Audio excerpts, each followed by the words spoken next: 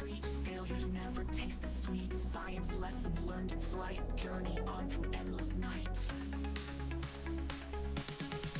For the stars, we aim so high. The poor jet did kiss goodbye. For science and purple light. Discovery, go at throttle up. Through the light.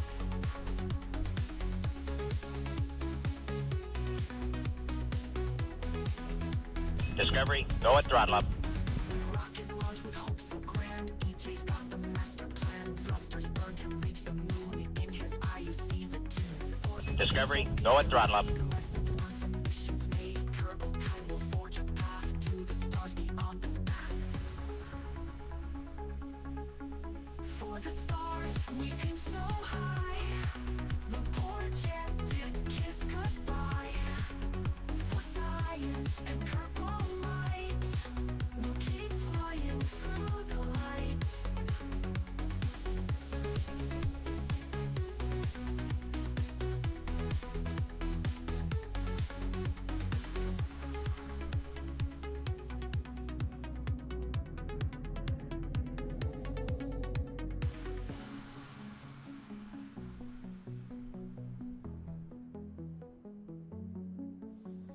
Rocket launch with hope so grand. EJ's got the master plan. Thrusters burn to reach the moon. In his eye you see the tune.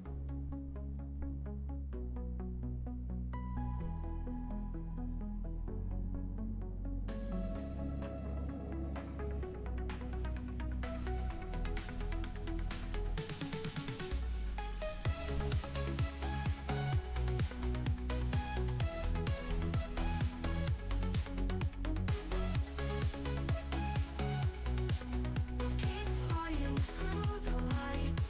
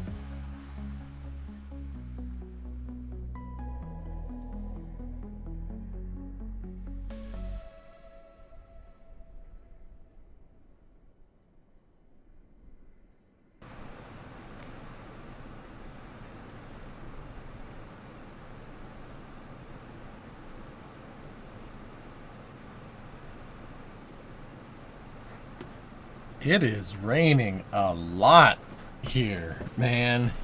It is raining a lot, dude.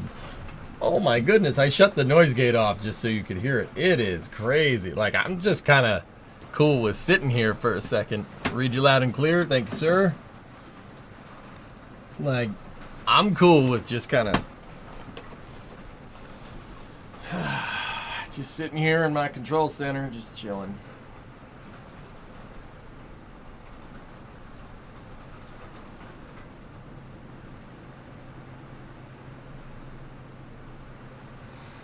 I just did a lot of driving, dude. Yeah, it's looking a little moist. Yeah. Yeah.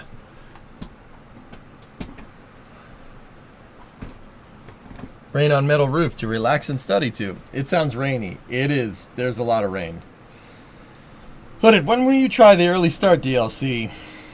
It's been released today. Well, that didn't take very long. Yeah, the Pope vent's gone. Huh. Also balls. I was driving that mess yesterday. Yeah. Yeah. Hooded, I was thinking play it after space news. There isn't much. There's not much. This is gonna be quick space news. Did you die? No, it took me 4 hours though. So, there's 3 big roads to get into Boston. There's a highway that comes from the south. There's a highway that goes east-west, and then there's a highway that goes north. Right? So we're going up the highway on the south. So south. So the north-south road is 93, and then there's 90. Okay. Right. So we're on the south side of Boston, on 93, coming in traffic, and I saw a 4-car accident happen on 93 South today. 4 cars. Oh yeah. Basically saw it happen. Yeah. All of a sudden I noticed that there was a lot of traffic on the other side of the road, and then there was nothing, and I'm like, there's an accident. It wasn't in front of me. It was on the other side of the road. So yeah, that road closed. So I went in on the southbound road, and then I had to go out. I had to go west and then hit the outer beltway, which is 128, and then took that back home. 2 hours in, 2 hours out.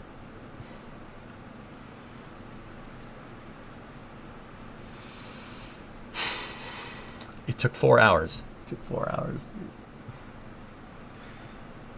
It took 4 hours to go 60 miles. I live about 30 miles outside of Boston, in change. I don't say the exact distance. It's a little more than that, but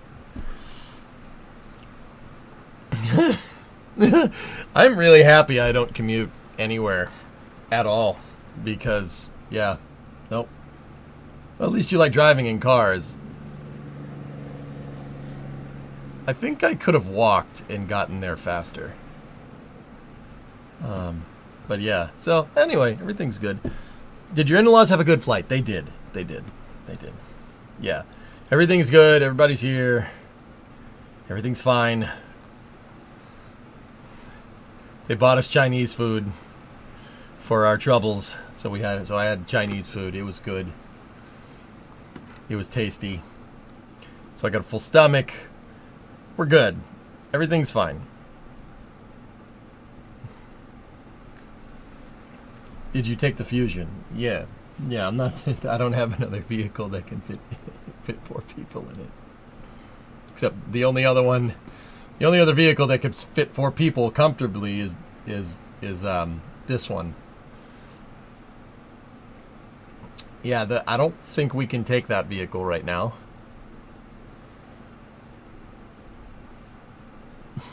Yeah, I don't think that's on the menu. Bluefist doesn't work right now, dude.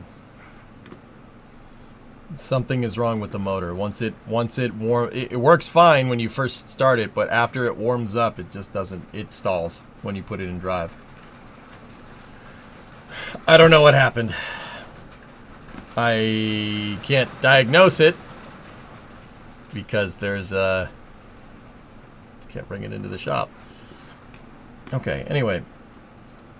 It's not vapor lock. I think it's just something with the EGR or the vacuum or whatever. It sounds like a vacuum leak. That's my guess. I think the EGR valve's toast. That's correct, Nova. Yep.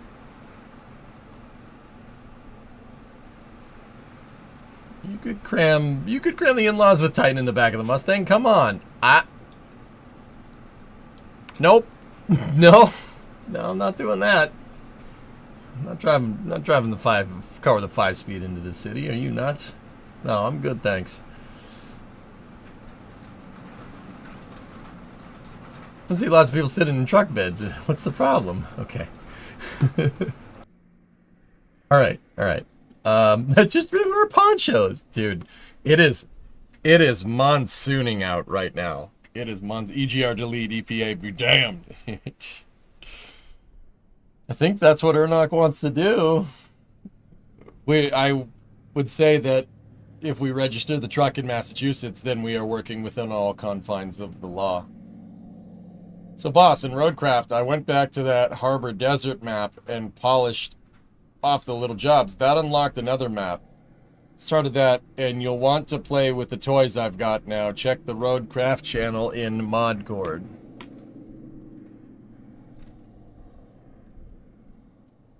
All right, send me your links. I didn't tell Creeper to sort out some links Discovery, today. go at throttle up.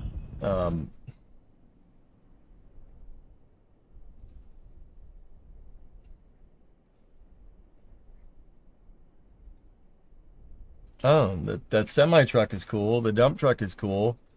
The bigger dump truck is cool. Neat. I heard about the tested video, NX. I have not gotten to watch it. Yeah, that sounds like a good idea.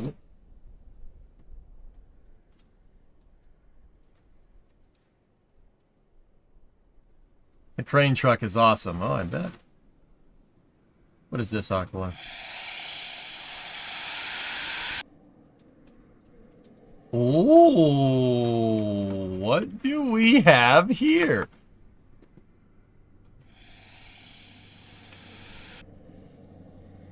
Did you see that Starbase has an official account?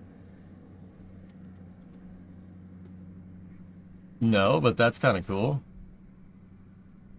You get a tree on your roof? It certainly sounded like a branch.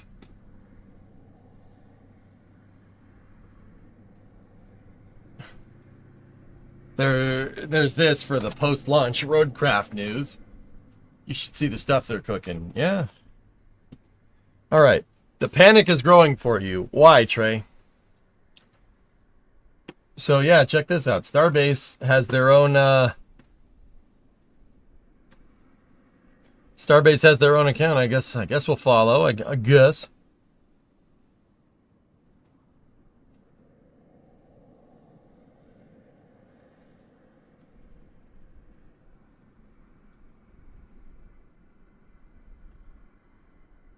Huh. Go for flight line 9. Let's see how far 35 can go. All the road closures. I got a trip to Starbase on the 27th through the 29th, and I hope they don't delay. I don't know, man. We'll see. All right, let's see. Let's check out this Venus Aerospace video. What is this about? Headphone users. I'm turning the volume all the way up. This might get loud. Sorry. I'm not.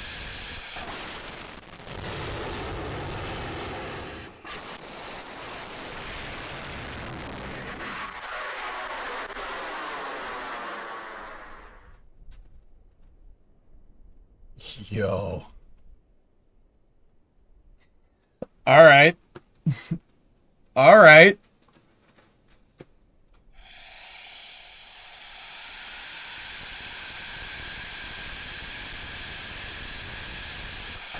Dude, that was quick. That was a really quick ignition.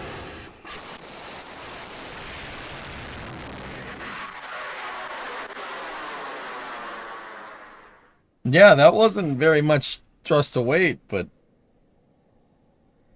that thing got going, man. That was pretty good. Yeah, the detonating engine sounds completely different.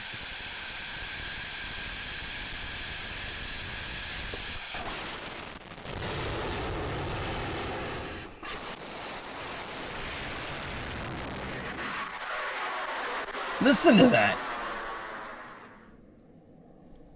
That is such a strange noise. So that's a rotating detonation engine. Basically, instead of like just shooting hot, like combusted hot gas, like deflagrated combustion byproducts out the bottom at high velocity, this thing is detonating. It has basically an annular thrust chamber, right? And its detonation waves are riding around in that thrust chamber. And it basically makes a swirl of gas coming out the back at detonation speeds, which, guys, I don't know if you know, like if you don't know too much about rockets, the name of the game is how fast the gas is coming out the back. If the simplest way to explain it is if you can shoot gas out faster, you probably can make more delta V that way. If you could shoot the gas out quicker. So detonation. A chemical detonation versus a chemical deflagration that basically does that. Your exhaust gases are going past the speed of sound, which is like going past the speed of sound all the time. In a De Laval nozzle, they don't they go subsonic, and then they go supersonic, and then they go fast out the back. So detonation just skips that step and just it shoots stuff out at very high speed out the back. Very efficient that way. Discovery, Very go at throttle efficient. up. Like it's a huge increase in efficiency and a potentially huge increase in thrust. This is what they're thinking. A de Laval nozzle, just in case, I'm sorry, I didn't clarify. A de Laval nozzle is a convergent divergent rocket engine. So, like, basically the rocket engines that look like an hourglass. Combustion instability is a big issue, though. It makes the engine very complicated. Yeah, that's what makes that so impressive, because they sustained an RDE for at least 15 seconds in flight, which is pretty cool. So rotating detonation engines, like I said, they swirl detonation waves around an annular thrust chamber, meaning the thrust chamber, like there's an outer wall and then there's an inner wall, and they swirl around in the channel there. There's usually 3 or 4 detonation waves swirling around in it. And if one of these waves is going slightly faster than the other, one detonation wave can basically blow the other one out like a candle. Like, you blew out a candle. And once that happens, the engine shuts off. So getting those pressure waves to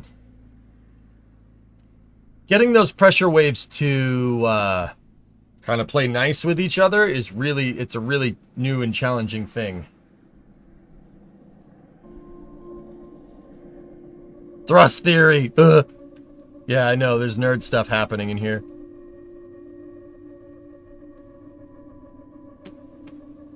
Maybe, Trey.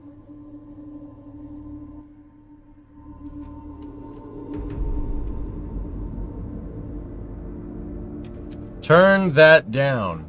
Okay.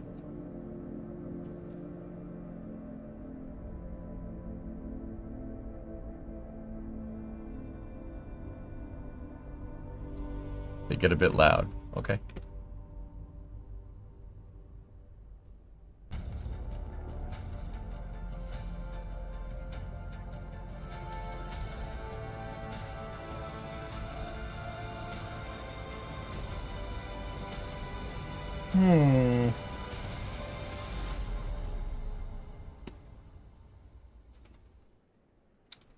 It's a pretty lofty goal there. It's a pretty lofty goal there, dude. The best part of IMO is Venus's press release. The RDRE that flew is designed to work in tandem with Venus's VDR2 air-breathing detonation ramjet. A combination, the company says, will enable sustained hypersonic flight without the need for a booster. Alex, my mind immediately jumped to first stage applications. First stage flyback applications. Is that bad?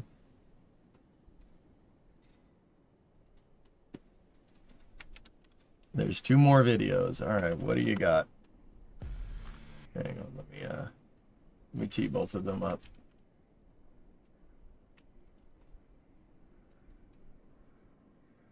Okay.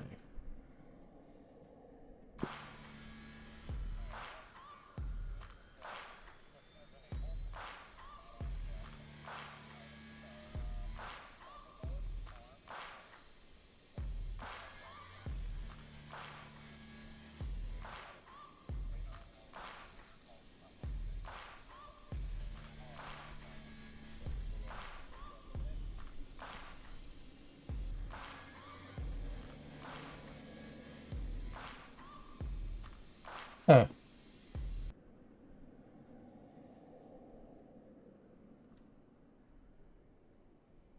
November 2047L.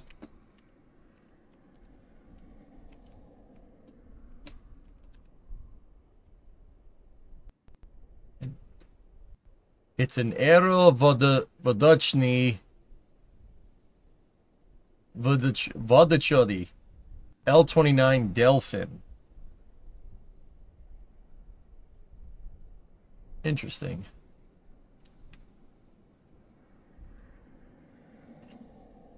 An L29?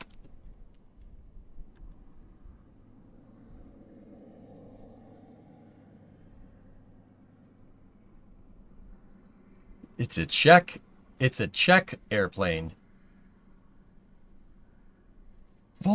Aero.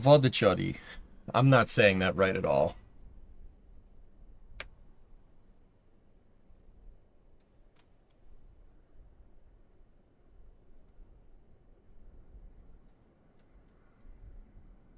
Huh.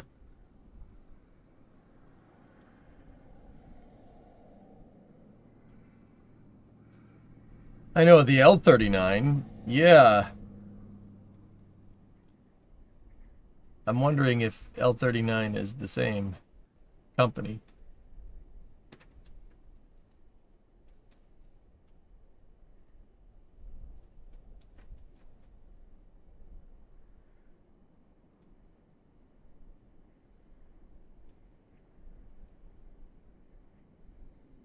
Yes, it is. It's the same company.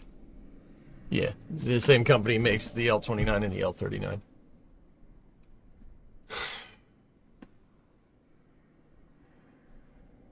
Yeah, okay, cool. All right, what's the next video? What was that rocket engine design book you have?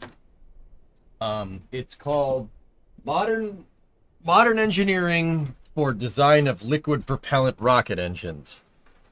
Dieter Heusel and David Huang is who that's by. All right, let's see what we got here, Alex.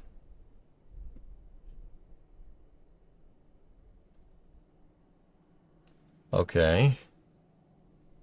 Got some boundary layer action going on right there. Great book. Amazing book. The book if you want to learn how rocket engines work. That and rocket propulsive elements.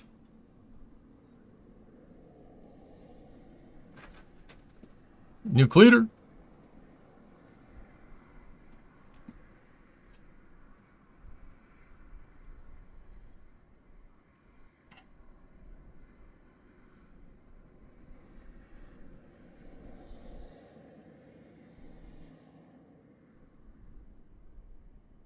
Side note, the 29 weighs in at 5,000 pounds empty. How about now?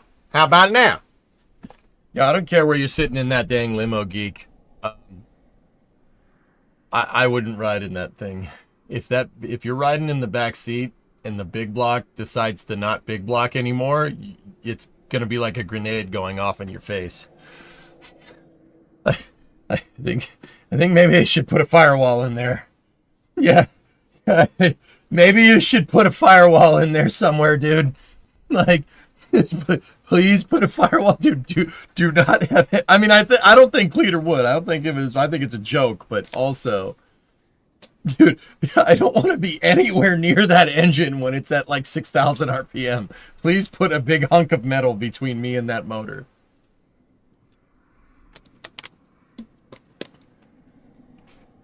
I have that up for Space News, Andrew. Yeah. Interesting. Yeah. Okay. Okay. This is kind of like the SR-71. This is similar to the J-58, only you're missing the turbojet part.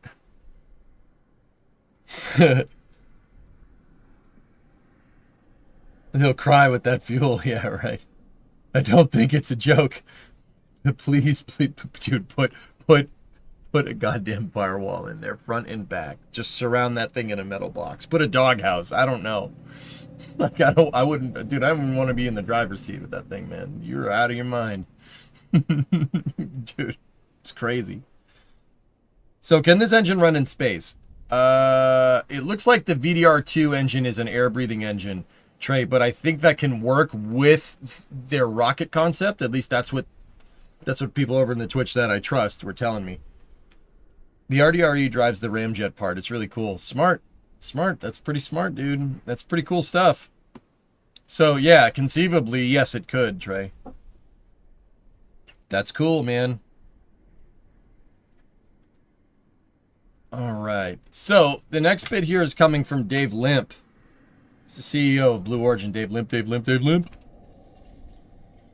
Made a splash last week with our first ever joint NASA Blue test at NASA Johnson's Neutral Buoyancy Laboratory.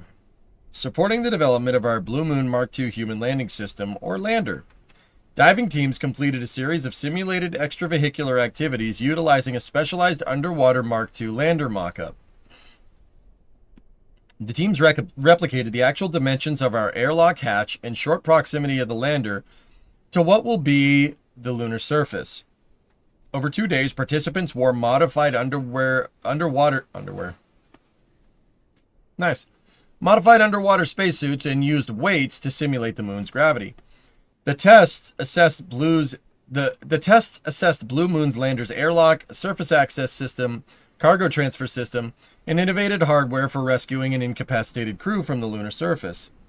We demonstrated our ability to safely deliver astronauts and cargo to the lunar surface and return the crew in emergency. Grateful to our partners at NASA for the opportunity to team up and use your world-class facility. And special thanks to the divers who suited up for our tests. Dave Limp. Is this Venus? Yeah, that was Venus, Baron. That's who we were looking at, yes. Interesting.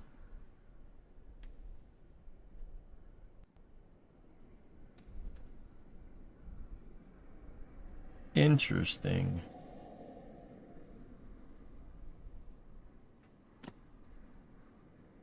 Okay. Cool. Crew cabin looks like it's going to be quite a bit higher off the surface compared to the renders. I wonder how much of the design has changed since then. Oh, this is Space. Hokie gifted a sub to Baron. Thanks, man. And thanks for all the subs the other day, Hokie. I appreciate it. I appreciate you, buddy. But, yeah, the thing that's standing out to me is when you peruse VA's releases, how you say walk then run and then show me the hardware, both of which they seem to be doing. They actually have an explainer playlist going over what they intend. Yeah, that's good. Good. You're welcome.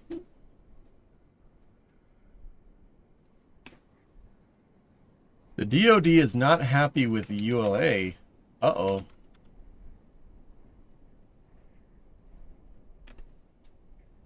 Página 9. In an SSL Phase 2... Right, hold on. In an SSL Phase 2, the Vulcan program has performed unsatisfactorily this past year. Major issues with Vulcan have overshadowed its successful certification, resulting in delays to the launch of 4 national security missions. Despite the retirement of the highly successful Atlas and Delta launch vehicles, the transition to Vulcan has been slow and continues to impact the completion of Space Force mission objectives. To address these challenges, ULA has increased its engineering resources and management focus to resolve design issues. Government and federally funded research and development center personnel have increased involvement in technical and program management challenges. ULA has also lost launch opportunities on NSSL Phase 3 Lane 1 contract due to not having a certified launch vehicle until April 2025. ULA completed certification of their Block 0 design for the Eastern Range on the 25th of March 2025 with open work. Risk reduction plans have been agreed to and signed by the Space Force and ULA to reduce known risks to flyable low-medium prior to the first NSSL Vulcan launch. The first NSSL Vulcan launch mission is SF-106 with a date of July 2025. Elevated mission risks are assessed and accepted by Single Flight Worthiness Certification Authority during the Flight Readiness Review prior to every NSSL launch. The FRR is typically scheduled 1 to 2 weeks prior. Yuck.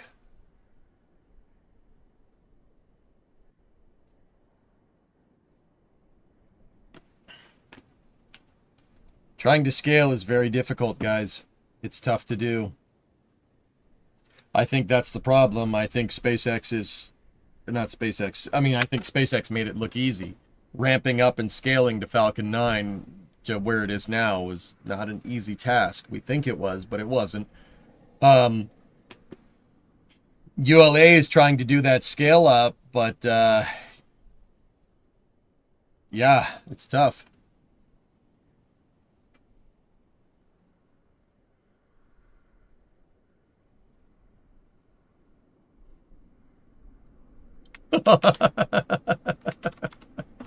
Oh no. I mean, I dig the Vulcan hat. That's pretty good. Eric says, alas, no one needed to eat this since Vulcan did not launch a national security payload before 2020.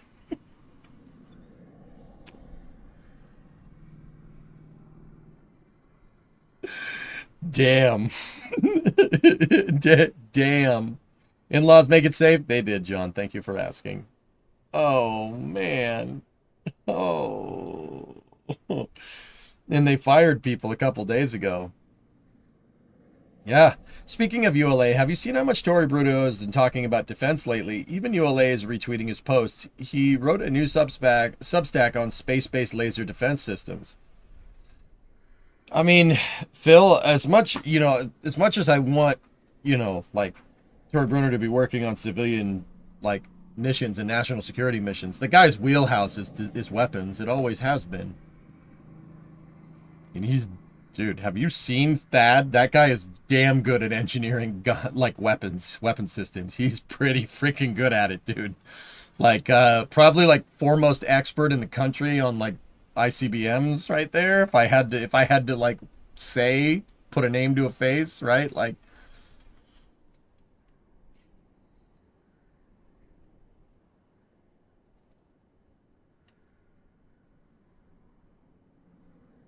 yeah, so they fired people a few days ago. Legit question, do you think anyone will achieve Falcon 9 cadence in the next 10 years, if ever?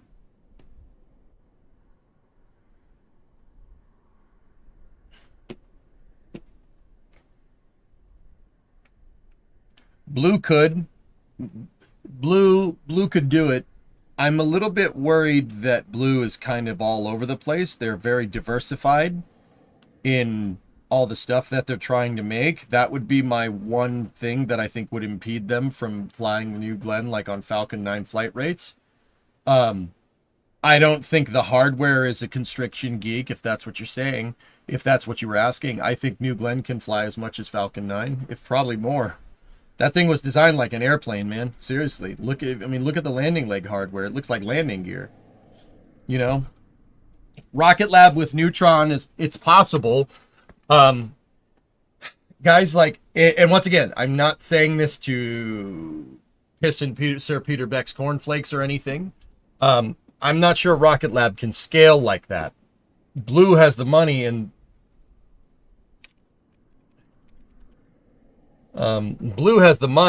the factory space to be able to make a lot of New Glens. And don't get me wrong, I think Rocket Lab could scale to it, but I think that it would take a while for them to scale. I'm not sure if they'd be able to get to Falcon 9 flight rate in the next decade, but I think that if anybody, they could probably, them or Blue could probably get close. I would put, and once again, I love Rocket Lab. I would put Blue ahead of them just because they have a factory, quite frankly, that could churn out vehicles this quickly. They have a big factory, dude. And I that's not your end-all be-all metric for flight cadence, right? But if you want to fly a lot, you got to make a lot of rockets, man. Hey, Shortline, what's up, dude? Do I think anybody will? Blue or Rocket Lab would probably be your most likely candidates. I say Blue over Rocket Lab, but Rocket Lab could. Scaling Neutron is going to be hard, and it's going to be hard to do with one pad. Hang on, I gotta shut the door. It's cold out. I mean, Geek, to be very candid, Blue has the Bezos money behind them, dude. They have deep pockets. They can build a factory to scale. You know what I mean? Like, and the other thing that I want to say is that Blue isn't succeeding just because they have deep pockets. Just because you have deep pockets doesn't mean you're going to do well in this industry, you know?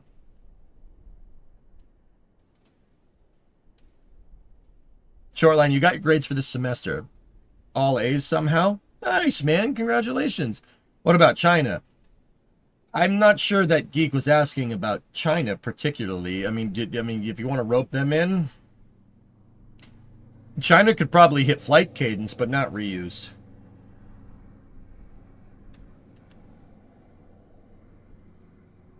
Hey, Thousand, sorry, I just don't like, what's the topic?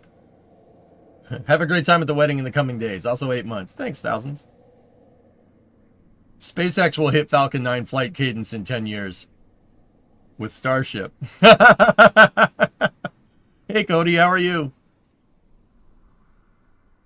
Why is the Space News thumbnail my summer car? Oh, I forgot to change it. Hold on. Hold on 1 second. I'll change it. It's still the MSC thing. I'll change it. Tell me it's updated. Sorry.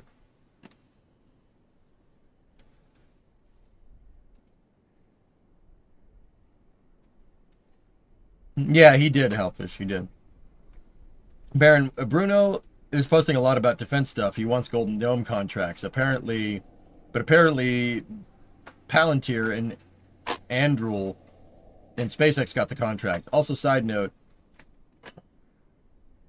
Andrew is also designing a Starshield-based closed-loop comm system. They call it Menace.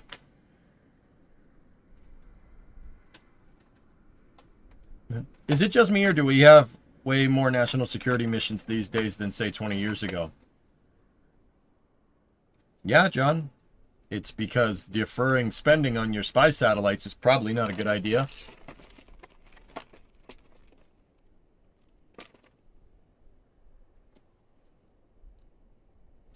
Yeah, the multi-billion-dollar spy satellites, why upgrade those? Whoop, why upgrade those? Nobody's near us. It'll be fine. There's no near-peer adversarial. There's no near-peer adversary with our spy satellite tech. Oh, wait, there is? Yeah, maybe we should fix that. Anduril is doing some interesting stuff if you want to look at the spicy hardware side of things. Be a Menace. What is this about?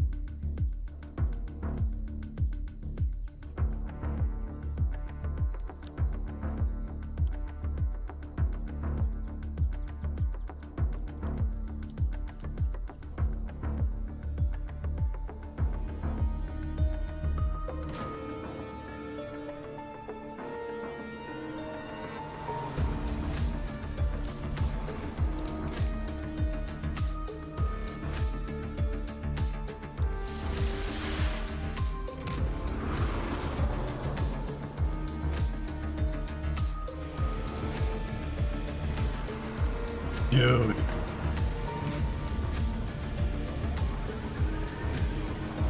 What's the truck? I want the truck. Is that bad? I want the truck. The truck. No, where's the truck? What kind of truck was that? Do they make that too? Uh-oh. It's about to get spicy.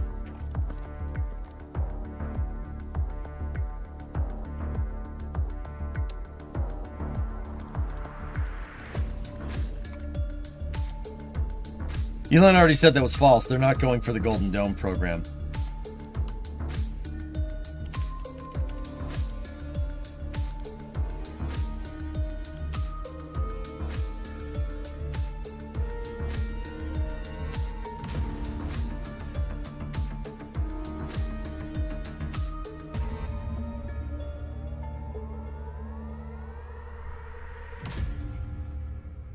So this looks like that looks like forward deployed TLEO backed tracking equipment for situational awareness. That's what that looks like.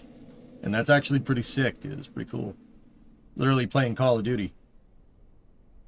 Enemy payload inbound. Not anymore.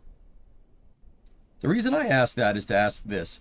Is SpaceX the big bad bully that no one will topple, or do you think someone can catch up to SpaceX with Falcon 9 and Starship at their development levels, or are they just too far ahead? Well, Geek, my mind regarding that question immediately goes to who has the pockets, who has the deep pockets to scale. I mean, because that's what it's going to be. Anybody that's going to get near, like similar capability to SpaceX is going to need deep pockets. They need. I'm sorry, you're not getting there with like a $500 million Series A funding round. You're not doing that. That's not happening that way. Like, I'm sorry, like, it's not happening that way. Unless somebody invents like an Epstein drive or something, or like repulsor lifts from Star Wars, that's not happening. Cody, you're doing well. Thanks for asking. How are you doing? I'm doing okay. I'm a little tired today, dude. I did a lot of driving between the early stream this morning and today.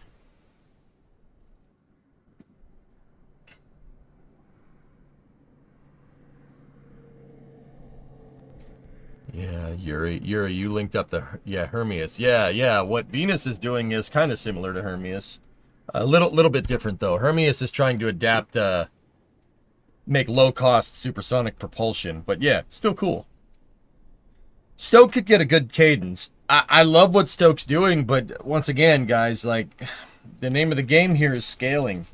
Stoke's concept is going to need to fly a little bit before they get investors and or contracts.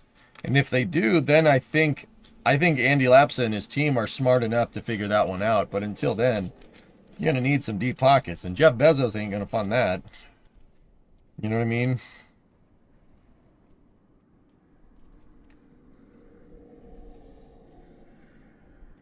Endural is starting to test some cool stuff in their secret private airport south of Fort Stockton. They haven't said where it is, but it isn't hard to find on Google Earth.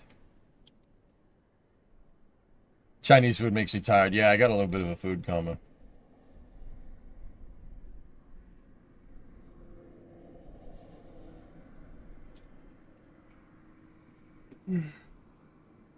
I'm sorry, guys. John, what's that? Oh, standing seats. Lovely. Actually, it was the beef and broccoli that did me in. 60 minutes overtime.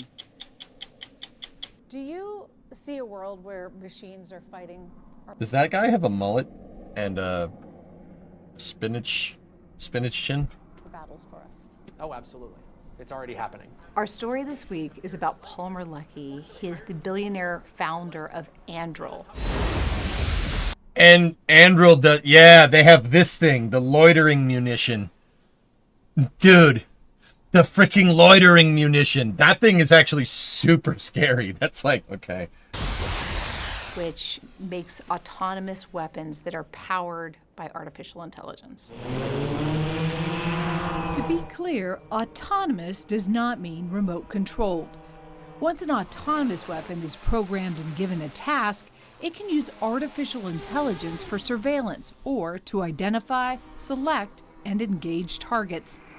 No, not the Nissan Hardbody! Needed. No. Oh, that's a nice truck! What the hell, man? It's a scary idea, but I mean, that's the world we live in. Come I'd say it's a on. lot scarier, for example, to imagine a weapon system that doesn't have any level of intelligence at all. There's no moral high ground to making a landmine that can't tell the difference between a school bus full of children and Russian armor. It's not a question between smart weapons and no weapons. It's a question between smart weapons and dumb weapons. Lucky showed us Lattice, the AI platform that coordinates these so-called smart weapons and collects data from various... He founded Anduril the same day he was fired from Facebook.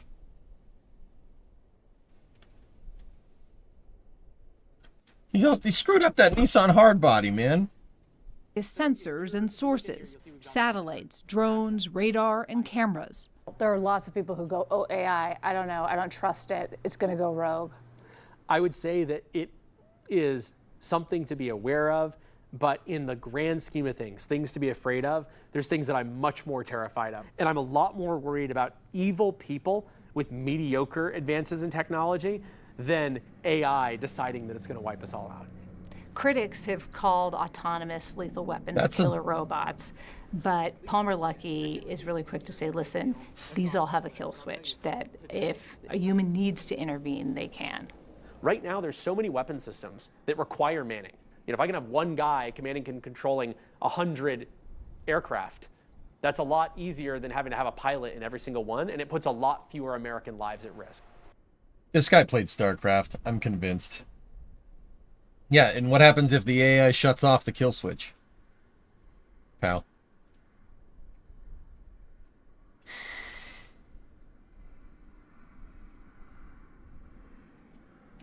Yeah, Aqualix, yeah. So we're here today looking at crazy, the dude. YFQ-44A. This is the first autonomous fighter jet. He made Brian Oculus. Schimpf is the CEO and co-founder of Anduril, and he showed us Fury, their unmanned aircraft. We were the first media outlet allowed to see Fury, and this has been a super secret project for them. We weren't allowed to say where we saw it or where it's Right, been Yuri? built, but we were allowed to look at it for the first time. There's no cockpit, there's no human. This system operates totally autonomously. And these are very large, serious aircraft designed to do air-to-air combat. Fury is a CCA, which means Collaborative Combat Aircraft. You guys remember what I told you about the XQ-58 and how you could have one guy in an F-35 and the reason why controlling like a swarm, like an entire squadron of these? Remember when I said that? There you go. You wonder why the F-35 is so expensive? Because it has that kind of capability. It can do stuff like that. Yeah. It can Protoss carrier people. You ever played StarCraft? That's why I'm convinced that dude plays StarCraft. He was a Protoss player through and through.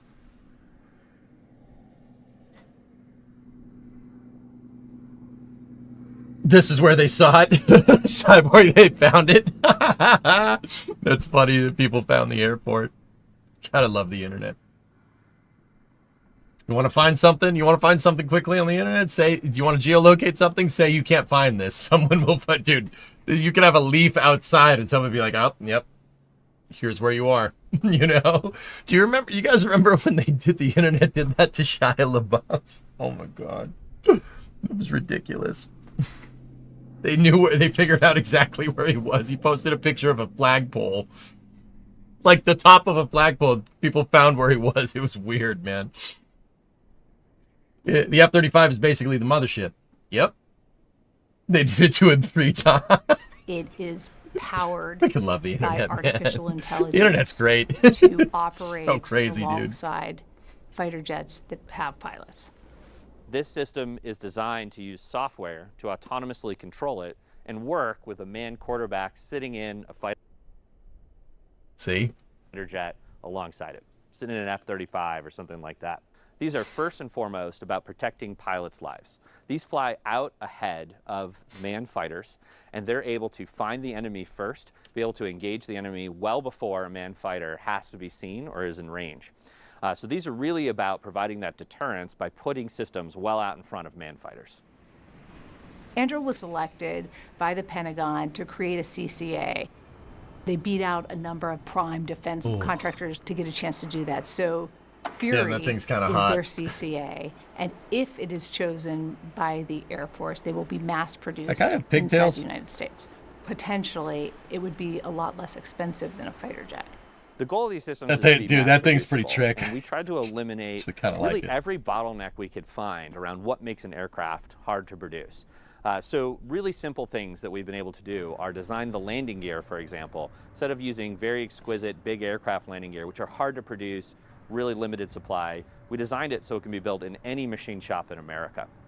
Instead of using a military engine, we've been able to use a commercial business jet engine that are mass-produced and readily available. And we've designed nearly every part of this that can be made in hundreds of different places within the US from lots of different suppliers. Smart. Fury is scheduled. Another company does that with rockets. Where do you think they got the idea?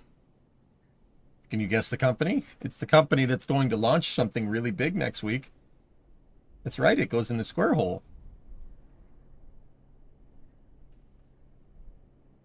In Ace Combat 7, they moved all the communications to satellite internet and then Guys all shot the satellites and AI drones just continue to operate with the mission to bomb stuff because people couldn't send the off signal. Oh joy. Scheduled to take its first test flight this summer. The Boing? Air Force hopes to Yeah. have CCAs fully operational before the end of this decade. And right now, we're proving out the aircraft and getting through all the engineering. But we're also working through how will these things be used in combat. We're working through simulations and ways these can actually be employed. So this is a big deal beyond just making an airplane that flies. It's an entirely new way of fighting.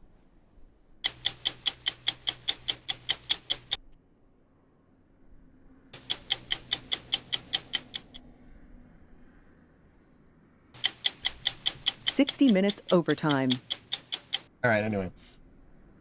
That's pretty cool. Did I watch Joey B's meat rocket video? High stakes. Joey B's meat rocket video.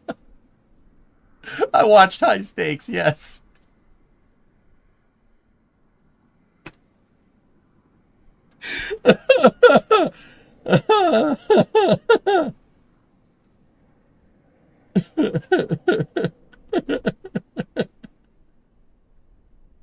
Yeah, I watched it. It's pretty good, man. I'm sorry, that's funny. Joey B's meat rocket video. Yeah, of course I watched that. I don't want to watch any meat rocket video. It is good. I think you needed to cook the meat a little bit more. But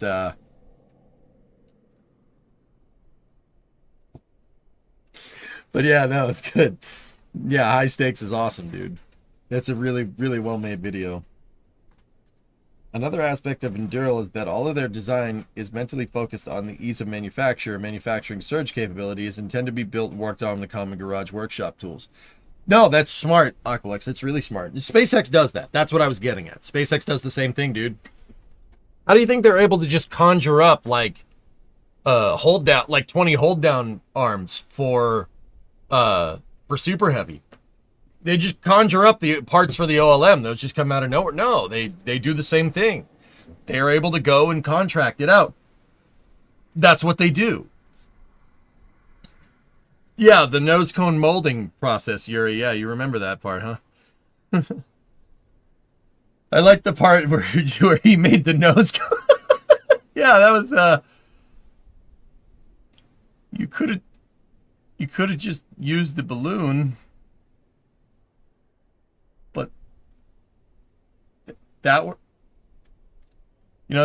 his way worked too.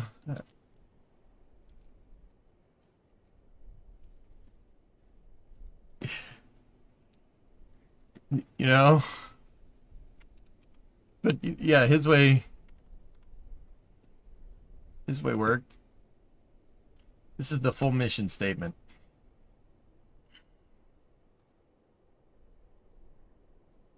Yeah, I see. Yep. Yeah, I see what's going on. I have the SES thing, Phil, and what else we got here? I want to see this mission statement real quick.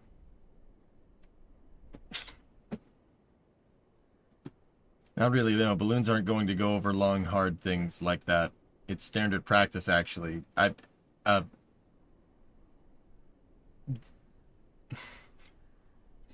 disagree, but it's fine.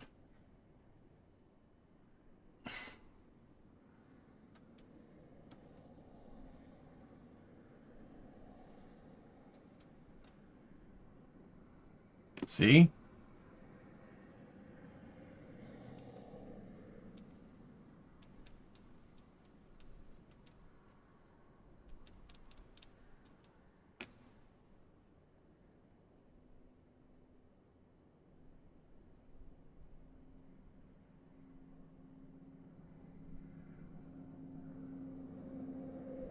Yep. I'm telling you, man. See, what's the adage that we learned from Hearts of Iron, dudes? Losers discuss tactics. Winners discuss logistics. That's true. It's absolutely a thing. Geek, that goes back to your question about rockets. You know, you say who can even be like SpaceX. It has nothing to do with who can design a reusable rocket. It has everything to do with who can make a lot of reusable rockets. Same thing, man. You guys are linking stuff way too fast for me, dude. Like, I can't. Ernest, what's up? Roadcraft question. How do I know where when it saves? I wish there was a button. There's an autosave feature that happens every once in a while, dude. Apparently there was a military test where they scored the AI based on completing missions, and eventually it targeted the control relay because it kept losing points where the operator sent abort communications. Hey Sib, how's your day going? I'm tired, man. I got up early to stream, did a BeamNG stream this morning because didn't really have a lot of time, and then I had to drive into the city, which was 4-hour excursion. And now I'm here discussing space news. I'm doing all right. It's just, I'm just tired. It's been a long day already. We still have a lot to do.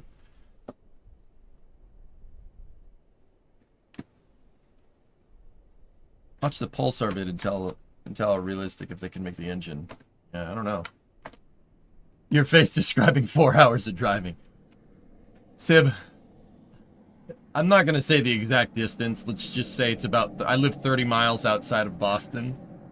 It took me 2 hours to get into the city and 2 hours to get out.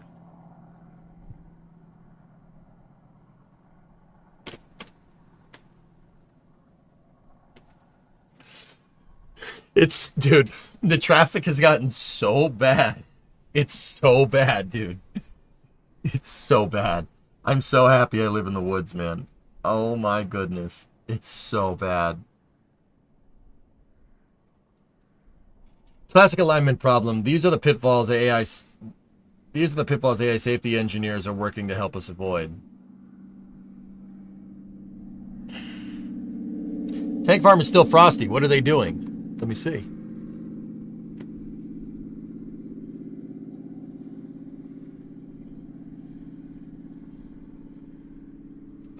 They could be testing the flow rate on the pumps. DC isn't even that bad. Hell, it's just... I mean, the monsoon conditions probably made it worse, dude. This is like... So, I know some of you guys that are here in Florida, you know those rainstorms that happen at 4:30 every afternoon in the summer? It's like monsoon for probably about half hour, and then the sun comes back out.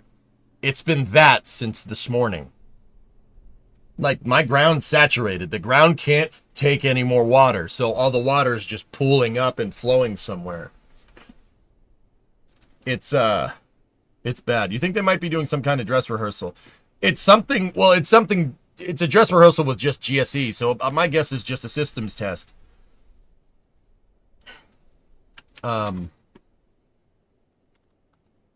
Yeah.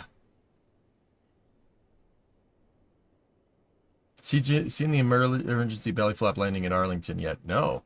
Just got here. Hey, S, what's going on? Yeah, it's... Traffic and weather is horrific. Get rid of this cold front. Eric, I spent an hour on 93 South today, dude. Easily. An hour on Route 3, an hour on 93 South. To get to the friggin' airport, man. I saw a 4-car crash happen on 93 South going southbound. So I took 90 out to 128 back to Route 3. Nope. Took just as long.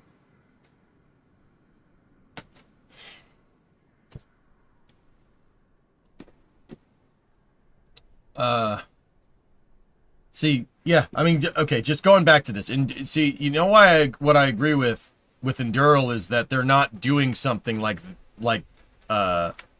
they showed Willow Run, which is one of my favorite examples of like how Ford Motor Company understood the assignment of playing Factorio.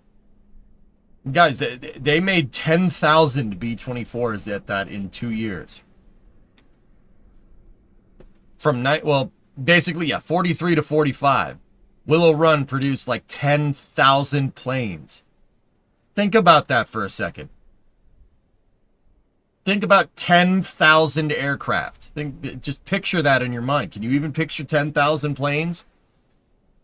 That's if you stacked all those planes out and just put them wing to wing, that would look like the Boneyard in Tucson.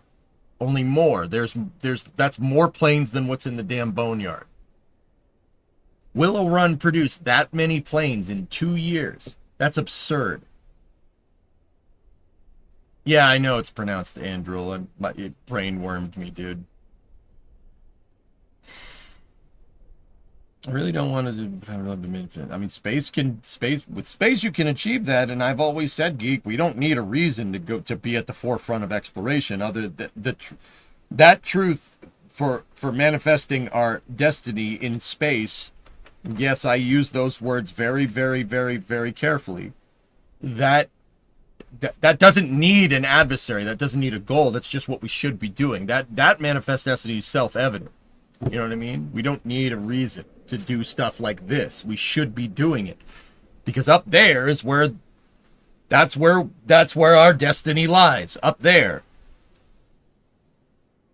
Konstantin Tsiolkovsky said that Earth is the cradle of mankind. But you don't stay in the cradle forever. Gotta go. We gotta go up there. We'll kill ourselves if we don't. We'll terminate ourselves with AI if we don't. I mean, I firmly believe that, dude. It's not even a judgment call. You gotta get some red rocks. The melon farmer bought some yellow cake. He bought some yellow cake. Are you sure it was yellow? Yes, I'm sure, chat. A week ago, either on Flame Trench or on here, we were discussing the static fire and that how there is a low pressure vacuum caused by the engines. Would the vents in the engine skirt prevent that from happening? No. The vents are for the attic. That low pressure happens at the bottom, between the bottom of the attic and the nozzle on the engines. Sorry, that was a Chinese food burp. Oh, all right. Not a judgment call, it's judgment day. Bingo.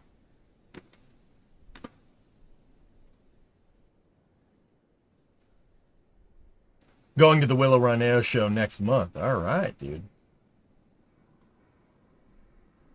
From the cradle, we rock. Anyway, what else do we got? So this is coming from OIG. Whoa. When a subcontractor attempted to supply fraudulent parts for NASA's Space Launch System, our investigators and the justice system held him accountable. Read why product substitution cases like this are a top priority for our office. Oh no.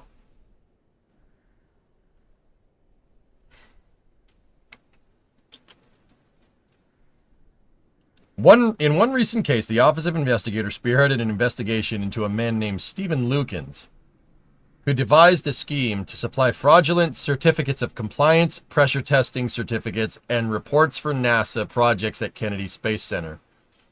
Lukens was the chief executive officer of a NASA subcontractor called Gulf Atlantic International Supply that procured materials for the Space Launch System, the rocket designed to launch the Orion spacecraft and its astronaut passengers to the moon. Lukens provided products that were involved in the processing of hypergolic fluids, which are toxic liquids used for propulsion and hydraulic power. NASA has developed rigorous quality assurance specifications to ensure that these hazardous liquids do not start fires, explode, or pose health risks. Yeah, inhaling hypergolics will kill you. Yeah, health risks. And in some very rare cases, side effects include death. However, Lukens attempted to subvert these standards.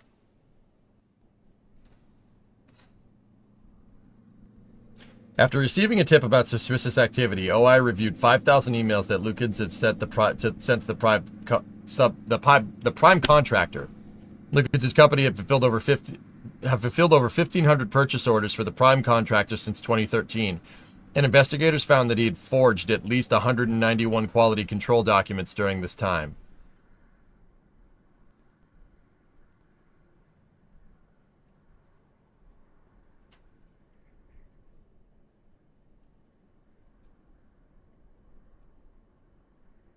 Why? Why? What were you under a schedule risk? Why? Why would you even do that? What do you got to worry about delivering it on time? Like, that's not a thing. Why forge it? What are you, dumb? Like what why? Like that's what goes into my mind. What are you gonna be the bottleneck? You can't make this up. Bro, what are you, a schedule risk? To the rocket that's 10 years late? Oh my god. It's cheaper to print a nice looking paper than to do the test? What? Because you can't go back to NASA and be like, yo, I need another $100 million? What are they going to say? No? Bechtel had no problem doing that. Boeing had no problem doing that. That's all I'm saying, man. Like, bro, you're going to cheap out. You're doing it wrong.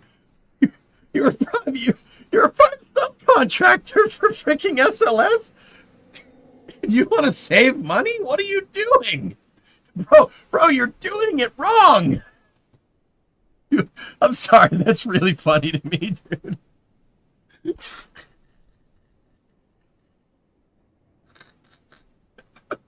What if that had killed a person? Yeah, what if it did? Bro, just go to NASA and say I need more money. They're not going to not give you more money. Oh, that's awesome. What an idiot. Not only did Lukids' action cost the prime contractor significant time and money, but he also jeopardized the projects and personnel. He ultimately pled guilty to the charges, agreeing to forfeit $271,024 of illegal proceeds and pay an additional $418,256 in restitution. He's now... Oh, engine test at McGregor. Is it going to blow up? Balls. I think that's the vacuum test stand.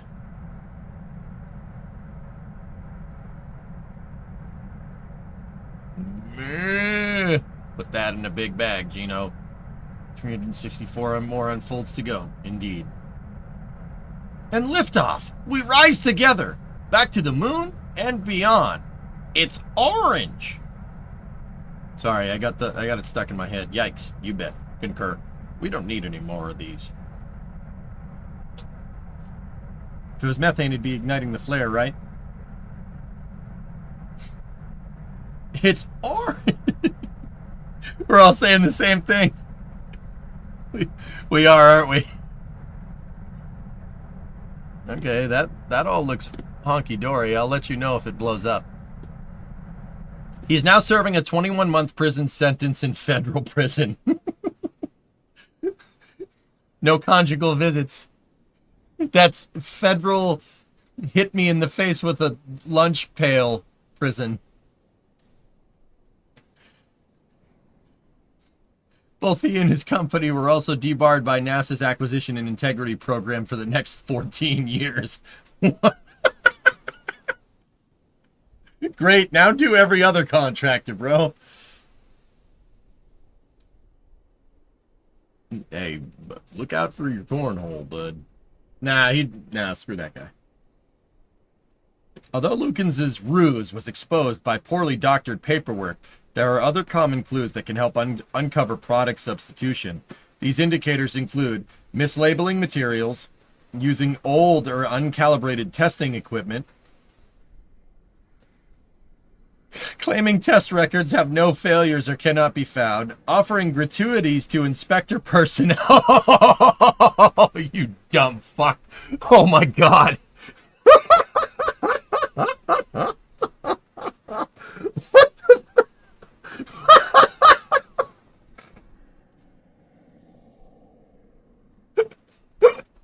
Dude, this guy stupid? What?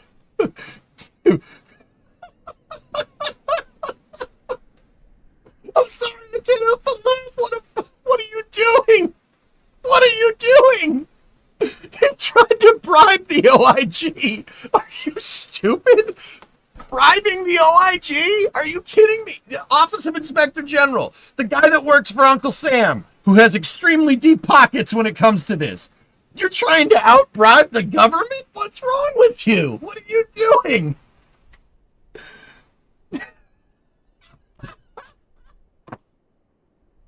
Bro, that's so good, man.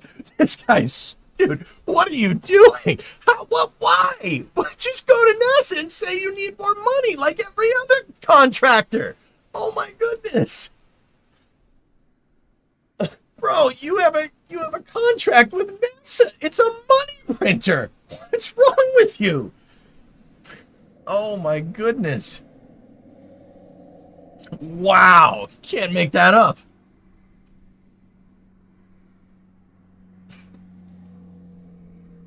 In providing photocopies or digital versions of certifications when the originals are expected. Above all, trust your gut. If something seems off, report it. If you suspect fraud or misconduct at NASA or its programs, contact the OIGs via the hotline. Yeah, hi, I'd like to report an entire space program. Too far? Too far? Too far. Too far. Yes, hi, I'd like to report an entire space program. Too far? Too far. Too far. Nah, it's all right.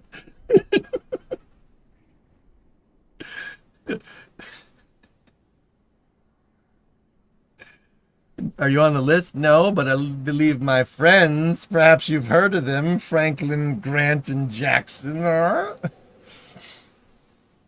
Hinris, okay, you got a truck question. I'm about to get my license and I need a good starter truck. My grandpa said he knows where there's an S10 for sale. I don't know the condition yet, but would that be a good first vehicle? What are some other good options? An S10's perfect, dude. Perfect. Perfect. So, Hinris, your first vehicle.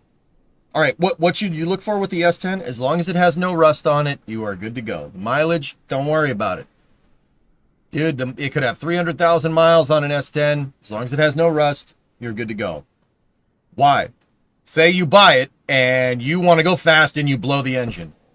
Dude, do you know how many S10s they made? Chevy made S10s for 30 years. You can find parts. You want to replace the motor? It's like $200. Maybe, okay, after COVID, it's like $400. Nothing. Your first car should always be a car that's easy to fix, easy to work on, and easy to fix.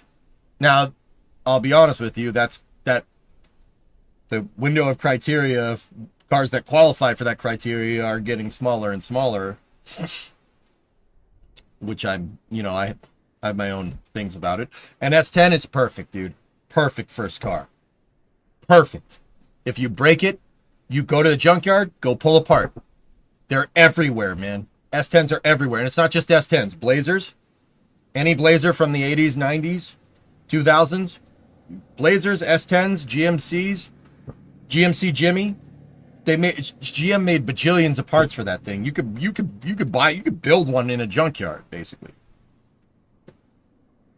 Hear me out. I'll LS swap my S10 and add a CVRT. I like the first part. I don't like the second part. Get an El Camino chick magnet. That was my thought. A Ranger. Yeah, a Ranger or an S10. You can't lose, dude. It's a little quarter-ton pickup truck. Mini trucks are cool, dude. I like them. Heck, I like all kinds of trucks, Henris. You know that. I like K-trucks. I saw a K-truck driving around the other day. I was like, that's awesome. I want it. It could literally, dude, the truck could like fit in the trunk of the Coronet. I'm like, I want that. That's awesome. I don't think I could fit in it, but hey, whatever. Thoughts on an REPU? If you can find one, those are cool. Subaru Brat? Yeah, sure, but Jermaine, that's the thing. They didn't make a lot of them here. Not a lot of Brats got here. Got to the United States. Brats are super cool. They're a cool truck, especially with the jump seat. That's really cool. It's like one of the few times it's road legal to actually ride in the pickup bed of a truck. But they didn't make a lot of those. On the other hand, they made millions of S10s. Hinris, that is a perfect first car. Just make sure it doesn't have any rust. If there's rust on the bed, that's no problem. You can find another bed. They're everywhere. Like you probably replace the bed for like $500. Eric is watching the stream. Oh no. What is he actually? I don't know. The senior military official responsible for buying launch says ULA has to repair trust after Vulcan delays. RIP. The negative to little quarter-ton trucks is that they suck in the snow. Not if it's 4x4. you could beat the snot out of them Blazers and S10s, dude. They don't. Yeah, dude. It's a Chevy. It's a Chevy from the '90s. You're not killing that. Just like Ford stuff from the '90s. There was a time where these cars were actually superbly freaking durable. I mean, it's gonna take some time to figure out if the current crop is. I mean, we don't know if the trucks are durable nowadays. Maybe. I had a 91 Ranger with a 4-liter. Indestructible. Yeah, the 4-liter. What is it? What was the name of that motor? I don't know. Doesn't matter. 4-liters don't make... That 4-liter doesn't make a lot of power, Bob, but it'll never break. Just like Jeeps from the 90s. Yeah. Someone... That could be a jerk. I'm sorry. I'm going to say it anyway, and I do it because I love you, buddy. You've had a Jeep. You've had a Jeep for how long? And you drove it around and it still runs. So yeah, they're pretty strong. Sorry, man. I love you. But also, you know, was I wrong? That was a pretty good engine. That engine is pretty good.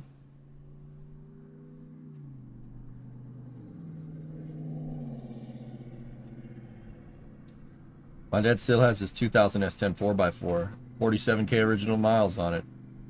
Only used it to haul RC airplanes. There you go. Hey, EJ, Starship S10. I hope Starships get to a point where we could just buy them. I'm not paying 30 G's for a truck, no wrath, but that is a nice truck. But anyway, yeah, this,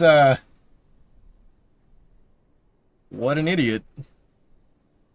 Hypergolic pressure vessels. What are you doing, man? Like, what are you doing? Why? Just ask. Say you need more money. NASA will give it to you. I'm just saying. I'm just saying like that.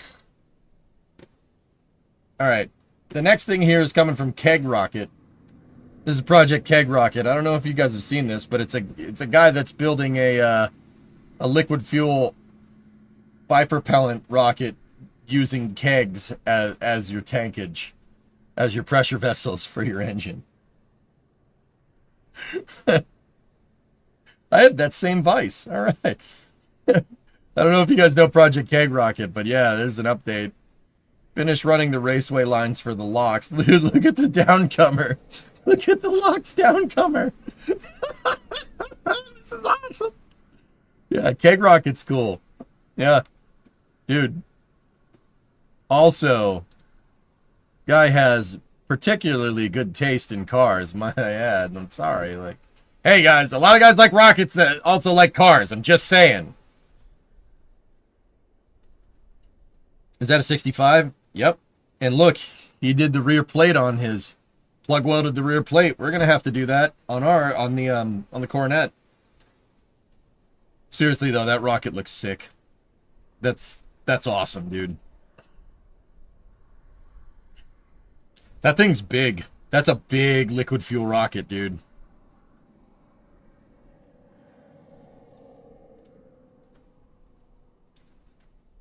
Oh, urethane long. Yeah, well, look at that. Is there another episode of Keg Rocket? No, that was just an update, dude. But also, oh my goodness. Bro, this is some stuff going on here, man. This is not like... Would you still call this high-powered rocketry? I think we're getting a little bit past that.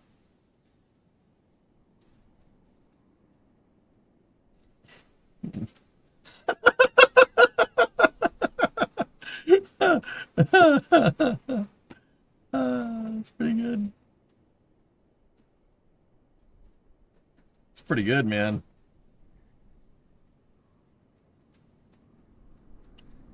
Wow. The fittings, though.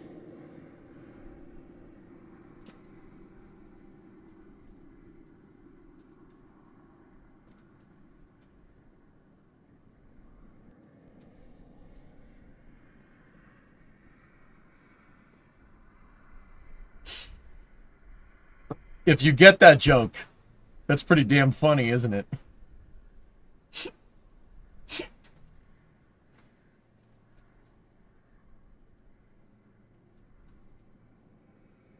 Softness. Very. Is Flight 9 scheduled for the 27th still? Yeah, Trey, I believe it is.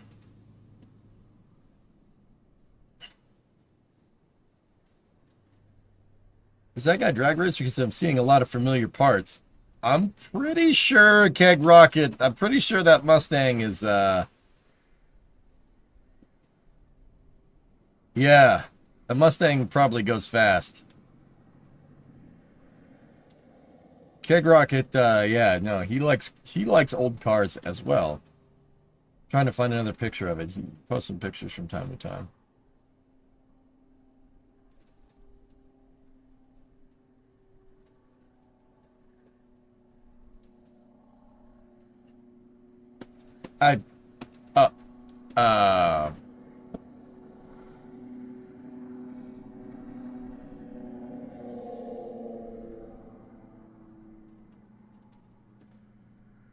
Oh.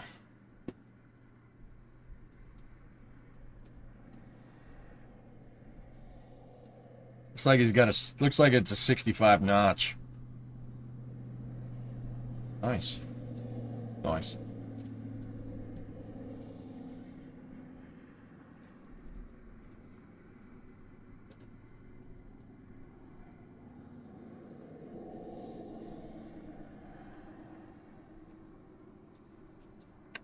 I'm trying to look for another picture of the Stang, but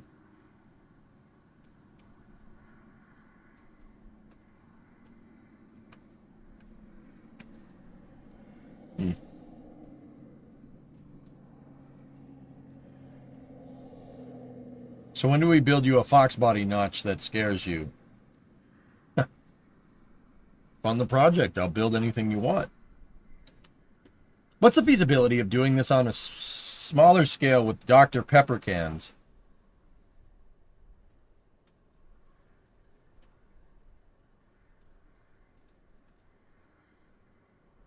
If you have to ask that question, Graham, it's probably not feasible. Not feasible for you. Like, I don't mean to be mean. I think your skill set is a little bit below if you have to ask that question. You know what I mean? With that being said, anything is doable with enough persistence. Like rebuilding the rear end of a car when you have no idea what you're doing. Holy crap, Eric's article has more than Phil's document from the USAF hearing a couple days ago. I recommend it.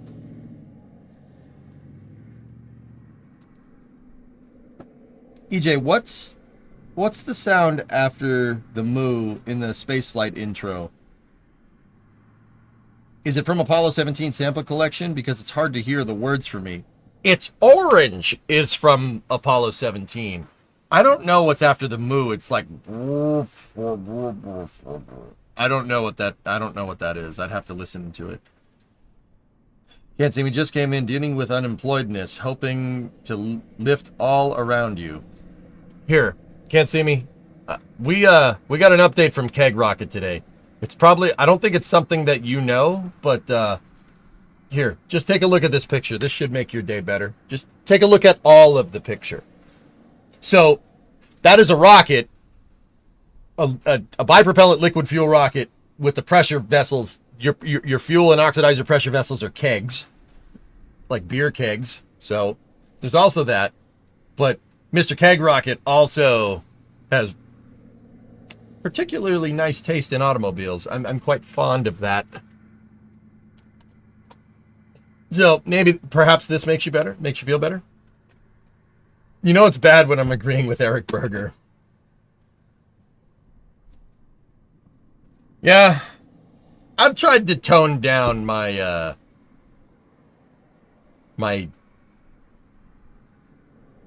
vitriol, let's say, for that guy. I've tried to tone it down, guys. A couple of reasons. One, after I forget what event happened, but it's very clear that Eric's sources are legit. Like, it's very clear that he obviously knows somebody that knows what's going on at NASA. It's pretty clear. So I'm trying not to bark up his tree as much, but also, I mean, I'm not sure I agree with with some of the ways he talks about like spaceflight and stuff, but yeah, I've been trying not to be as much of a dick, you know. It's hard for me. I'm from the Northeast, dude. Like, I don't know what you want. I'm from freaking Boston. We're like known for that. Like, it's really, really tough for me to be nice, you know, in this regard. Like, it's like that Tom Segura sketch. You know, you're really an a-hole, right? You know, you're from the Northeast. You're really an a-hole. Yeah, thank you. You know, my dad's an a-hole. It's kind of a thing, you know. It's a thing. You know, like,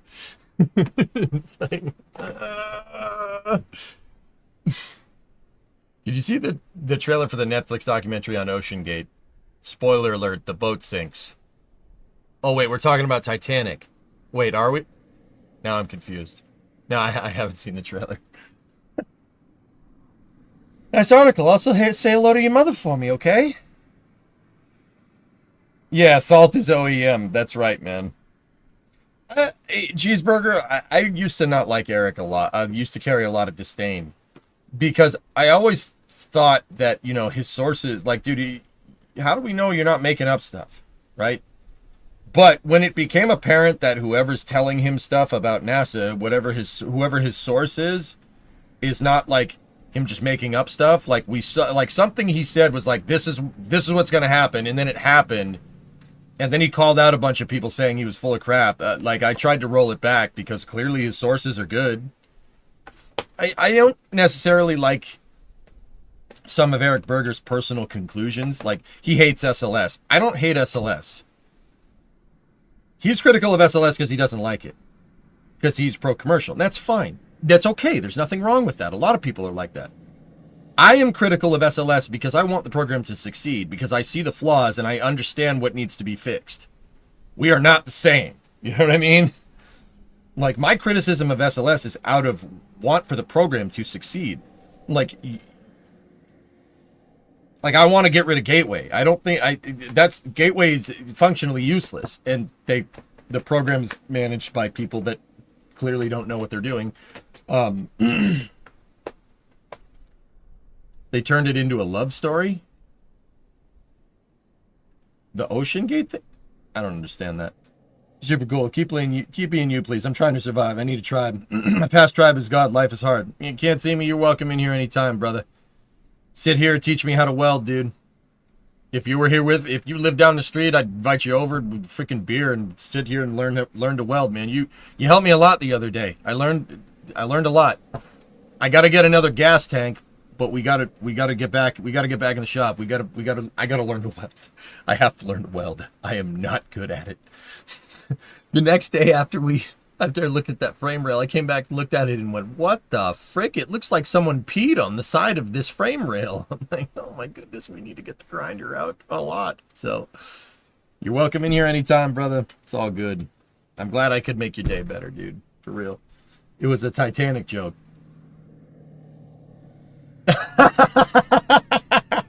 Geek, I'm sorry. I'm slow, man. I get it. Truck tire. Shipyard is looking to hire welding trainees. Well, yeah, that would be really useful for me, John, if they didn't shutter the goddamn shipyard that's near my house. Anyway. Building ships? No. Let's just keep using the ships that we have. It's not like hulls are a wear item or anything.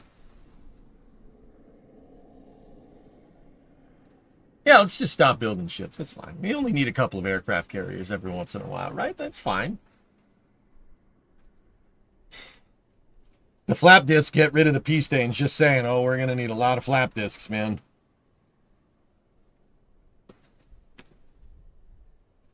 Well, the front fell off. Well, in my case, in my case with my car, the rear fell off.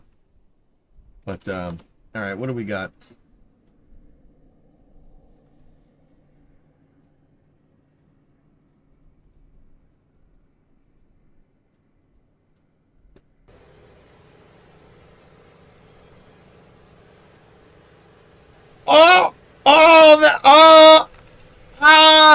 Oh,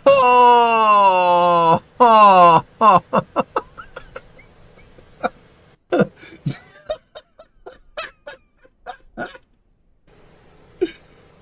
Oh, oh, oh, no, oh, no, that's so bad. Oh, no. Oh, no, Baron, no, why? Okay, yeah, I think it killed some pixels there. Hit me with those laser beams. Yuri, это нехорошо. Not good. Not great, man. That's not good. I don't like it. No, me neither. All right, what do we got? So, Phil, what did you link up here? So, SES signs multi-launch agreement for Helios transport services with Tommy Mules. There you go. That's awesome. How much? Redondo Beach, Impulse Space, the in-space mobility leader in SES Global, a global content and connectivity provider, today announced a multi-launch agreement to use Impulse's Helios kickstage to shorten the time required for selected SES satellites to reach their final orbital position, whether on geostationary, GEO, or MEO, by transporting the satellites from LEO directly to high-energy orbits in hours.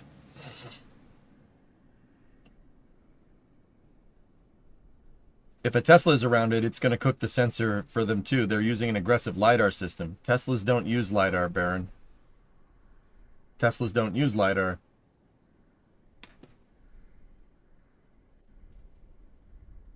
Was popping in looking for Ernok, but I thought I heard something from lurking while talking to Ernok. Did I hear you read that someone was faking safety papers for something? And did it 130 times? Yeah. Yeah. No, I haven't seen him since, Flykin. Would you own a Tesla? Not really, Nova. No, probably not. Megabyte 1 doors open. Has Impulse flown any stages yet? No.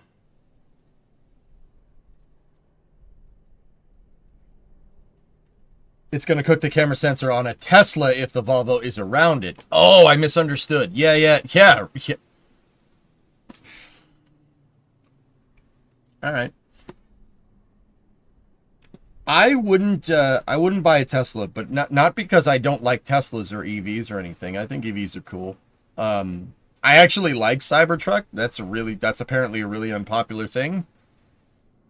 I think it's cool. I think its 48-volt architecture is really smart. I think that's really cool. I think all cars should be 48-volt architecture in this day and age. If we're going to be insistent on electronics in cars, adopt 48-volt architecture. It's not rocket science. However, I'm not really that big of a fan from Tesla because Tesla is not very right to repair. They're not very right to repair at all. If it breaks, you got to take it to them, and I don't like that. I'm not a big fan of that.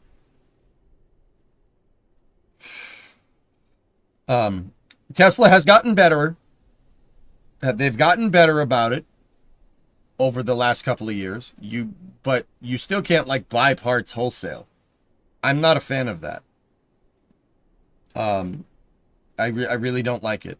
I understand why they do it though, because if you're gonna have a subscription service like Full Self Driving, if somebody modifies the car and FSD drives it off a cliff or something because you modified it, there's liability there. So I understand why Tesla is not very right to repair. I get it. It makes sense. And if somebody doesn't care about that, then it's an awesome car. It's just not for me, dude. Not for me.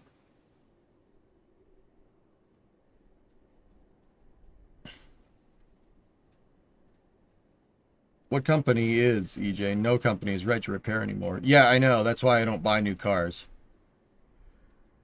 My newest car. So Bree's car is from 2020, and it's okay. The rotors are shot after 40,000 miles, just on a side note. So it's a nice grinding noise when you step on the brakes. Rotors. Okay. My Mustang has 70,000 miles on it, and I don't drive it nearly as much, and the rotors are fine. And it's from 2008. Yeah, 2008 is my newest car. The rotor's just shot on it. It's 40,000 miles on it. Give me a freaking break. Anyway, yeah, I don't buy new cars in general, dude. Yeah.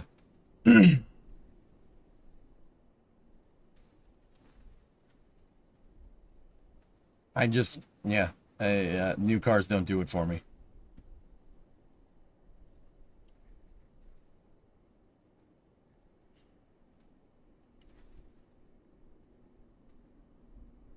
I mean, I'm not going to say that Tesla's a bad car. I really won't.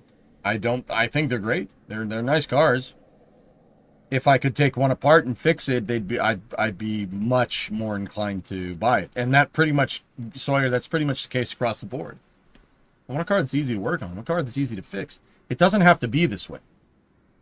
But we make it this way because we keep buying this stuff. And that's even Ford. Like, it's this way because we made it this way.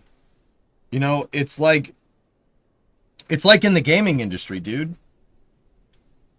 You know, we play a game like Roadcraft. You know, I was looking through with Roadcraft, and I don't mind Roadcraft. It's a pretty good game, right? Roadcraft doesn't have a road grader in it. Think about that for a second. There's no road grading vehicle.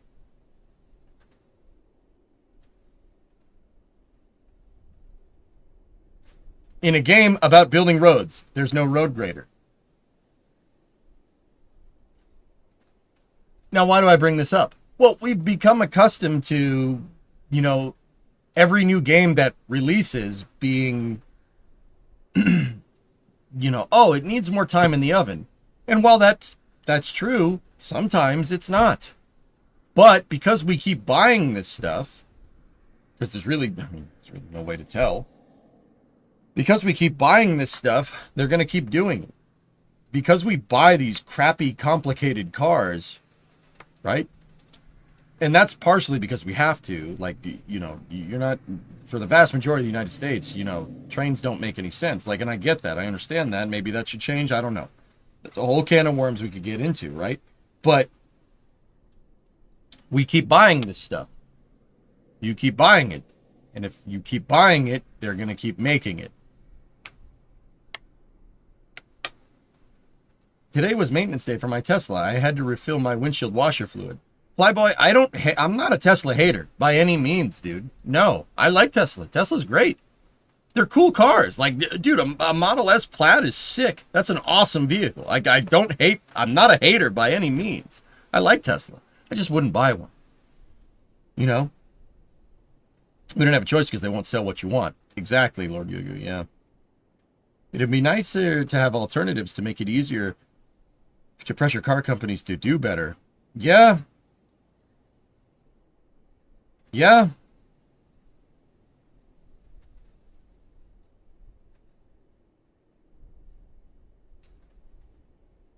I'd argue that Tesla's already forcing the rest of the industry to catch up.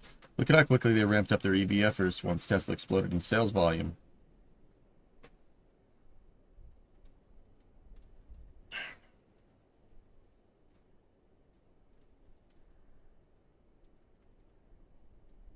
Silly thing is this: you can already pre-order a DLC rebuild expansion, and it will probably have road graders in there, which you have to pay for again. Yeah, Daitor, it just kind of dawned on me when I was talking with the mods about this morning. I was talking with my moderators in the mod cord, and we found a list of all the vehicles, and they're like, oh, they're adding these vehicles to the game. I'm like, wow, look at all of these vehicles that have nothing to do with building roads. That's weird. Oh, you added a 4x4 van. What makes the 4x4 van in Roadcraft? What makes that useful comparatively to the W350 that I have, or the Land Rover, not Land Rover, that Tessa has? What's the difference? It's the same car. It does the same thing. The skin is different. There's no gameplay there. That's not gameplay. That you're not buying a car that does something new. Yeah, I know, Sawyer. It's hilarious.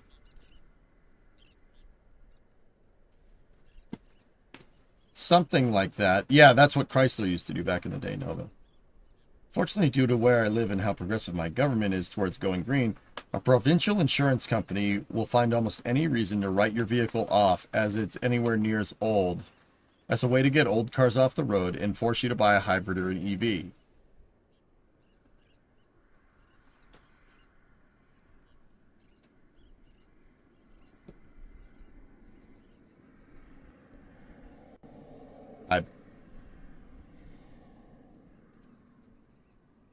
No, Wrath, don't take this the wrong way. I'm happy I don't live where you live. I would go bananas. I can empathize. That would make me go insane.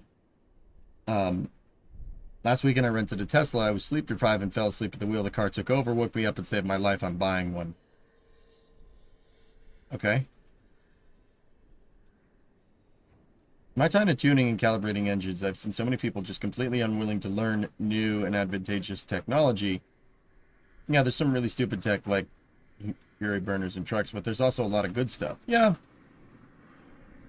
That's not green government. That's greed greenwashing itself. I agree with that, Oculux. Oh, yeah. Oh, yeah. I think that, yeah.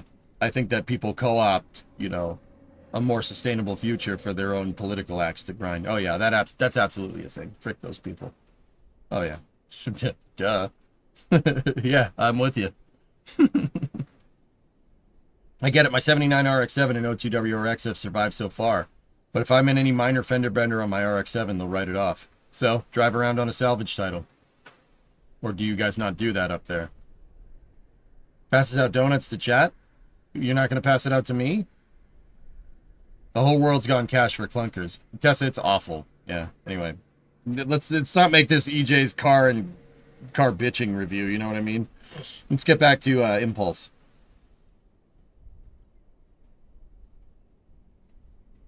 Well, that's exactly what I'm saying, Baron. That's why I don't like it.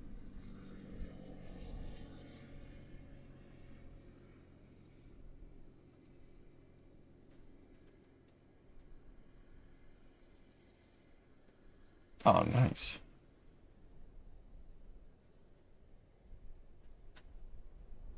It's a van with the engine below the catalyst center mass flow. I can also say the same about the oil industry. Yeah, Yuri, they try to do that. Anyway, 2 weeks after I bought a Baus. Ford, baby. All right, so first mission for Helios, for Impulse's Helios is planned for 2027. Will feature a dedicated deployment from a medium lift launcher in Leo, followed by...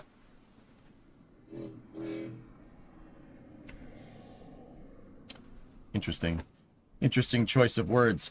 Followed by Helios transferring the 4-ton class payload directly to Geo within 8 hours of launch. The agreement provides opportunity for additional missions, allowing SES to rapidly and responsively launch satellites to their selected orbit on demand.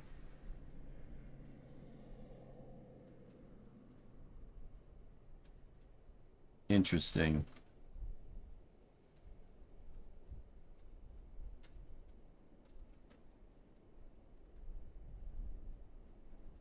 Yeah, scripted. I mean, my daily driver truck got dropped from a forklift. I had to put a new rear cross member in it in the 97 a long time ago, and it's all bolted together, and the back frame rail is kind of a little bit out, but when we bolted it back together, it brought it back true. I drive that truck around all the time.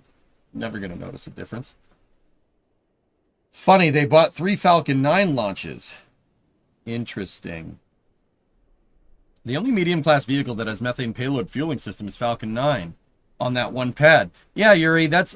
Why would they say medium as if we don't know what they're going to launch on? It's probably because the contract is not finalized, but it's blatantly Falcon 9. It's the only vehicle with that capability, you know?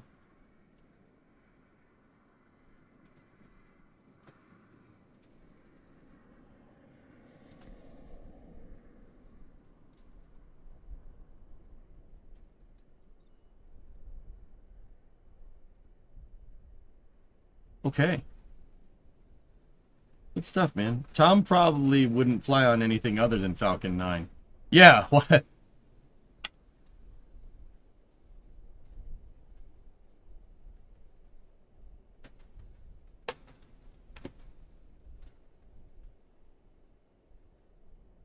How about a failed ship launch in North Korea? What is this?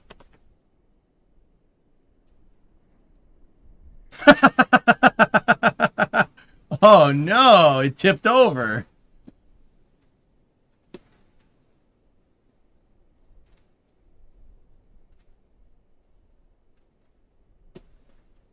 Oh, that sucks. In Chongjin. Oh no. Anyway.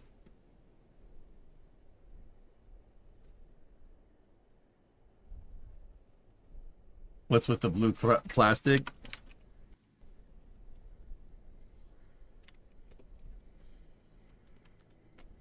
It's, I guess they didn't want you to see it.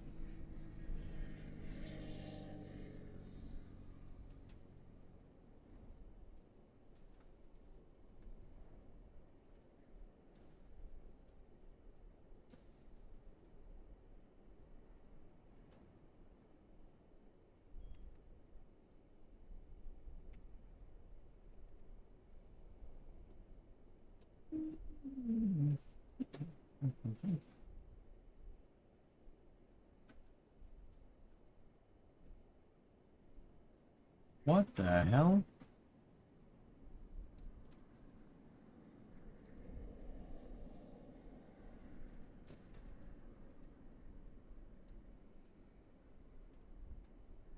How did you know where that was? I Googled it. I like maps. That's no secret, guys. All right, do you want to know my thought process? All right, I'll let you know. Okay, so I Googled Chongjin, all right? So look. Here's the thing. From this picture, all right, look, there's another shoreline over here, all right? There's another shoreline, we got gantry cranes, and you need a slipway. So it has to be a deep water port if you're going to have a slipway like this or a gantry crane like that. If you have a gantry crane like that, that means a big ship is able to get in here, okay? So it's a deep water port. Also, there's the map right there, but that's another story. I didn't use that. So we need something, a slipway right here, that's a deep water port with a shore that's close to the other side, diverging, okay? I looked at this picture of Chongqing. There's only two possibles. There's only two places that this could be. This one right here doesn't have converging and diverging shorelines, so it's got to be this one. So, I zoomed in on it. Where's your slipways? Boom, slipways. Readjust to the camera. Readjust to the camera shot. Done. Easy. That one was simple. That was a joke. I like GeoGuessr. I'm good at cartography. I like maps. They're building it in the hangar, then they roll it to the release platform. You can see the rails.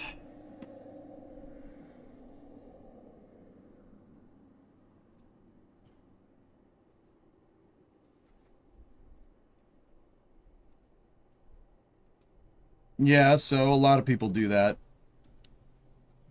A lot of ships are built like that inside, and then they roll it on the rails. They rolled it to the slipways right here to whoop, yeet it in, but yeah, that didn't work. It's because it's got the word car in it. Cartography, yeah. I mean, how'd you know?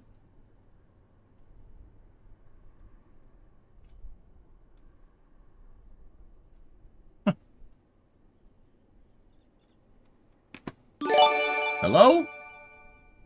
Somebody gifted Master Louis a sub. All right. I spend my free time geolocating Ukrainian Russo war footage and send it to the Hague. Oh, nice. North Korea is very interesting to look at on maps. Yeah. Yeah. Yeah, it is.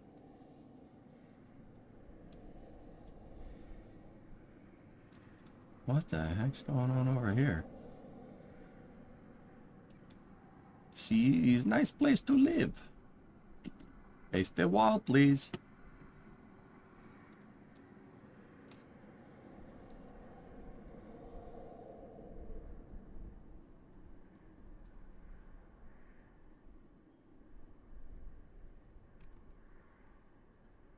What are all these freaking things? They have a ton of those things all over the place. I wonder what those are. So early start is fun? All right, right on. Fishing boats. Yeah. Fishing boats. Oh, okay.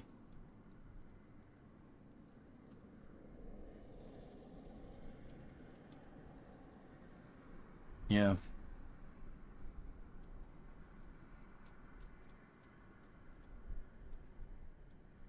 Dude, it's all freaking, it's all farms.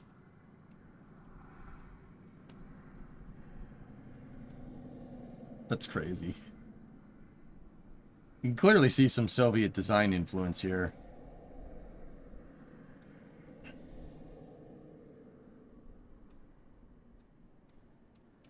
Yeah, it's all farmland, yet somehow there's no food. Yeah, it's strange.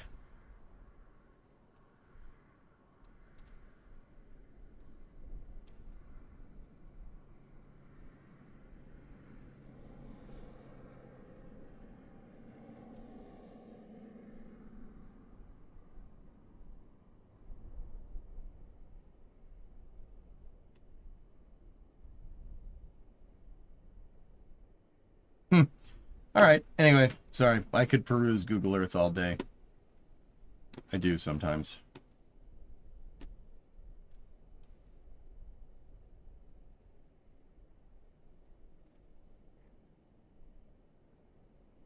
Have your Flight 9 plans changed since it's going on the 27th now? No.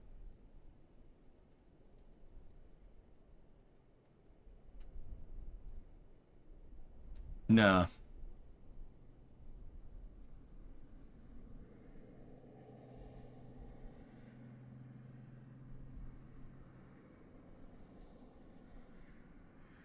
Yeah, well, if it happens, dude. Ship 35 is testing again now. It rolled back to Massey's a little bit earlier. Yeah, so I guess, yeah, let's do Starship stuff now. Here, let me bring up Starbase Live here. Let's take a look. So, balls. Yeah, they're doing more load testing on the chopsticks, clearly.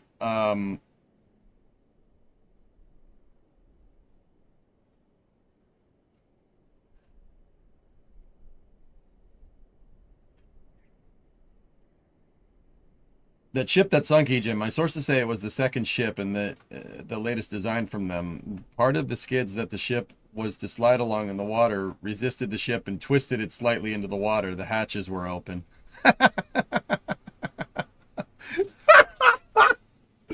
Oh, that's awesome. So ship 35 is back at the Massey's, and the booster is back at the production site, dudes.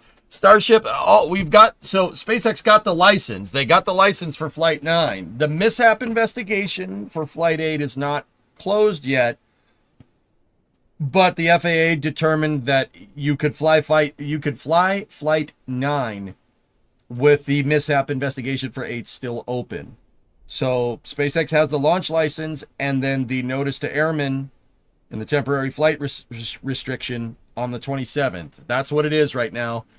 Is it going to change? Is it not going to change? Don't know. Probably. Maybe. Whose truck did those fall off of? I don't know.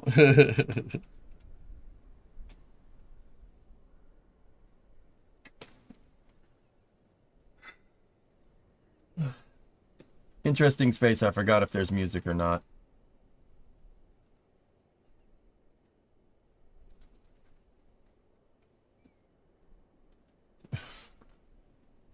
Baron, that is load testing for sure.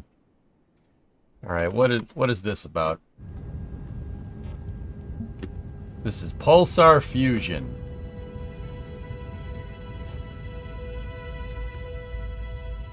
Sunbird's nuclear fusion rocket mission to Titan, Mars, and Psyche. Yep, let's not. I saw Starship.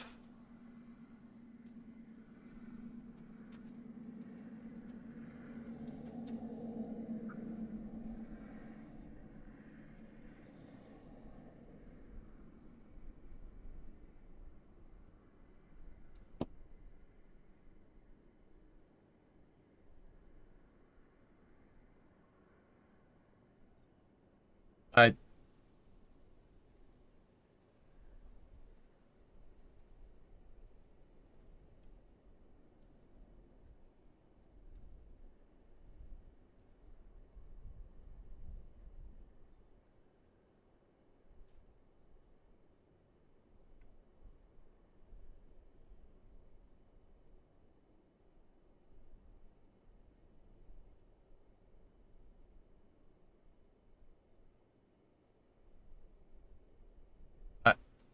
it uh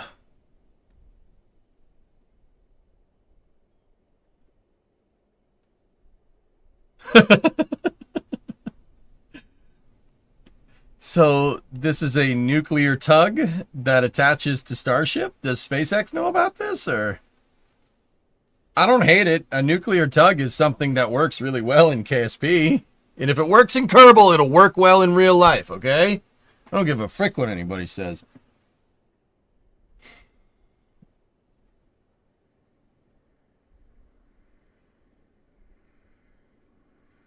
I mean, I don't hate it, but also at the same time, like,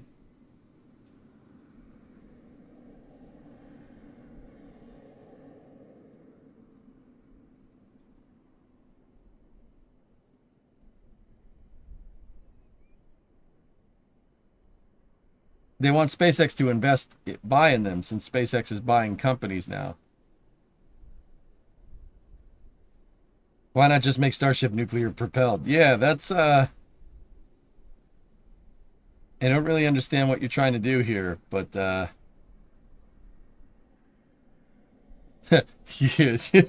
you'll solve the pogo problems if you don't fire the engines. They want SpaceX to invest and buy in them, since SpaceX is buying companies now. SpaceX closes rare acquisition of component manufacturer.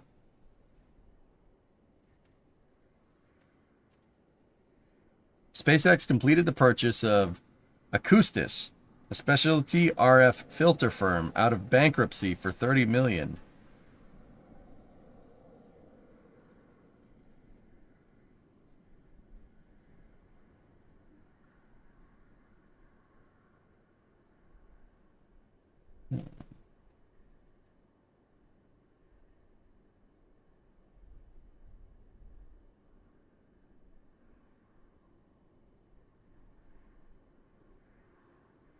Interesting. Interesting. RF filters.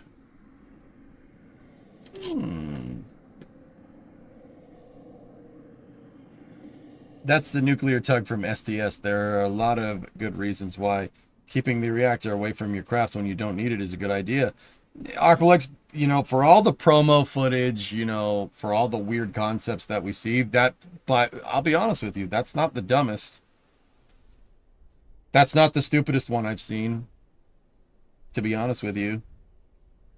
Please watch this video. Also, Pulsar is British, mate. Oh, right. Let's see. We'll have a go here. Have a go here with Pulsar. A UK-based aerospace startup has unveiled its ambitious vision for the Sunbird nuclear fusion rocket, aiming to revolutionize interplanetary travel. Sunbird is designed to reach speeds of approximately 5,000 kilometers an hour, 329,000 lunar units, potentially having the current travel time to Mars from 7 to 8 months down to about 4 months. Okay. That's what characteristic energy transfer are you assuming that under? I'd be very curious. Like, what C3 are you using as your template for transit time? Because there's a lot of different ways to get to Mars.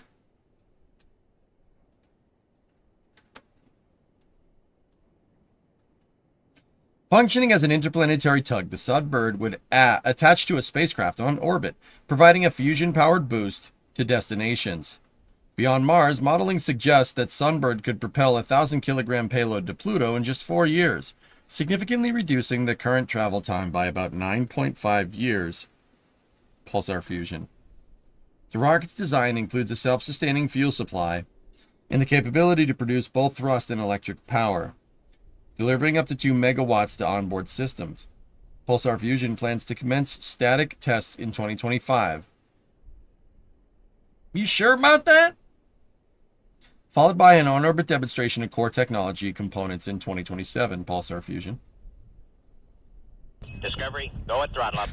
We're just going to end every sentence with that now? Or developed over the past decade in secrecy, the 30-meter-long Sunbird is projected to cost over 70 million pounds per unit. That's really heavy. Pulsar Fusion has established significant testing facilities in Europe and has received funding from the UK Space Agency to support this groundbreaking project, Pulsar Fusion. Mandalore Jack with a 54-month resub. Sounds nice. Where can I get one, Pulsar Fusion?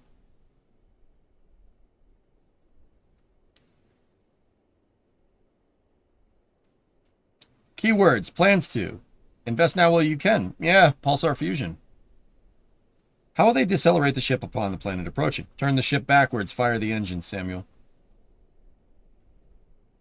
There's no brakes in space. There's just accelerating in a different direction. Your deceleration is firing the engine backwards, accelerating in a different direction. That's a really good way to actually explain that. You don't step on the brakes. You decelerate by accelerating in the opposite direction that you're going. Yeah, there is brakes. It's called lithobraking or aerobraking. That's right. So you could use perturbing forces to slow down, like slamming into the ground, lithobraking. Or you could use, if a planet has an atmosphere, you can use that, but that requires a thermal protection system. Aerobraking, like Curiosity and Perseverance. Save, save, save! Pre-order Pulsar Fusion now and get a 25% discount, Pulsar Fusion! I'm just going to end every sentence in Pulsar Fusion like they do, Pulsar Fusion.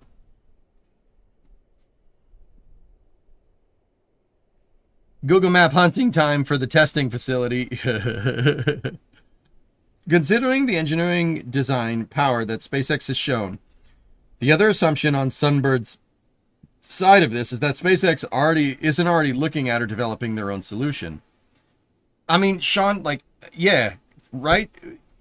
I'll be 100% honest with you, homie. You know what? SpaceX already has the solution. You know what it is? It's that thing. Well, I love the ambiguously not Starship. See that thing right there? I don't know what the hell that thing's supposed to be, but you get the idea. You know what? Let's just use the other video. SpaceX's solution already exists. It's what this thing attaches to.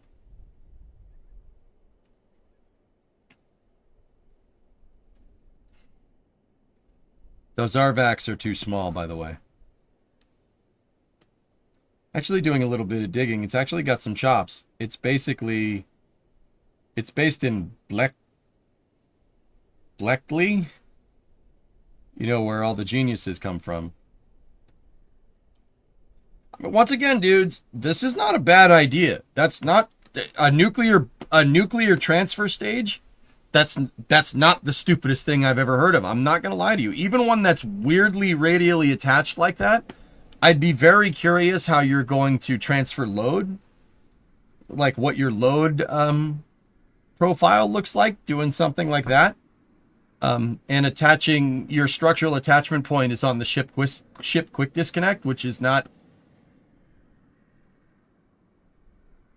That's not really usually a place that's designed to carry load, but whatever.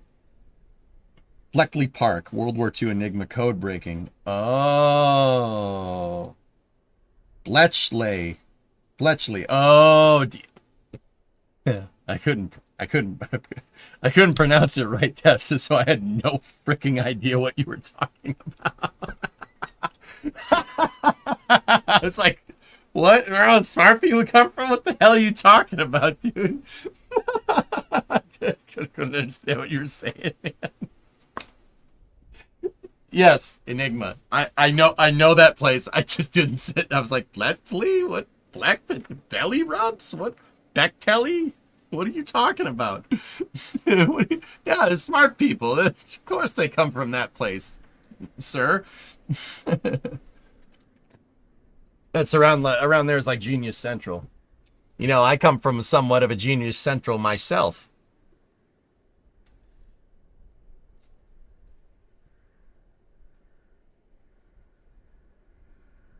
So is the fusion in the product title just marketing, or is the power source fusion as well?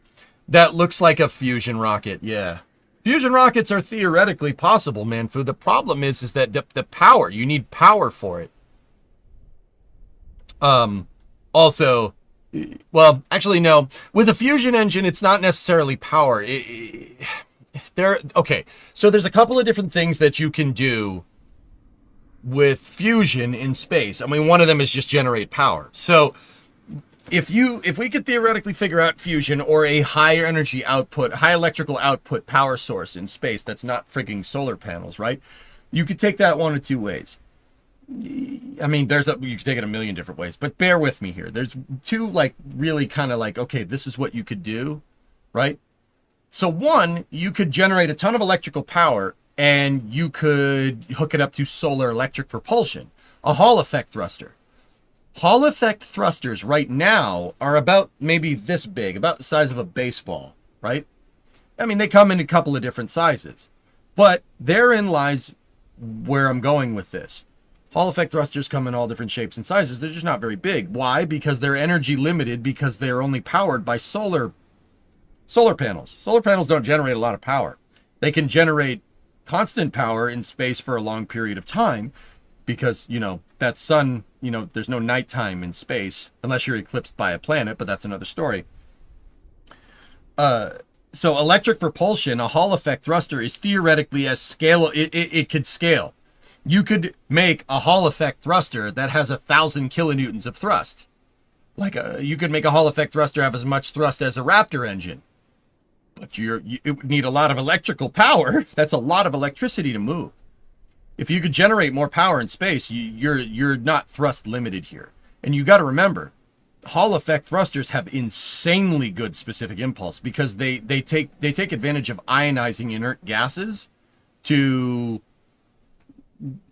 The resulting ionization of inert gas creates reaction mass, and you could shoot gases out the back. You shoot the ionized gas out the back. And remember what I said about rocket engines at the top of Space News. It's all about how fast you can shoot gas out the back. If you can shoot gas faster out the back of your rocket engine, it's generally a better rocket engine. Generally. The other thing is that you shouldn't speak so generally about rocket science because rocket science is not a general concept, but you get the idea. So the other way you could take it, so that electric propulsion is one way. The other way you could do it is a fusion reactor, as we understand it, generates an insane amount of plasma, right? And generally with a fusion reactor, that plasma is contained via a magnetic field, right? The magnetic field is basically in the shape of a donut, or a toroidal reactor, a torus-shaped reactor, so it's shaped like a donut. Now, if you took that donut shape and you made it into a rocket engine shape, a fusion reactor could shoot plasma out the back. And if you do that, that plasma will be very, very hot gases, remember, and going out at a very high rate of speed because fusion reactors generate a ton of plasma. Yeah, a byproduct of fusing atoms together is a lot of plasma, right? So if you basically take a fusion reactor like a tokamak or a stellarator and you shape it like a rocket engine and use the magnetic containment to basically force the plasma through a magnetic field that's shaped like a de Laval nozzle, like a convergent divergent nozzle, you could make an engine that is insane. You basically make the Epstein drives from The Expanse. Yeah, basically that. Like, we're talking Star Wars propulsion. That can be done. It can be done. We just got to figure out that pesky fusion thing. Don't worry, it's 10 years away.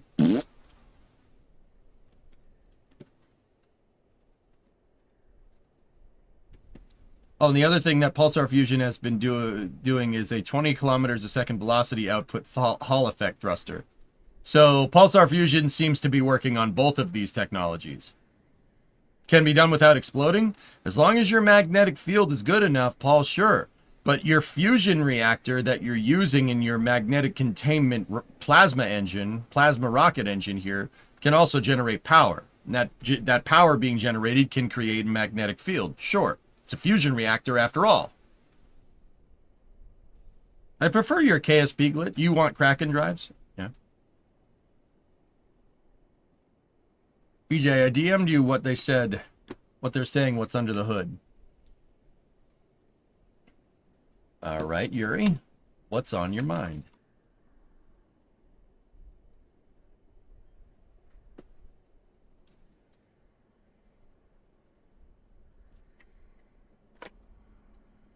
Huh. Oh, that's a weird way of doing that.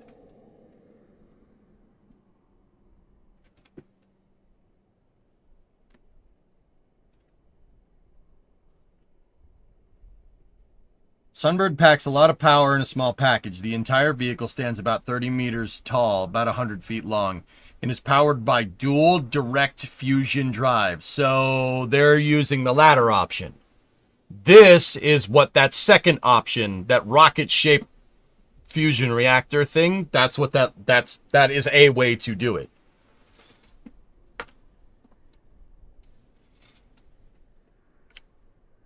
That uses minimal fuel to produce high delta V. The DDFD consists of two linear nuclear fusion engines, which burn deuterium and helium-3 to produce an anaerotic fusion reaction necessary to reach high speeds. The plasma from the Dude, they didn't even get their... Yuri, hold on a second, dude. Look. Direct drive, dual direct fusion drive. The DDFD consists of two linear nuclear fusion engines which burn deuterium. The plasma from the DFDD, is it DFDD or DDFD?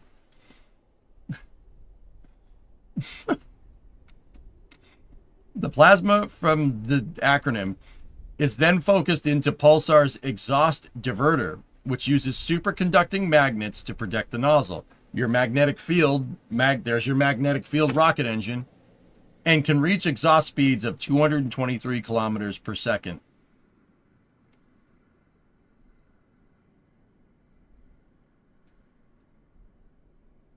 Sunbird is equipped with 8 of the company's Moon Ranger Hall effect thrusters to perform precise maneuvers between long-duration missions.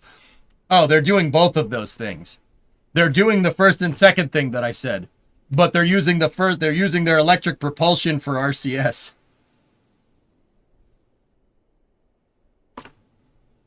Smart.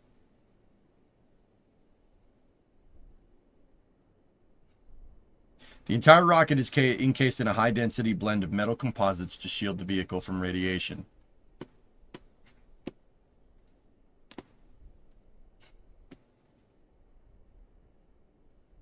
Actually, the fusion thing is easier than you think. Of course it is.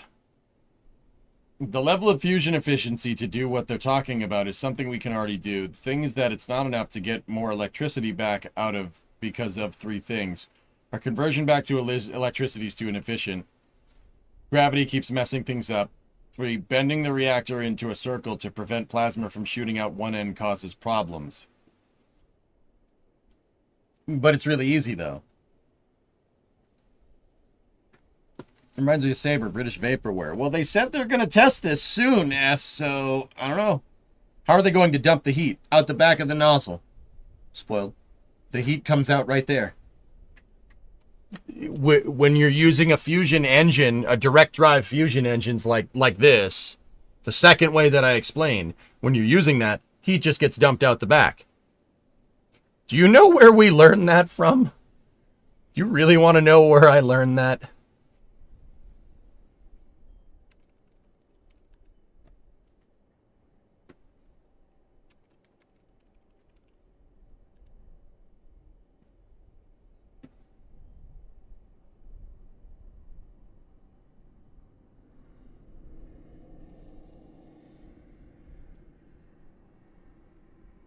I learned that reading about propulsion systems from Halo.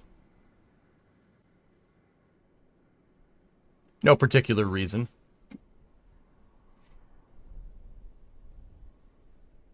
But are Hall engines effective as thrusters? Sure. Got to generate enough power. If you can generate enough power, Hall effect thrusters are infinitely scalable, Derek. Just like a rocket engine could be. Yeah. That's what in Halo, dudes, that's what those are. Those are direct drive fusion. That's the guys in Halo knew their stuff. They're a bunch of nerds that made that friggin' game. Like nerds of the highest caliber. That's what makes the original Halo so good, because of stuff like that. They thought of stuff like that. The Expanse uses the same tech. Yeah, the Epstein drive. Yeah, same idea. Hey, guys, I'll say this, man. If Pulsar can, if they've figured this out, if they've figured it out and they figured out a way to do it, that would do for space flight what the steam engine did. Go at throttle up. Hey, Finos. 98-month resub. Let me finish this thought. If that does what they say it's doing, and they've truly figured this out, that's going to do for spaceflight what the steam engine did for the Industrial Revolution. That's what that's going to do. But it's a little bit of a breakthrough tech. It's not impossible.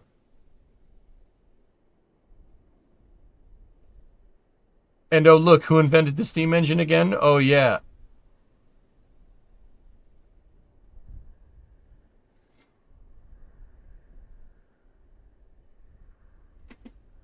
Who invented the liquid fuel rocket engine? Be quiet. I mean, like I said, guys, that's doable. It's doable. It's just a really hard thing to solve. Wasn't it a German? The Germans? Do I need to do another spaceflight history with you guys? Liquid fuel rocket engines were not invented by von Braun. He copied an American's work, an American by the name of Robert Goddard. You know, the Goddard Space Flight Center is kind of named after him. Goddard was the first guy that made a pressure-fed liquid fuel engine. He's from Massachusetts. Von Braun copied his work. You're welcome. Yeah, that was your hint to do it. I was going to say, Hillness. I was like, really, man? Really?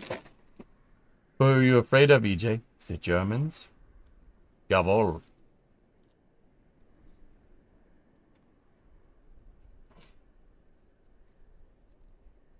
Oh, yeah, I forgot. Don't worry about it, 1,000.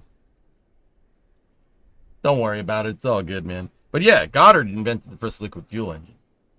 Von Braun joined an amateur rocketry club in the 1930s and copied his work.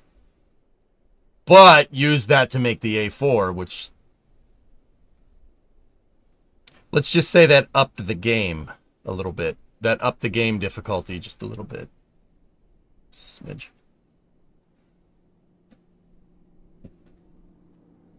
See your rocket engine and raise you a jet engine. See your jet engine and raise you nuclear freaking reactions.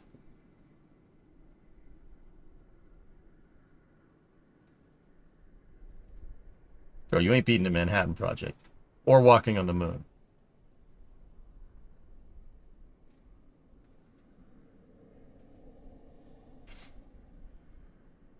I mean, nothing is discovered in a vacuum. Or at least it's very, very rare.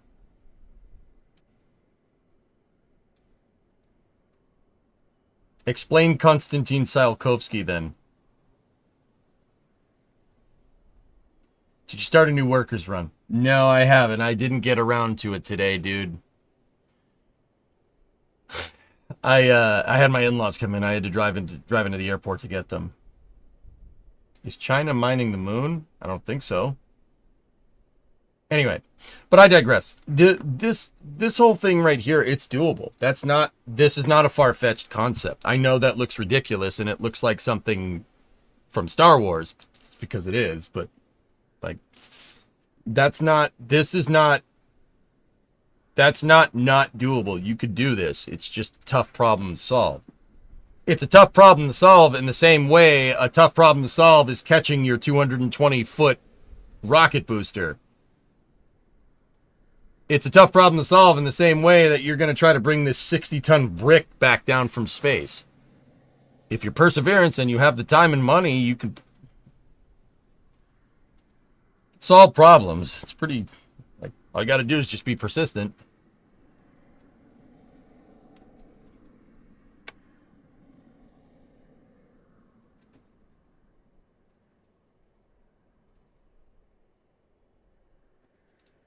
Money and proper project management, yeah.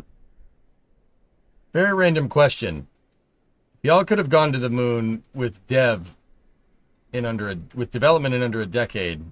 If they for some reason were just as driven to land on the moon as doing a catch, say the S1C, could they have done it? There were other ways they were looking at Saturn V reuse erudite, but that was think about that later. The reason why, one of the biggest reasons why Apollo succeeded is because it had very, very clear, defined goals. They weren't ambiguous like the Artemis program. The Artemis program is we'll go back to the moon and we'll learn how to be on the moon to go to Mars. That's very ambiguous. That's very open-ended. What does that mean? The Apollo program had a very, very, very, very clear goal. Get a person to the moon by 1970 and bring them back. Very clearly defined goals, very clearly defined deadline. That's one of the reasons why the program succeeded. Your entire milestone, all of your milestones were backfilled basically off of that primary stakeholder expectation. Get somebody to the moon by 1970. Okay, how are we going to do that? Well, we're going to need a big rocket. Or do we? Do we use a lot of small rockets, or do we use one big rocket? Which way is quicker? We could save money by using a bunch of small rockets, but small rockets complicate your mission architecture. Mission architecture complicates timeline. So, despite a bigger launch vehicle being more expensive to make and a higher engineering challenge, it is the more expedient way of doing it. That's why they built the Saturn V. The Saturn V was designed with very, very clear stakeholder expectations. Time frame being one of them, right? So, since the priority was just to get people to the moon, just to get people to the moon and back, reuse doesn't matter. They had ideas about how they wanted to reuse the S1C, and I'm sure if the Apollo program had kept going, they probably would have figured them out, and it probably would have ended up costing less than the space shuttle because you matured super heavy launch vehicle technology, something that we are just now starting to figure out how to do. It would have been nice to mature that tech 50 years ago. That would have been good, because then you could start looking at reuse options.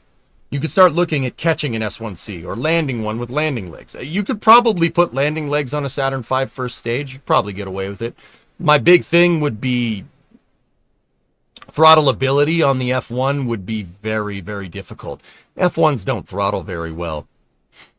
They're as solid rocket booster as your liquid fuel engine is going to get. They basically have one setting, and that's on.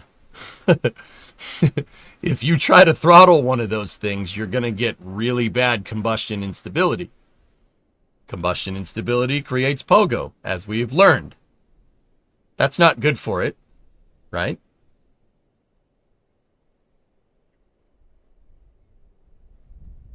Were they working on ways to make the S1C reusable? Yeah, they wanted to do a flyback booster. They basically wanted to have an S1C with a cockpit at the front and some wings, right? And have it separate and then have people fly that thing back down and land it on a runway with wings and landing gear. You would take a huge mass hit on your, on your upper stages, but hey, whatever. And folks thought a president demanding something and then dying made it a real priority. It was the 60s before we were so cynical. You gotta dream big. You gotta be bold. That's what being an American is all about. Like, it's not just us, for people that are watching this that aren't from the U.S. Like, anyone can be bold. We all should be like that. That's the point. You know, we gotta stop. Okay, I know I'm gonna get crucified, but we gotta stop thinking of the shareholders. Okay.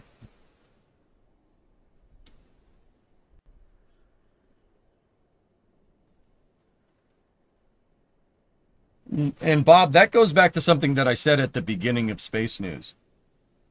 America's exploration of space should not need a reason. We shouldn't need an adversarial reason to go into space. We have proven historically that that is not a smart thing to do. That's not very sustainable.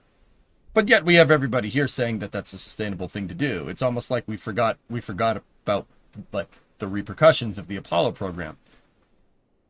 Right? It's quite interesting to me that, you know, all of a sudden we need a reason. We need a reason to go into space. No, the reason should be self-evident. The reason is self-evident. Like, if we're not pushing the boundaries of human exploration and understanding, we are not fulfilling our duties as frigging Americans, man. That's not how this works.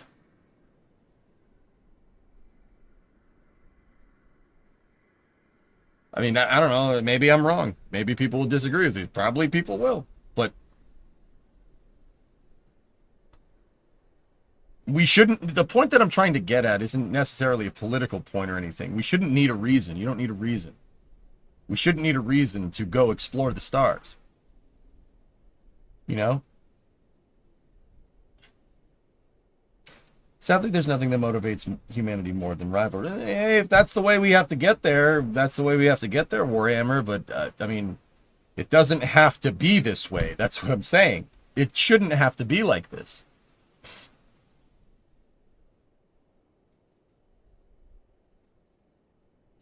I'm from New Zealand. I like your stream a lot. I try not to beat the America drum too much, Wolf. You know what I mean? But sometimes, dude, look at me. Sometimes I got it. I'm sorry. Like, we should lead by example because we have the resources to lead by example, right? Is that a hard thing to ask for? Like, this is the kind of stuff we should have been doing for the last 50 years. This stuff and that stuff and more of that and this over here. There would be an SLS test on that monitor, but that monitor's broken. But do you see what I'm trying to say? Like, I'm not trying to be a jerk. Like, yeah.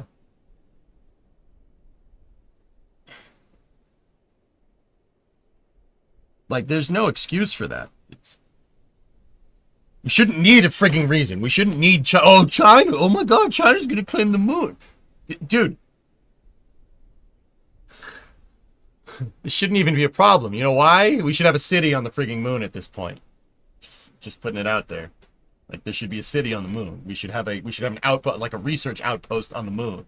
Like everybody thought we were going to have in the 1960s. We should have just done that.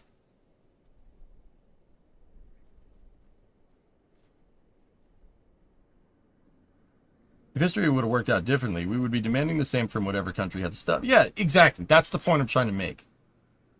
Sunbird's website has a 3D interactive experience where you can test fire the tug. Interesting. I'm going to be watching them, guys.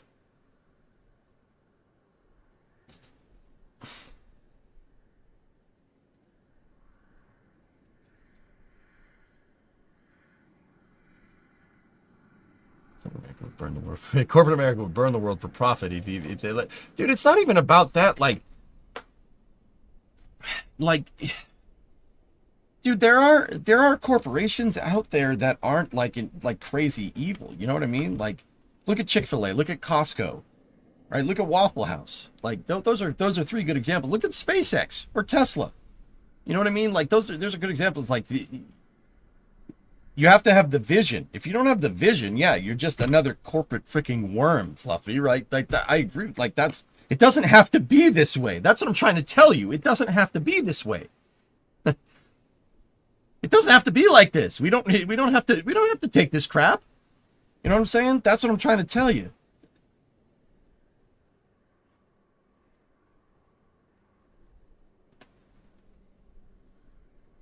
Did someone put in a ticket for the SLS monitor? Yeah, maybe. Like, and that's, guys, that's the reason why I say, like, I look at this. Some people would look at this and be like, yeah, frigging right, dude. I look at this and say, that's doable. It's doable. You could do this. You just, you're going to need a lot of time to figure this out. But it's doable. There's nothing here that breaks the laws of physics. You know? Because how freaking cool would it be to have something like that, man? That's Star Wars, baby. That's freaking Star Wars. You want, like, aircraft carriers in space? This is a good... There you go. Frick Starship, man. I want a capital ship. You know? Give me the Pillar of Autumn or something.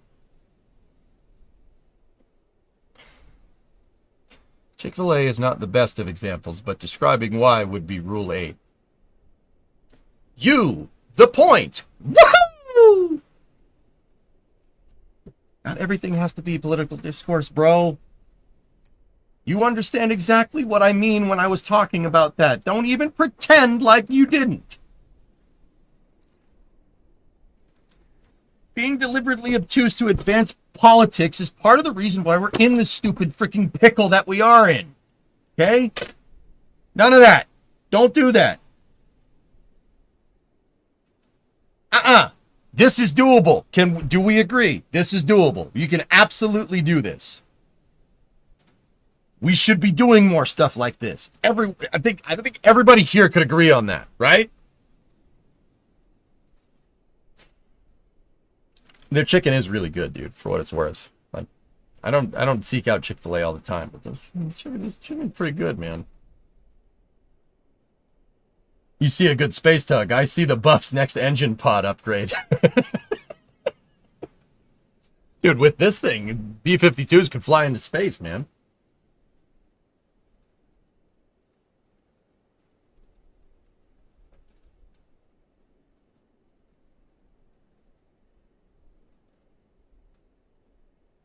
I think we become so jaded we don't know how to be. What's the word? Hopeful? Like that? That's what I'm saying. It doesn't have to be this way, Fluffy. Why do you think I'm saying this? It doesn't have to be like this. You can do stuff like this. You can do this. In fact, you know what creates the best stuff? When 1,000 people say you can't do it. Like, I know it's kind of a weird example nowadays, but look at Elon. Like, okay, Elon from 20 years ago, all right? Just bear with me. Bear with me. None of that crap. Don't do it. He went to Russia, asked him for a rocket, right? He asked him for a rocket. He said that's way too expensive for a rocket. They said, what the hell do you know? Fine. We're not launching your payload. Figure it out yourself. And he said, okay.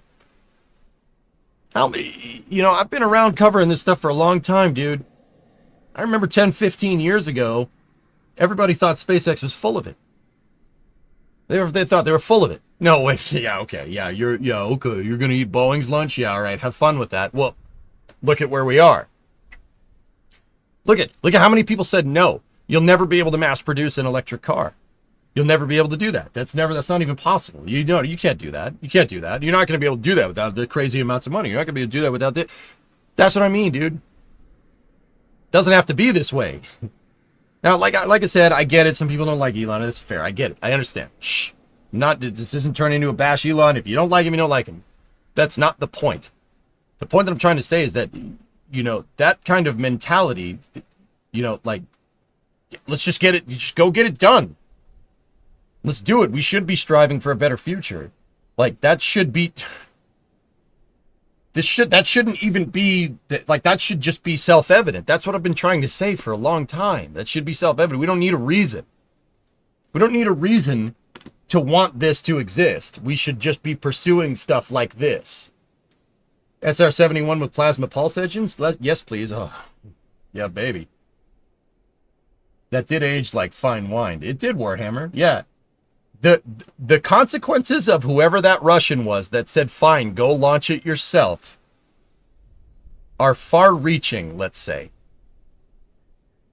The consequences of that event shaped the next 20 years of spaceflight. Actually 30 at this point. Well, 25, but... How do you defend to those who don't understand? Awfully lead by example. Leading by example, man.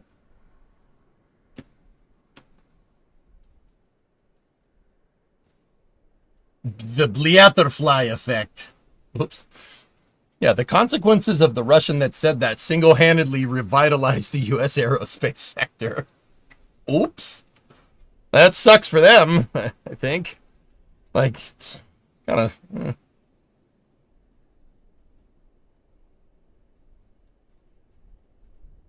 That's cool, Liam. Right on. Who said that thing about sending the astronauts to the ISS using a trampoline? That was a guy by the name of Dmitry Rogozin, who doesn't have any nuts anymore.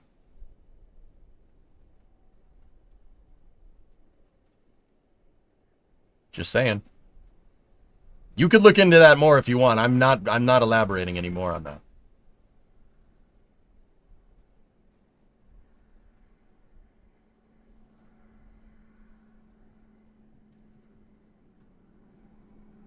Actually, you learned that his nut stuff was not real? Ah, that's not as fun, Yuri.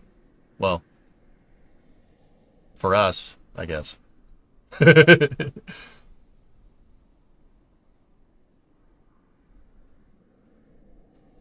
Let's just say the guy that used to run Roscosmos, that doesn't run Roscosmos anymore. Actually, the new guy that's running Roscosmos, just on a side note, is a younger dude, and he actually seems pretty damn competent. Just on a side note, I'm just putting it out there. I think the guy that replaced Dmitry Rogozin, I think his name was Yuri Borisov, and I don't know who the younger dude is that's running it now. Borisov stepped down, and there's a new guy running Roscosmos. He's actually a younger dude, and he's a huge new space kind of guy. At least as Russian as new space as Russia can get, but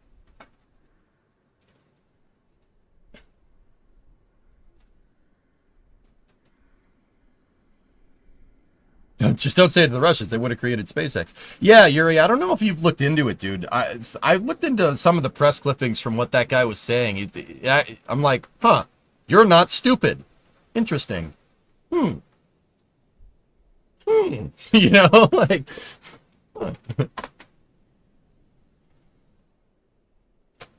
yeah, he's a little more nuanced. He's a nuanced kind of guy, which is fine. Anyway, that's what I mean, guys. Like, you know, just we're getting a little sidetracked talking about marbles and stuff, or you know, balls or something, but no, that was the guy before him, Graham. Hard for me to say anything positive about space these days. Yum food? Okay. Hear me out, bro. Alright. Look. Did you ever watch Dodgeball? This is going to sound really stupid, right? You ever watch Dodgeball? And this might be a little bit of a weird example. You ever watch Dodgeball? You know that scene where Vince Vaughn is talking to Lance Armstrong? And now Lance Armstrong kind of didn't... Okay. What does he say? You know, if everybody gave up when the going got tough, no one would regret anything for the rest of their life. Good luck, Peter. I hope this decision won't haunt you forever. And then he walks away. Right? I know Lance Armstrong isn't the best example, but this still holds true, right? He goes, when I got diagnosed with brain, lung, and testicular cancer all at the same time, I thought about quitting, but I didn't. I got back on the bike and won the Tour de France 7 times. With performance-enhancing drugs, but the cancer thing still, it wasn't fake. I'm just saying. Just saying. You know, Yum Food, some of the hardest times to keep the faith in this, dude, is when it gets tough. If everybody just quit when the going got tough, we wouldn't be doing stuff like what you see on the screen right now, dude. We wouldn't be doing stuff like that. We wouldn't be hanging big balls from a catch tower like that. If everybody quit when the going got tough. It's a test of your optimism and outlook for humanity, dude.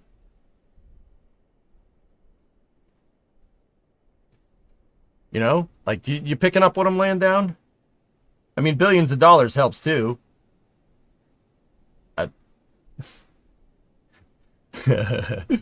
Serious, I'm gonna call bull crap on that. SLS, case in point. Yeah, I'm going to call bullcrap on that one, but, you know, sure. Yeah, I'm not going to say it's not a component.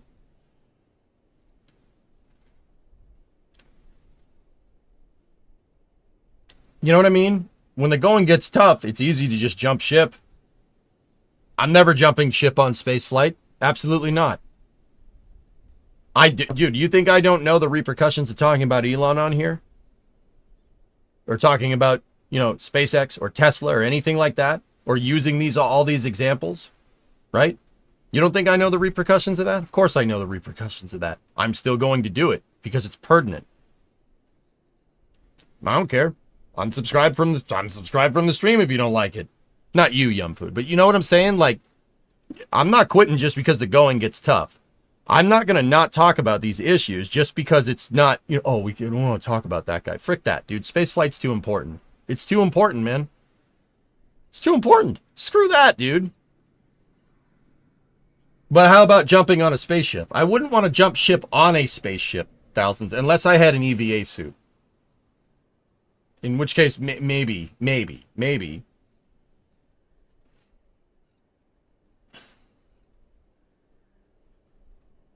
Do you think after Pad B is operational, they will redo Pad A to match? No, I think they'll just modify the pad as best as they can, dude. And just roll with it. Similar to how Vandenberg had slow upgrades over time, but it's still the original Strongback from 2013. Oh, this is space. I'm in space. Oh, you get to the sub-rounding error. Thanks, man. Tangent, we should probably get back on developing Moose. I'm in, dude. Let's do it. You know, it's so easy to be cynical nowadays, dude. And I'm not above this myself, guys. But maybe it was a good idea having this conversation. You know? I'm sick of just feeling bad about this all the time. The hell with that, dude. We got a solar system to explore. You know? Frick that, dude. Everybody quit when the going got tough. You know, that's what separates the winners, people that do stuff like this, people that, you know, do stuff like the freaking Manhattan Project or putting people on the moon, you know, 50 to 60 years ago, depending on when you think the Apollo program started, right? That's what separates the winners from the losers. You know, it's like that quote from The Rock, "You're best. Losers go home and whine about their best. Winners go home and get the prom queen." You know, like, yeah, stuff's tough, dude. Stuff's tough. So what? So what? Oop, venting. So freaking what? Let's go. We got planets to explore. Don't keep your eyes on the prize, man. These guys are winners, Chip. Winners get to do what they want. You know, like, how do you get the prom queen at home? You know what? If you're watching with your kids, cover their ears for a second.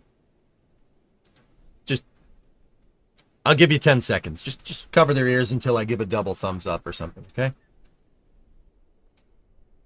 The actual quote is, "Losers go home and whine about their best. Winners go home and fuck the prom queen."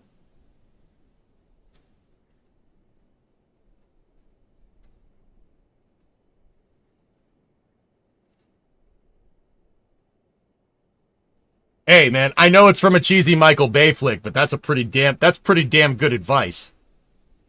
Carla was the prom queen. My ears! What are your thoughts on the naming convention of boosters? 14-1 or 14-2? I really want it to be 14-1. I don't know, man. I mean, I think it should be -1 because it hasn't flown the second flight yet. Have the number after it's flown. You know, do you like the Elton John song Rocket Man? I don't like soft stuff. Oh, that's okay. You're the Rocket Man. Beep. You know?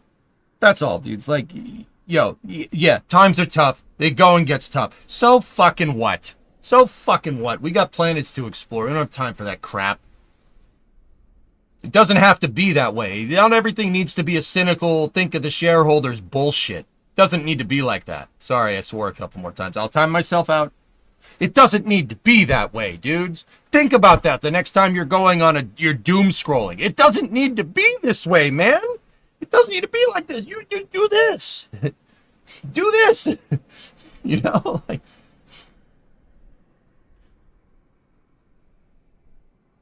I'll time myself out.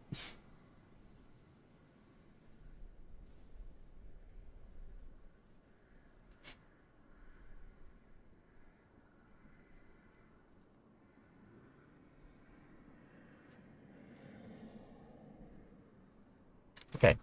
I highly prefer having more homeworlds than just one. This is Yeah. space. I'm Love in me. space. Thank you. I need a tiny EJ on your shoulder for motivation. Dude, you know, Cheeseburger, like, I'm hesitant to bring it up, dude, because, but also at the same time, dude, it's permeating me. Like, look at how cynical I've gotten with, like, even games like Roadcraft and stuff. That's not how I roll, but also at the same time, you know, like, Kerbal 2 kind of screwed with my head a little bit, but, you know, like, it just, dude, I'm not above it either. Everything is just so damn cynical. Jesus Christ. Doesn't have to be like this, bro. We're all stressing ourselves out to no end, dude.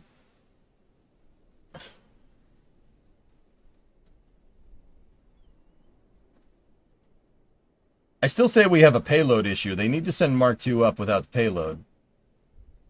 Maybe. Think I'm a little overloaded? Let me see, Tessa. No, it's good. You're fine. Yeah, I know, G, right? Yeah, what does that mean? These times are hard. Like I said, man. I mean, Kennedy said in his speech challenging the country, the Rice speech. Have you guys ever listened to that whole speech? It's pretty friggin' good. And I'm not one here to sit here and be like, this politician's speech, you know? Like, I'm not trying to do that, but his speech rang pretty damn true. You know, part of what he said, and I'm paraphrasing here, is that, look, everything that's hard to do is every crazy milestone or something that is difficult to do is usually worth doing. Okay?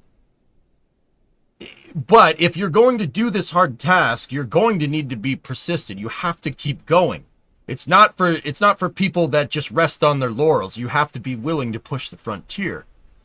And if you push the frontier, these hard challenges, despite being very difficult to do, not only are they worth doing, but the fruits of that labor is good. The benefits are going to be insurmountable. Dude, the guy predicted that about the Apollo program in '63. I mean, he wasn't around to see the fruits of that labor, but dude, the Apollo program basically spawned the entire tech industry in the United States. The miniaturization of digital processing, putting a digital flight computer onto a rocket, miniaturized electronic and digital and computing. It miniaturized it and got it to the point where that miniaturization could be put inside of a box the size of a basketball and put in every home in the United States. He was right. He's absolutely correct. He did, dude. How that guy had the foresight about how that was going to go down if we got people to the moon before 1970 is absurd. It's absurd how accurate he was. Like, it's weird. Go listen to that speech, man. You don't do it because it's easy. Because you do it because it is hard. Not trying to get into roulette, but if you notice, the younger politician, the more they're willing to push for the future. Yeah, well, yeah, spoiled. Yeah, there you go. Sure. And then did the other things. The other things is talking about making stuff like this. Or making stuff like this. I mean, kind of. Any updates on the Burning Raptor test stand? Nothing, Warhammer. No, nothing. I've heard nothing. I sent you an email. Thanks in advance. I'm only one man. I wish I could share it all. What? What are you sending me, boy?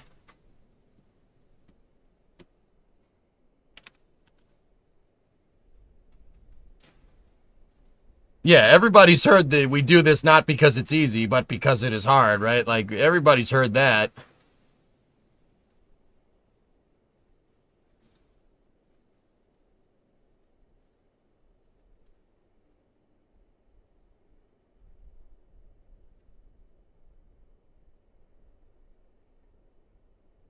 I don't know what email you're talking about, dude, but all right. We need more people like JFK these days. Well, I grew up in the next town over. Does that help from where JFK was from? I'm watching the tank farm here, T-Man. Yeah, I'm looking. My suspicion on the test stand is that they beat the crap out of it for pogo testing. Probably. You don't do it because it's easy. You know. What did Kennedy say? I think he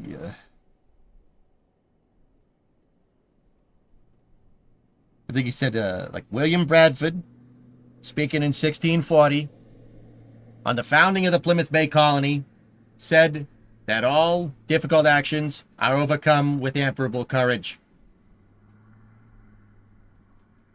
Hey, hard things are hard to solve. The only way you're going to do it is to get through it. And you don't do that by being cynical. That's right. That's right. He's correct. I'm sorry. Like, dude, that was 1963. That speech still rings true to this day.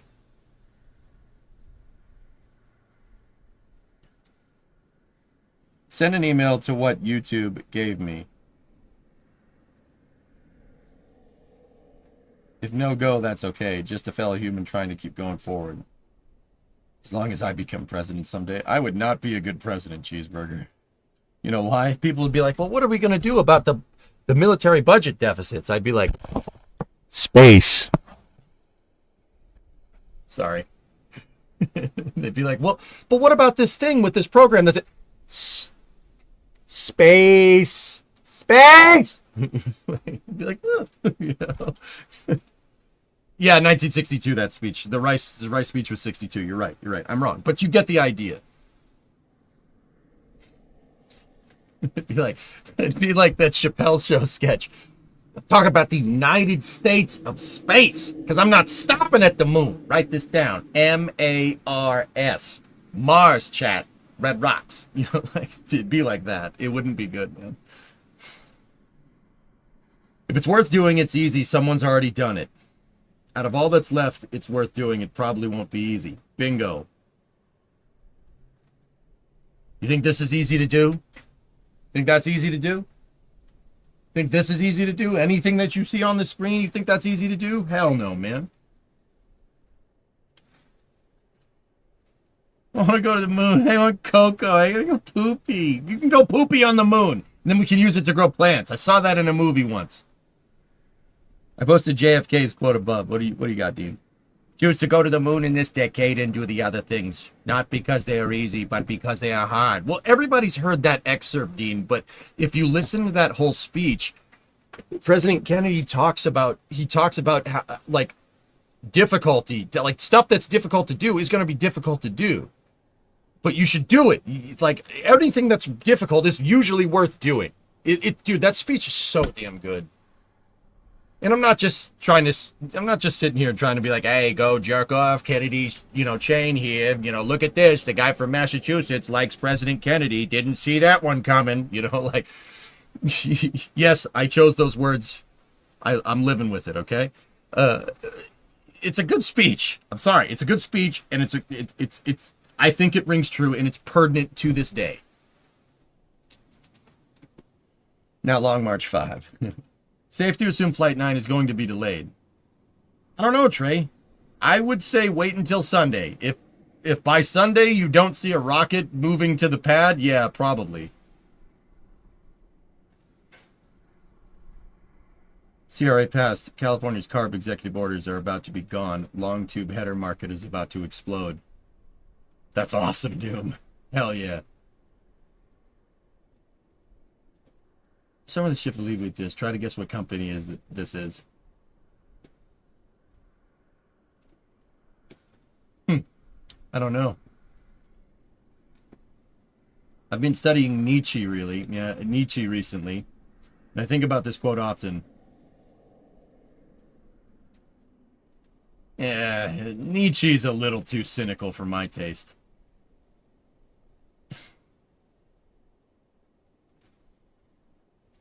Yeah, that's the other one, Limprod. The exploration of space will go ahead, whether we join in it or not. We need to be a part of it. We need to lead it. For the eyes of the world, now look into space, to the moon, and to the planets beyond. I'm low-key raging at Mustang 5.0s for having such awesome motors.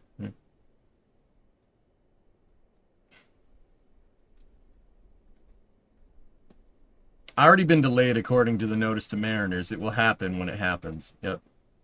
But anyway, yeah. Sorry, I didn't mean to get too motivational, but I think you lot needed it. We've been very cynical in here lately. I'm sick of it.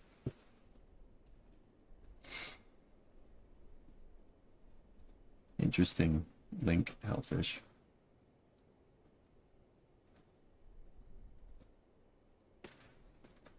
Hey, Alter Nice, what's going on? He's not cynical, he's just accurately predicted the consequences of the downfall of Christianity in the West. Yeah, well, I think, as to be very candid with you, I think the new Pope might be curbing that a little bit. Just saying. Cynicism is a result of the current conditions. You know what, Elfish? Yeah, you're right.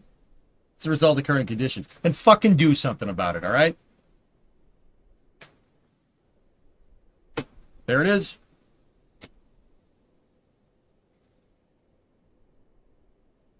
I gotta time myself out again.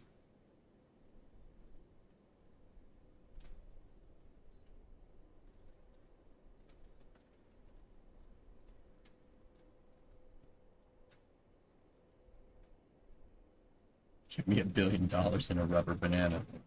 Make $1 billion, dude.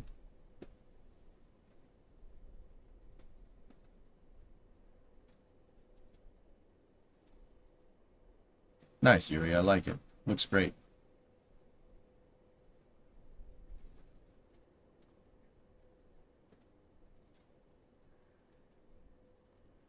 Choosing to not be so cynical is doing something.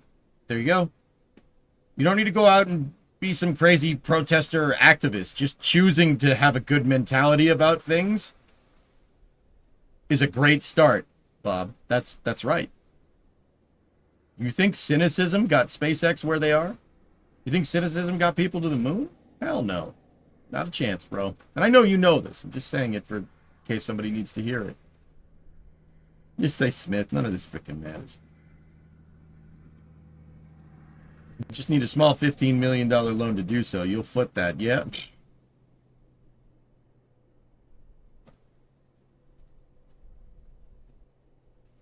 I'm just being pissy that you're connecting rods, Moan. Yeah, we're all talking about motivation. Doom's here talking about connecting rods. Be like Doom. The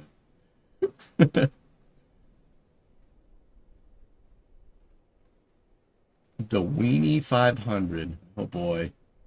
Motivation, that's right. I'm serious. I know some people out there doom scroll. I know you doom scroll. I know some people do it while they have me on in the background. I will not be part of your doom scrolling shenaniganry, okay? When you're doom scrolling next time, think about this fucking conversation. Think about it. Yeah, I swore again to get your attention. Think about this. I'm serious. Do it. Do it.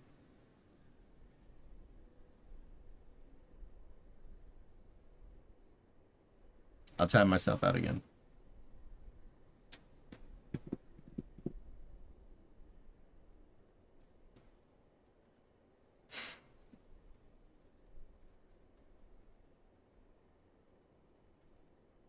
I choose to be cynical about your cynicism. Yes. Yes. Do that. Do more of that. I feel very called out right now. So much that I had to look up and type in chat for the first time today. Stop it.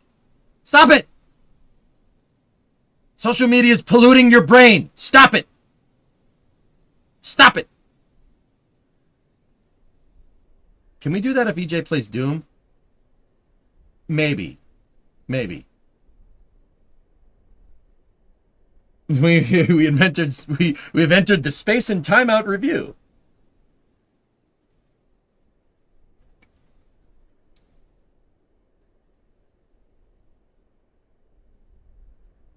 There you go, Jermaine.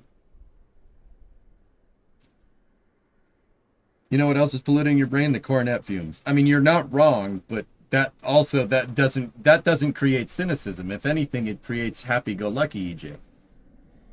Huh, lead paint. Yummy. You know?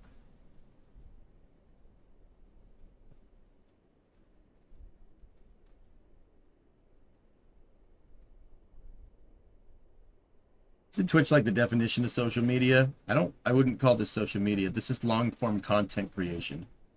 Differences.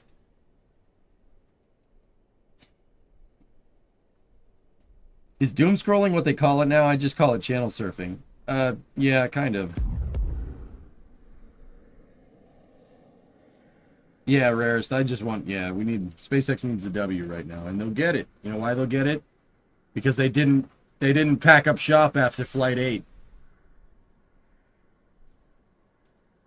Keep swearing, I approve. Something! Your hatred of nice wheels makes me cynical. It's all your fault. Hey, there's nothing wrong with some nice steelies. Okay. It's a pretty good idea what Booster 3 Super Heavy will look like, and someone made a Kerbal model.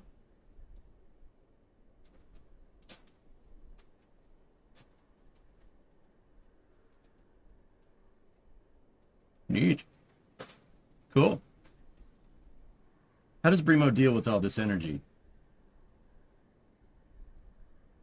She leaves me alone in the garage. She leaves me alone in the garage, dude. How does she deal with the energy? I lock myself in the garage for 10 hours a day. That's how she deals with it. By the time I get home, I'm tired, you know? I left to my own devices.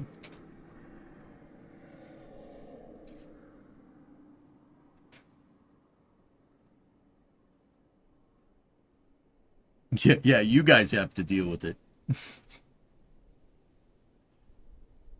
Yeah, pretty much, silly. I mean, it's not wrong. That's what's called a self-solving problem. That's right. Send highly passionate, energetic husband to garage to go make money while you get peace and quiet. It's a win-win. I love your energy, man. It gives you a good laugh. Good. Dude, I don't know. We haven't talked about this stuff in a little while. EJ, what do you use for 3D modeling? Maya? I use Maya. The Flight 1 was an anomaly separate from the EJ jinx. Oh, God. Choose to deal with the EJ energy. Flight 1 was a lot of things. I knew Flight 1 had a problem when I saw the HPU fly off the side about 30 seconds into flight. I'm like, well, that's gone. Yeah, you probably needed that. The in-laws are here right now, Bob. Yep. Basically, she's a gorilla tamer. Big dude. Dude, you need real CAD. We need real part design. Maybe I'll swap out my Maya subscription for a Fusion 360 subscription. I recently continued to learn Blender, of course, and I sent what I modeled. Let's see, Yuri. Oh. Yes. Dude, you started with coffee cups. Dude, that's where you should start.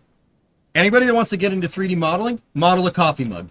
Seriously, that's like if you're getting into 3D printing, you 3D print Bodhi.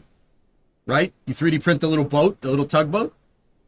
You want to get into 3D modeling? Model a coffee mug. That's what I was taught in school. FreeCAD is a completely free commercial license. I sent you the info a couple weeks ago. Yeah, but FreeCAD sucks.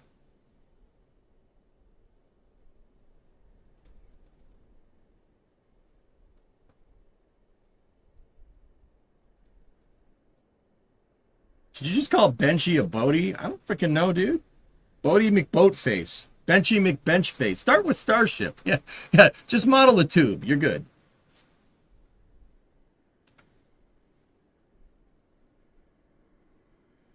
Start some rocketry in the shed, please.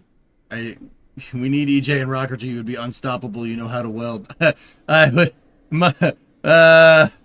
Know how to weld is very subjective at this point after my performance from the stream the other day, but I'll get better at it. Really clapping. Oh.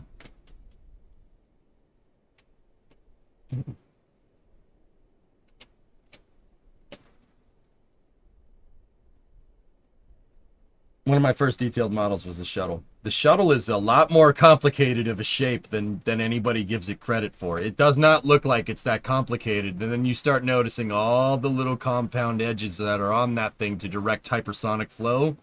And you're like, wow, someone really thought this out. This is a really complicated piece of equipment. Your first rocket might have an anomaly. Of course. Failing is part of the process, dude. If it blows up on the pad, I'll probably just laugh. That sucks. Oh well. Make another one. Graham, I'm modest about it, but I have like 20,000 hours in KSP or something, dude. And I'm not trying to say that to brag. I have been traumatized by the freaking Kraken. Failure does not deter me. Failure does not deter me, dude. You were merely adopted into the Kraken. I was born into it. Molded by it.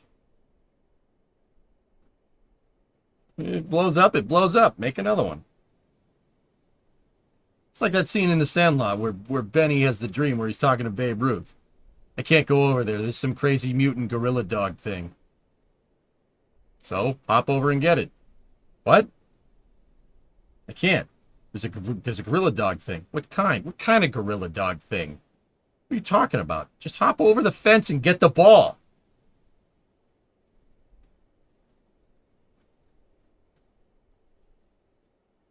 Not enough, Elvis. Nice. Somehow we need to get you a decent lathe. It's coming. Don't worry.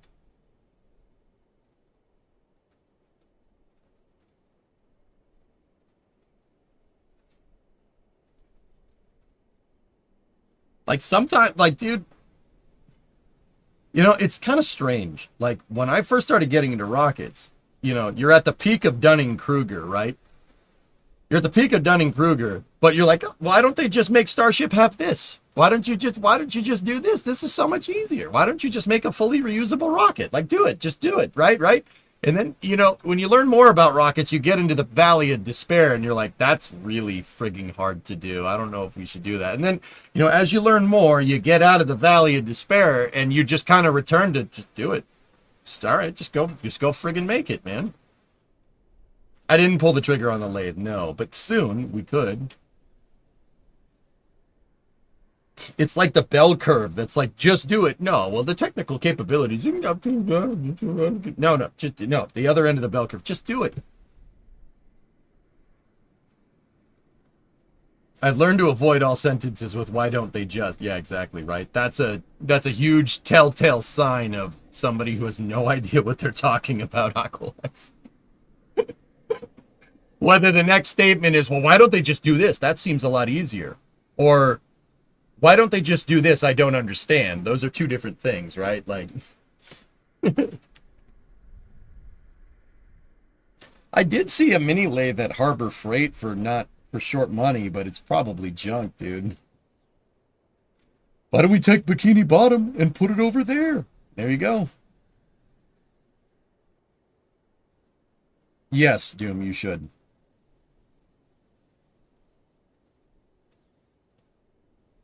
How hard can it be? Yeah, there you go.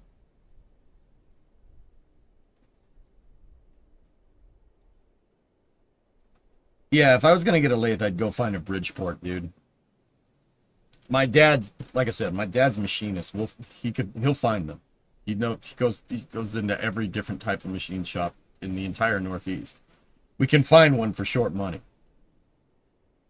I want to eventually add a machine shop. I want a lathe, I want a mill, and I want to learn how to operate them. And get this, people ain't going to like this.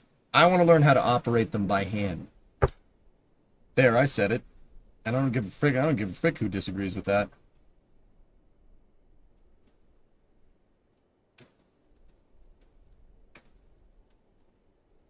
I can teach you both. My dad who is like 40 years experience in machining, I'd prefer to learn from him, S. Don't take that the wrong way.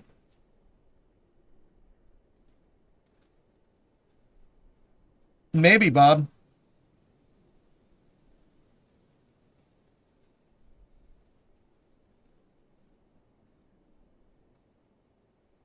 Interesting, Cloud. Jeff Houston posted it about Jared a few hours ago. Confirmation is set for the first week of June. All right.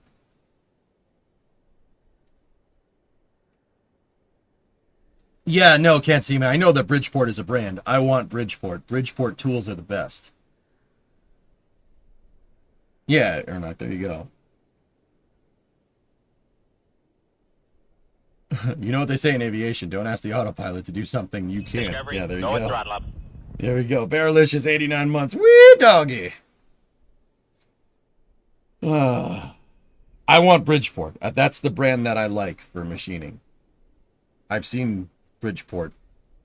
I've seen Bridgeports do work. Ship 35 is frosty. Hunter, hold up. Hold up. What? Hold on. What in the hell's going on up in here? Space noobs go all good? Yeah, Cone Man. Yeah. You're frosty.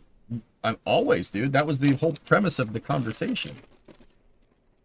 No, I'm not talking about these being frosty. I'm talking about the cylindrical pointy thing being frosty. I walked into that one. I'm talking about the ship.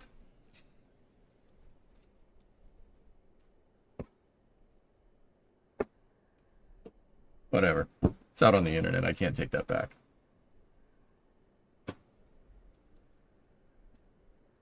Yeah, Pace, they're mint, dude. Bridgeport's built friggin' right, man.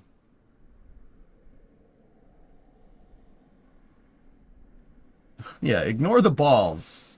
But pay attention to the shaft looking thing. Posted in Discord? What channel?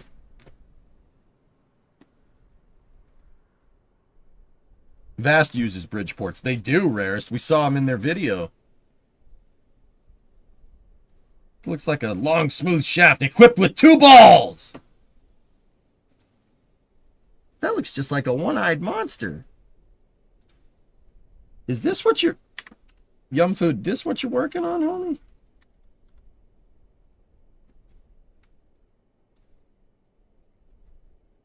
Bruh.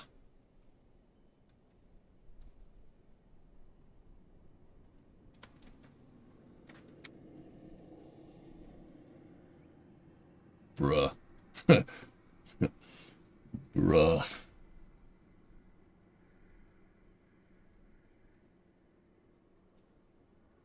Bruh. It's pretty good, man. Hey, how big is this?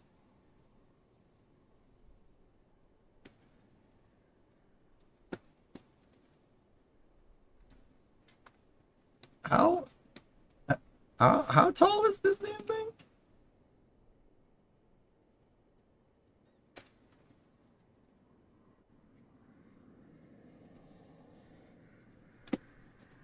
I didn't ask how long it was, Pace. I asked how tall it was. I was very careful with my words, unlike talking about the balls. The balls before. It's 6 feet tall with computer. About 6 feet tall with computer, screen smoke, and engines move. Frick you. No, they don't. Discovery, 6 go and feet throttle. tall?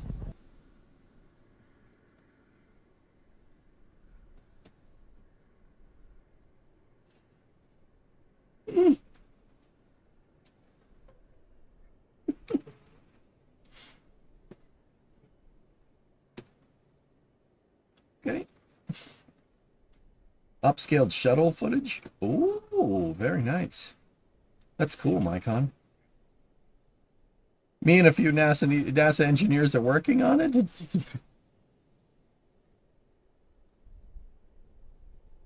Can't hear you now, EJ. Big Balls is playing at 130 decibels. Hold on.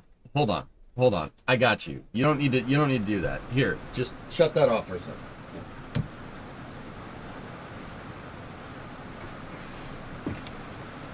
All right.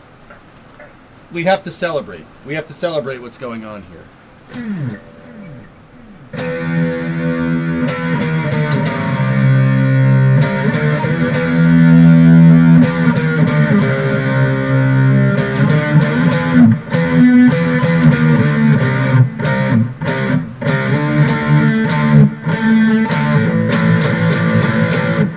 I'm ever class, high society. God's gift to ballroom notoriety.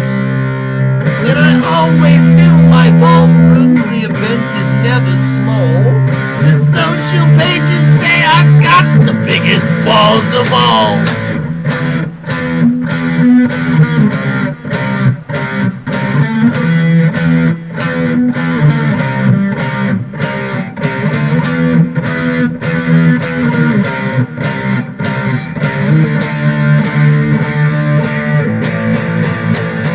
Okay, that's enough.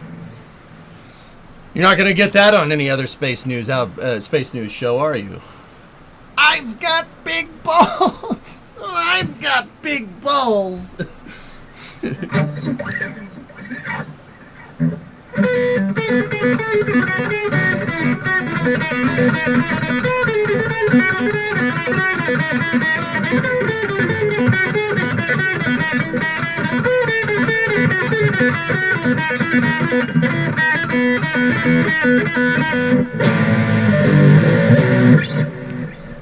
Look what you did to chat. Sorry.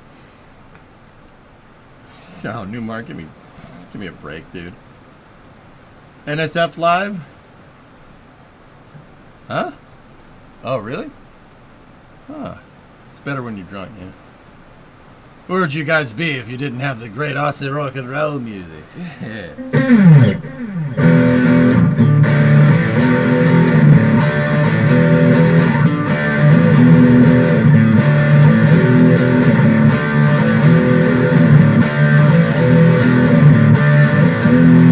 It's gonna be a jailbreak. It's gonna be a jailbreak. Let me out of here. That's an old one, but it's a good song.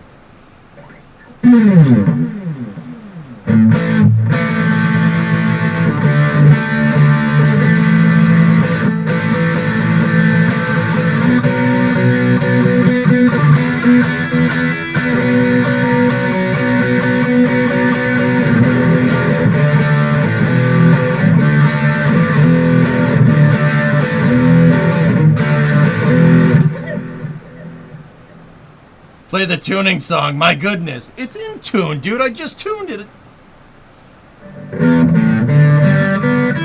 It's close. It's close enough, dude.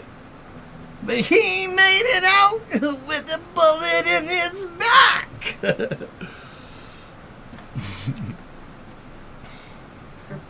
Play the MXC guitar scheme.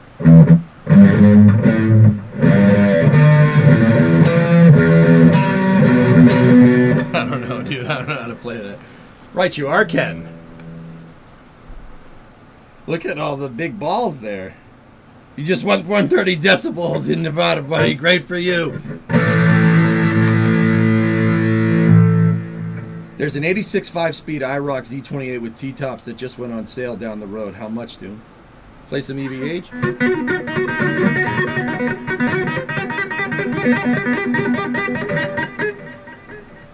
You actually have a pretty good voice. I love Bon Scott, man. I love pre-Brian Johnson AC/DC. Not to say that Brian Johnson is bad. Bon Scott was a madman, dude. Okay, stop.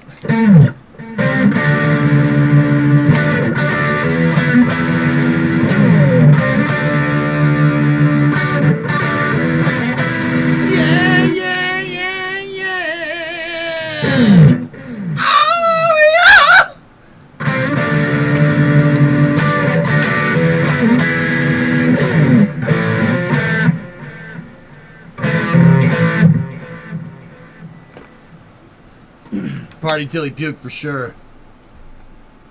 Freaking legend, dude. Play the Diva song on guitar. I can't play that on guitar, bro. Hang on, let's see if I remember how to do this.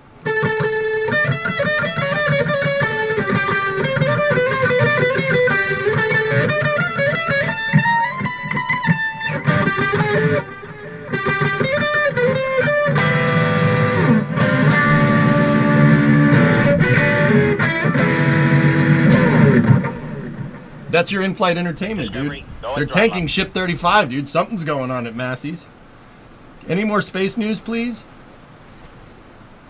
This might not be space news for you, but this is news for us, dickhole. I mean, 81-month reset. I mean, thank you.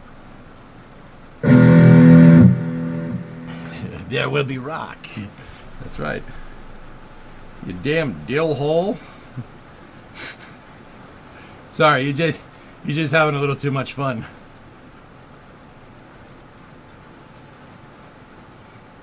You're welcome. Now say hello to your mother for me. Yeah, say hello to your mother for me, okay? Play hot for teacher. I'm not that good, man. I'm no Eddie, dude. No tres comas tonight. Just fire it up, man.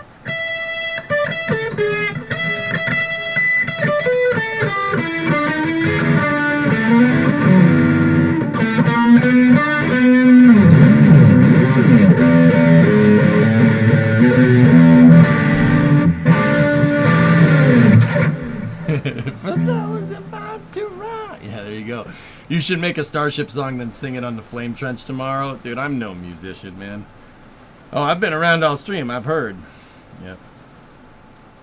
4th gen T-tops are far superior. Yeah, but 4th gens are stupid. You forgot about that part, dude. All right, Tenet, you have a big one here. Let's suppose you have a very efficient fuel, like infinite fuel. What is the best trajectory to go to Mars? A straight line, dude. We did this in KSP, Tenet. Straight line. I did this in KSP with Kraken drives, man. Kraken drives give you infinite fuel. I accelerated like a 400-ton vessel to like 300,000 meters a second and flipped it and burned it and got to doing it in real time in one stream. Yeah. Got a Firehawk WS6. Yeah, it'll never be as cool as an IROC, dude, despite being faster.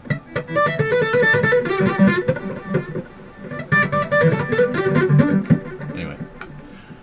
Straight line with orbital drift taken into account. Yeah, I mean, you always got to take into account that the planet's moving. You're shooting at a moving target, so you have to proverbially lead the target. But yeah, straight line, man. Just go straight. If you have enough delta V, just go straight.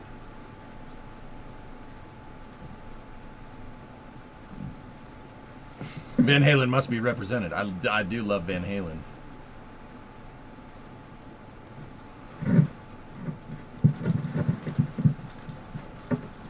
Have you actually heard the mayonnaise on the escalator meme? I've never seen that, Yuri.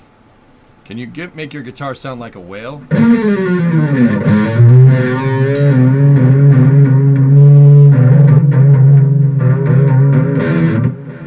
Yes? Van Halen, not Van Hagar. I like it. I like either one. Kickstart your heart. I don't know how to play it. Interesting question for the garage streams once you're done with the current project. Would you be open to doing a rebuild of a K car from Japan? Yeah, Ryan, finding the parts for it would be hard to do, but I would love one. I love K cars. Actually, I don't really like K cars. I like K trucks. K trucks are sick. Love those things.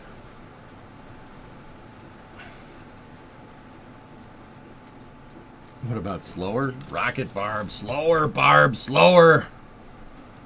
Spaceball 1. He's gone to plat. That's basically, yeah, Nova, you remember. That's basically what we did. Ooh, King, that's pretty good, man. I don't hate that. But for whatever you might put into an IROC Camaro, you could put into a C5. Yeah, but it's not an IROC Camaro.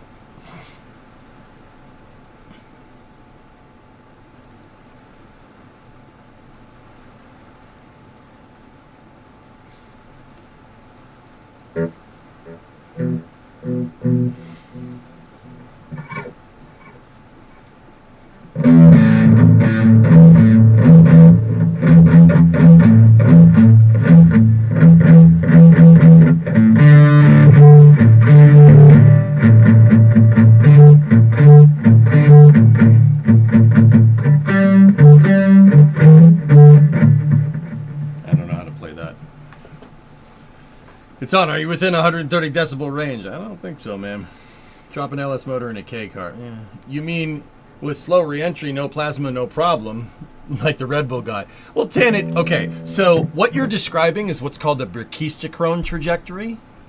So, okay, you have unlimited fuel. Say we have a space shuttle.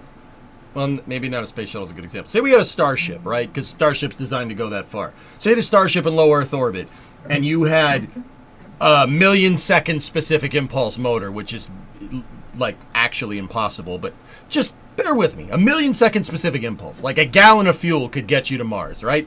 So say you had that, okay? You would basically accelerate right at Mars, and then when you're halfway between Earth and Mars, you would turn around and start decelerating. So by the time you stop decelerating, so you do a 300,000 meters a second delta V, or 300 kilometers a second delta V burn, right? However long that takes. Say that takes 4 or 5 hours, all right? You get to 300,000 meters a second. You're getting to Mars really quick. You have to find a way to stop. So when you're halfway, you flip and you decelerate. You decelerate the rest of the way until you decelerate to the correct velocity to get captured by Mars's gravity. That's called the brachistochrone trajectory. It's definitely a thing. Like, I don't think we've ever done it in space in real life, but it's a thing. That's how you do it. You basically go in a straight line. The Expanse style. The Expanse does that, exactly. Yep. Now Newton is happy. Yes. Third request for you to play 46 and 2. I don't know how to play that, man.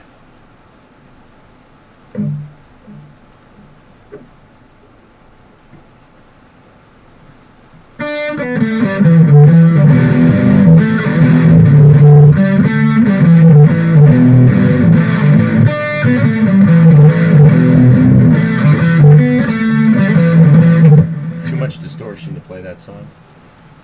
Dude, if you learned 46 and 2, I don't know. Brachistochrone trajectory. Yeah. Kurlani spelled it out in chat.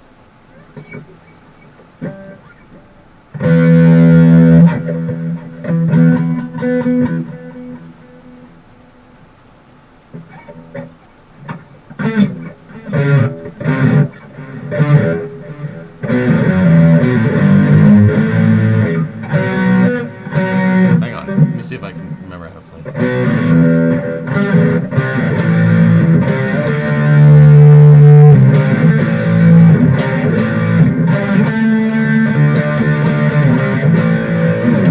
Saxon? Anybody? No? Alright, cool.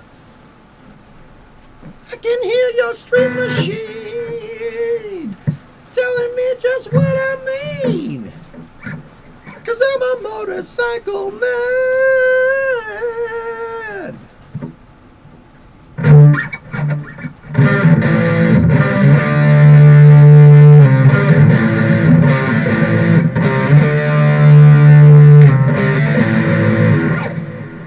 We're already at 9 o'clock all systems. I don't know. Let's see what happens with ship 35. Smoke on the water. Yeah.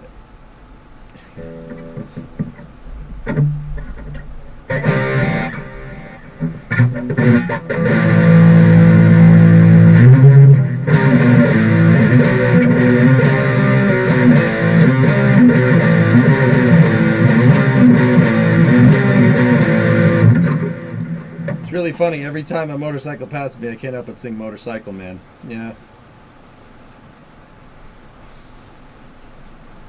You sneakily wasted time, so no games. We on to your sus ways. Bro, this has been a weird day, dude. I did 4 hours. I had 4 hours of seat time in traffic today, man. I'm good. I'm fine with just jamming here and watching Ship 35s. Watching Ship 35, excuse me.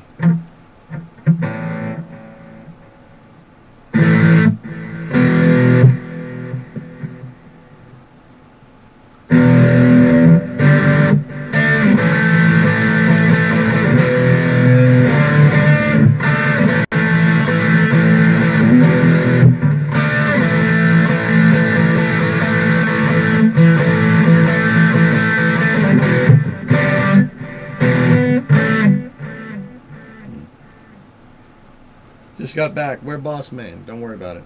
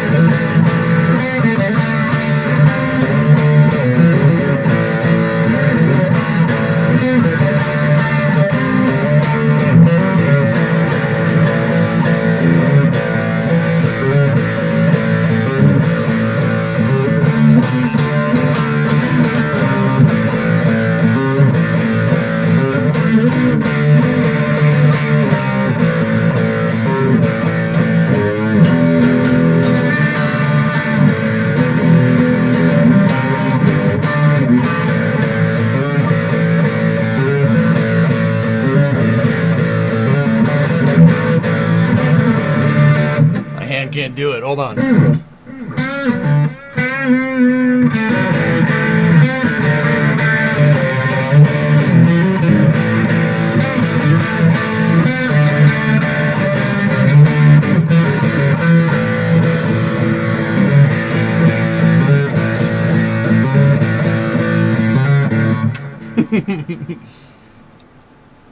Yeah. Go and throttle up. My hands protest too. Yeah, it happens, dude. DMZA for being too clean. That's why I drive the guitar with distortion, man. So nobody will ever claim it. Hey, Ship 35 looks like my hat. Ah, my hat! Ah, my hat! Ah, my hat!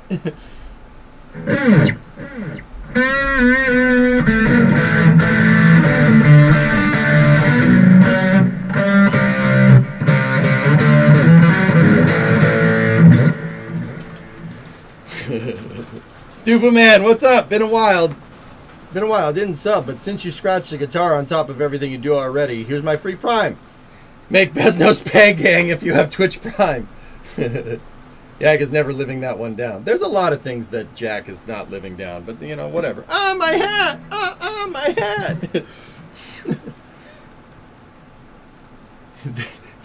No, but they're eating the dogs. They're eating the cats. Ah, my hat! Ah, my hat! I forgot I did that, dude. I forgot about that, man. Sorry.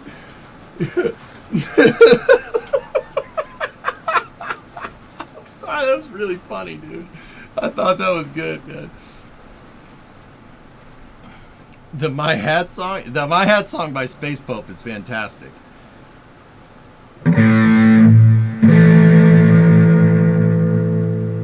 Yeah, see, that's Jack's mistake. He gets embarrassed on the internet. I don't.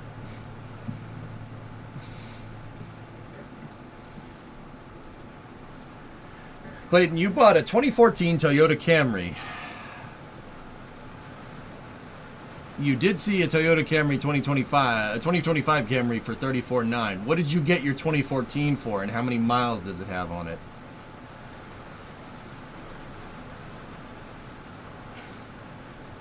Can you make a song with the guitar dedicated to Mr. Yak? I don't know. Bagel, bagel, bagel, bagel, bagel, bagel, bagel, bagel. That's so good, dude.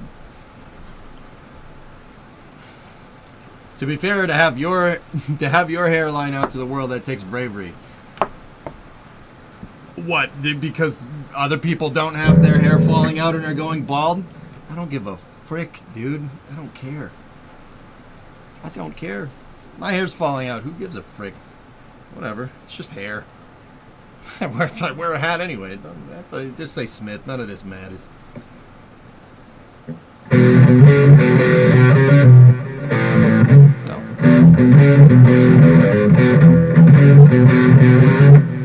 Why can't my fingers do that? Hold on.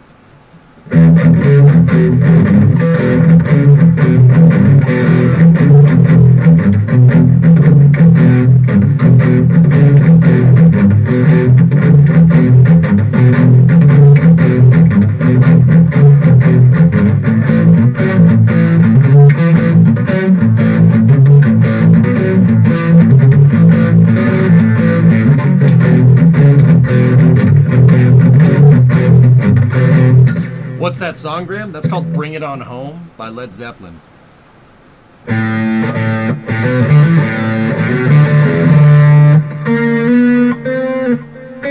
Hang on.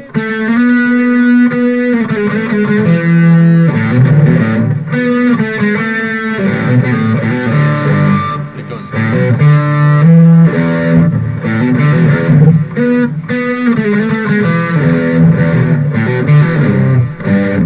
No.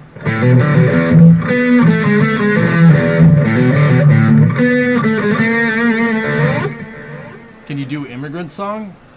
I forget how to play that, man. I'm Gazorp Resort Mother Frickin' Field. I don't give a frick. Get in the kitchen and make me some frickin' lasagna, John. I'm Gazorp Resort Frickin' Field. I've had super thin hair since I was a baby. I never realized I was a hat guy until you. I look much better in a hat and confident. Nick Tide, I mean, cheers, man, but I don't care. I can stream like this. I don't care. It don't bother me. I stream like this on the automotive stream. I don't care. Like, that's the thing. I don't care. Like, dude, I've always said if it gets too far out of line, I might do something about it, but I don't care. I don't care. What are you gonna do? Give me shit? What are you gonna do? Are you gonna make fun of me? You do that anyway. What was that? No, I refuse to do the Joe Rogan. I'm not doing that. Jack already does that. I don't want to steal his thunder. Did the camera just say?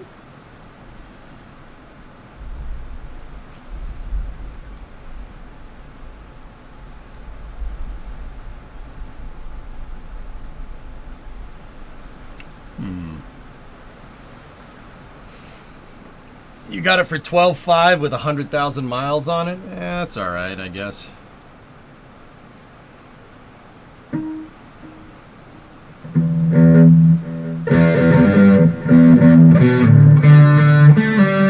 What's the rocket doing, Bree? They're tanking Ship 35. I'm trying to see. They filled it up with LOX, and now the methane tank is full. We got a frost line on that methane tank.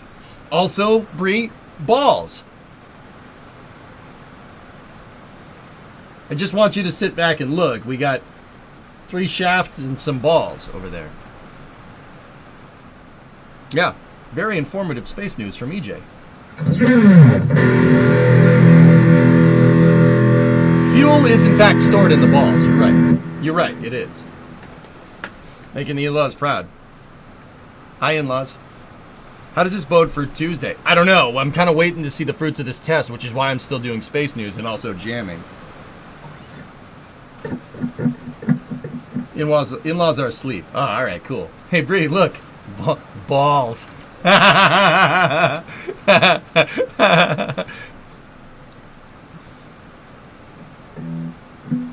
flaps have been moving, Random Bozo? Hell yeah.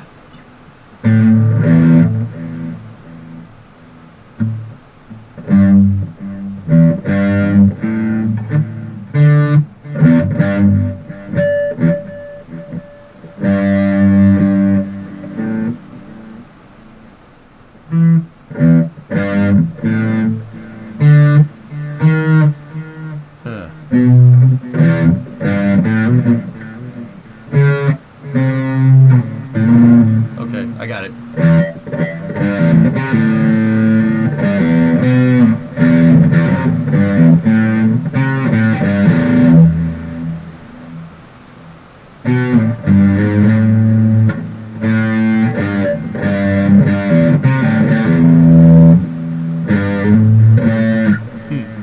More reverb? Nah.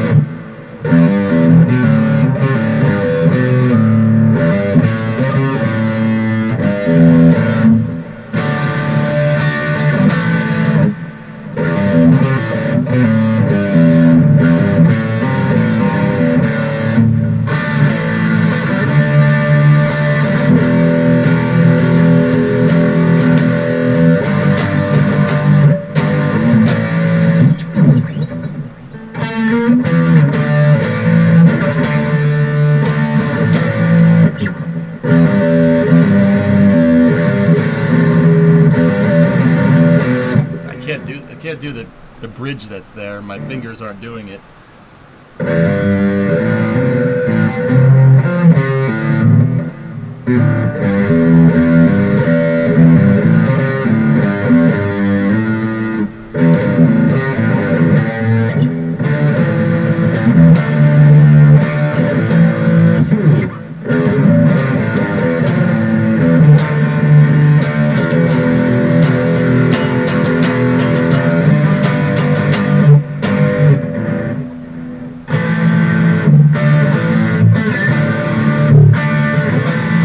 How long have I been playing guitar?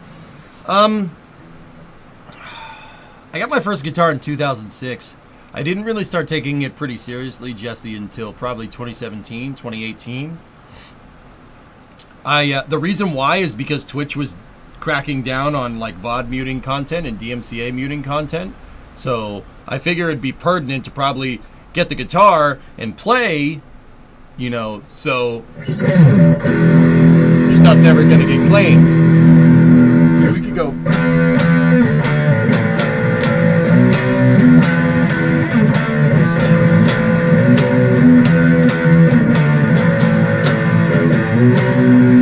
You can do that, and you don't have to worry about it. It's not a big deal. So what I did, basically from like 2017, probably through the pandemic, I used to start every stream with trying to learn something about the guitar. And that's how I mean, I'm not great. I ain't the best, dude, but...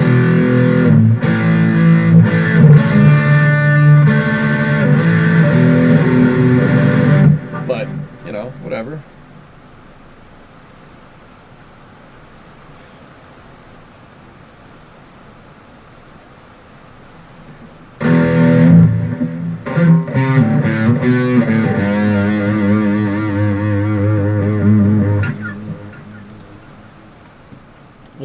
What's up, Bree?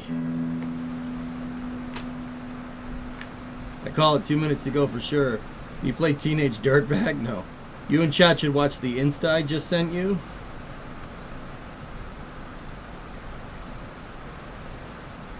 This man has 30 hours every day, for real. I don't get it. He's got his own time dilation. Nick thought I never stop. I never shut off, dude. Your wife is noticing me. I mean, hi. What? How do you play Godzilla? It's a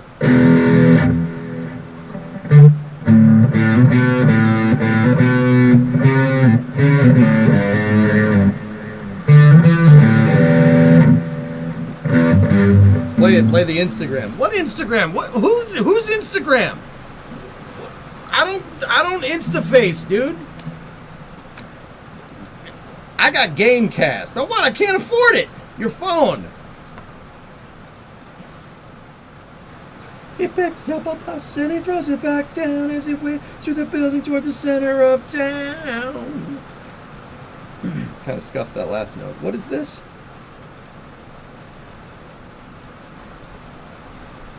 Did you hear about the most insane letter of the alphabet?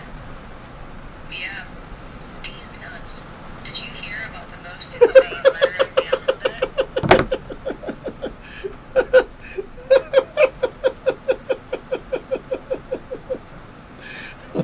Did my wife just send that to me? What the hell just happened? Did I just get laid? What's going on?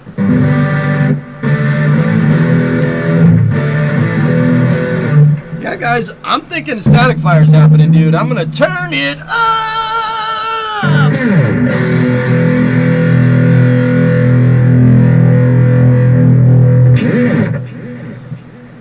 Original Doom main theme? I don't know it, Yuri. I'd have to learn it.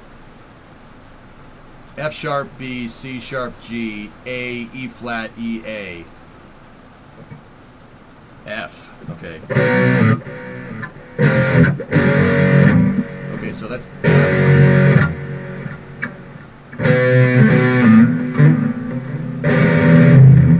B, so B is up here.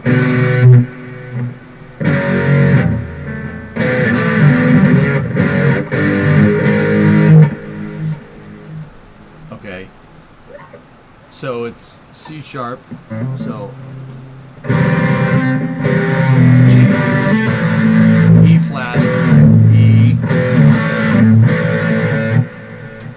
Can you move to the sack side? Yeah, yeah. Yeah, you want me under the balls, don't you?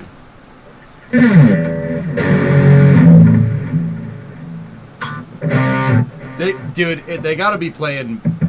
They gotta be playing bar chords, so it's.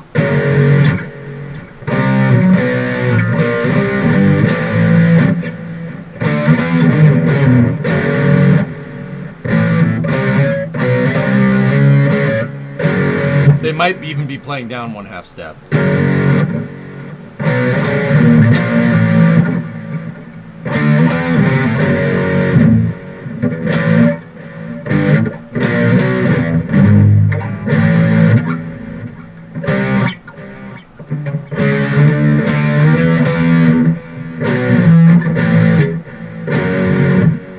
Oh no! There goes Tokyo! Go, go, Godzilla!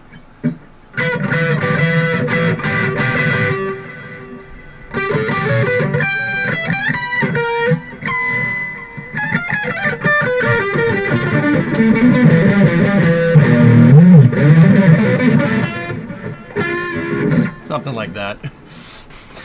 That's the scale that he plays. It's somewhere over there.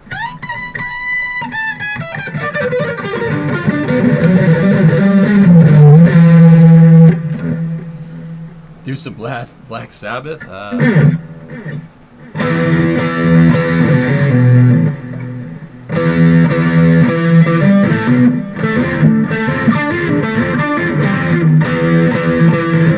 That's close.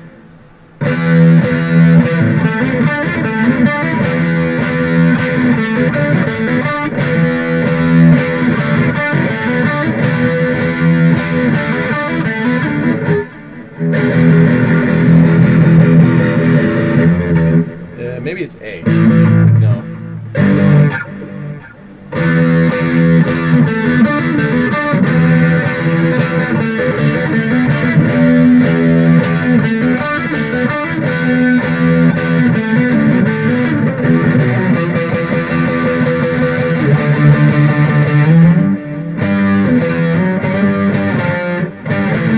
No, down. Okay.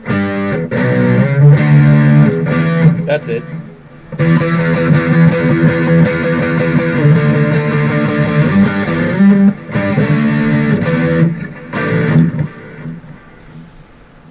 I'm having trouble trying to sleep. Yeah, there you go.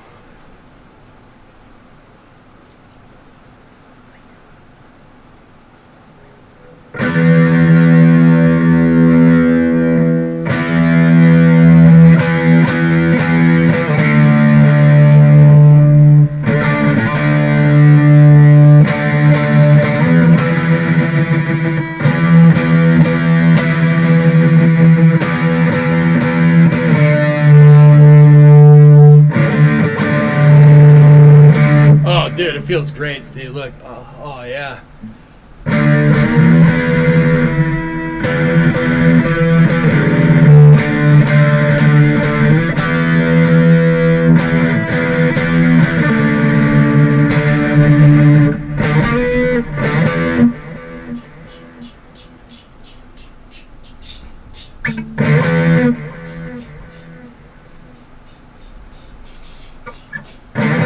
Generals gathered in their masses, just like witches at black masses. Evil minds that plot destruction, sorcerer of death's construction. In the fields the bodies burning, as the war machine keeps turning. Death and hatred to mankind, poisoning the brainwashed minds. Oh Lord, yeah.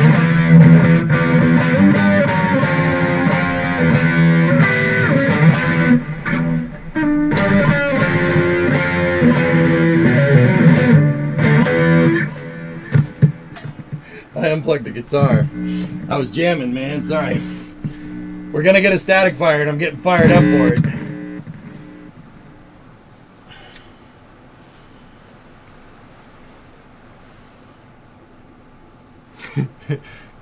You was singing? All right, that's good, man.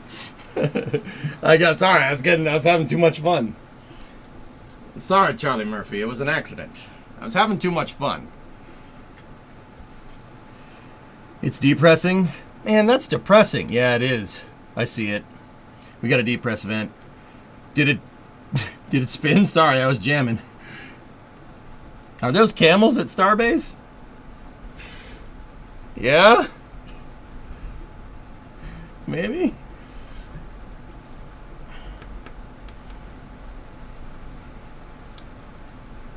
I don't think we saw a static fire. Do I play for my wife? If Primo wants to hear it, but yeah, that's... I don't know. I mean, guys, that's the other thing. I do practice every day for a little bit. Not every day. It's like 1 to 2 times a week.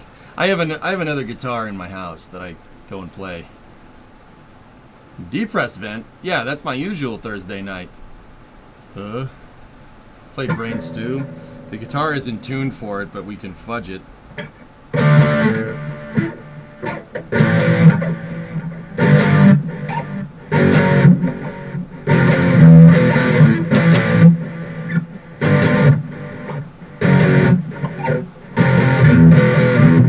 I'm having trouble trying to sleep.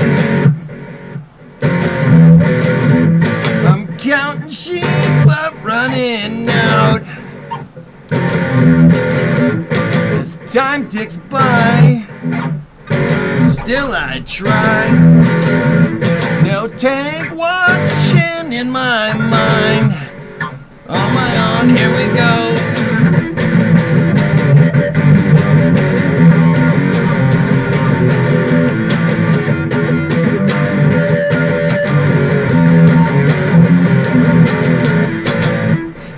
Starship's flapping its wings. It's looking to do a test, but it seems the test scrubbed.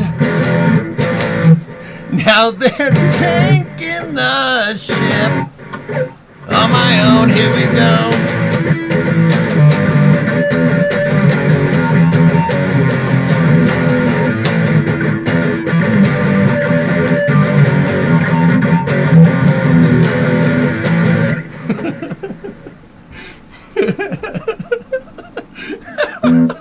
Sorry, I was just calling it how I see it. There's also balls in the shot.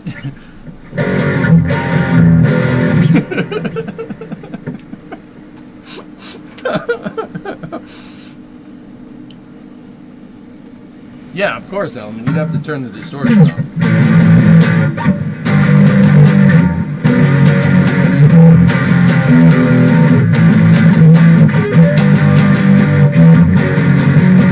Same chord progression.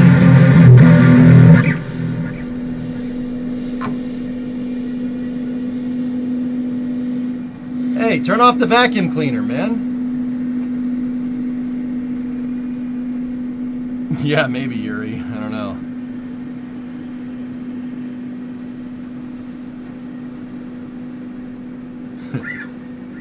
Seven Nation Army.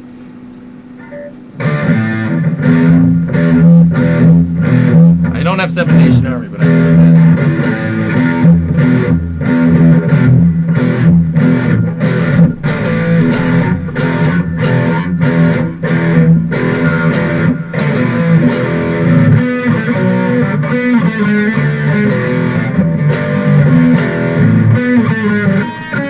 No, that's not it. There it is.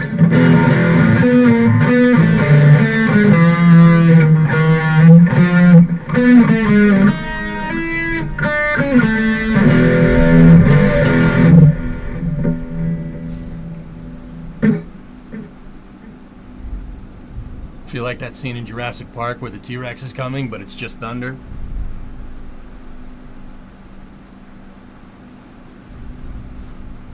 Damn, that's a lot of thunder. Can you guys hear that? Wicked Garden next? Okay, hold on.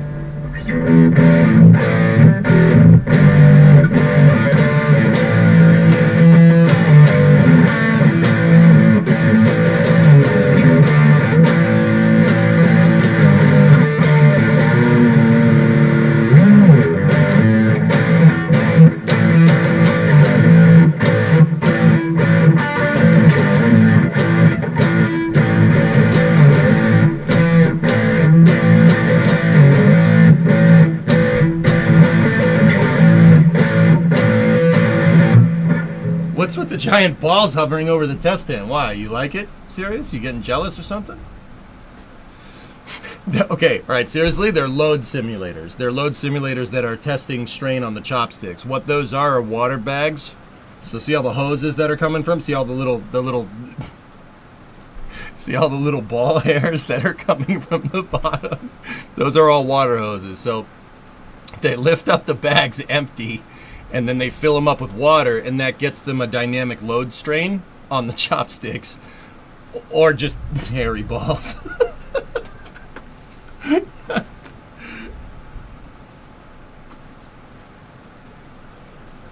It doesn't look like they detanked. It looked like we got a depress vent, though, dude. Clip the improv? Oh, thank God. You popped one of the sacks, too. Oh God.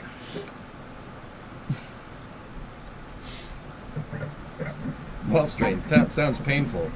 Testicular torsion. It's a thing. Look it up.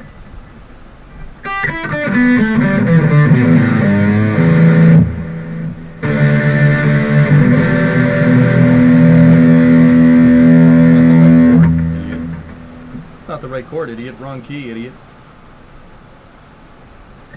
Getting my dirty in early tonight. I found a way to make AI-generated brain rot math.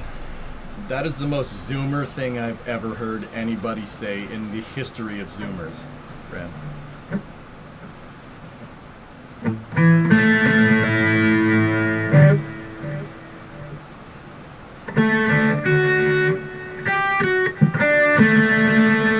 Gen Alpha, not Zoomer. I think he's the same age as you. Okay. So Billy Joel. I don't play. We only do 80s Joel. Okay. Hey, the high bay's open.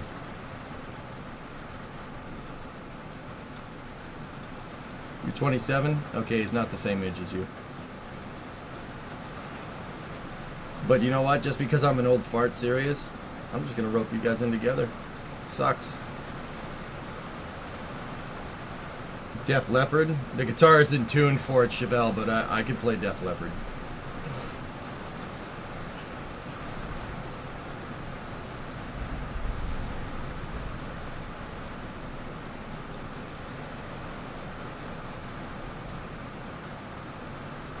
Oh, nice, Jermaine. There you go. Chat, old fart, wisdom +3. What's different about this ship? Did they address the low pressure issue and fire in the engine section? All systems. I don't know, which is why I'm just sitting here playing the guitar. Phil Caddis in chat just like a second ago said, I don't even know what's going on with Ship 35 anymore. No, we're so off the beaten path of like even Ship 34's testing regime here. I'm just waiting and seeing, dude.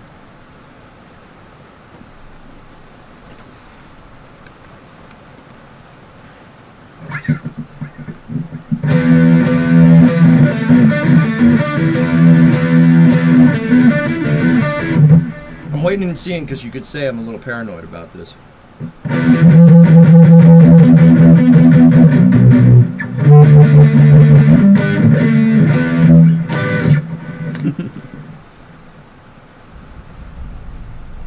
Well, Ship 34 thought it was good until it wasn't. Exactly, Kat. Yeah, there you go. NSF caught a spin prime just now, Fish?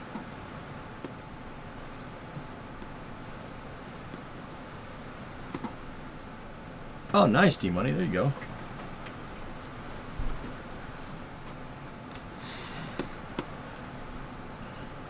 Any Queens of the Stone Age? Don't know.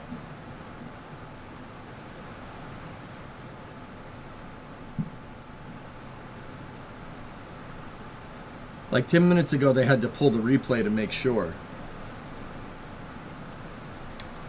So they spin primed it? Interesting.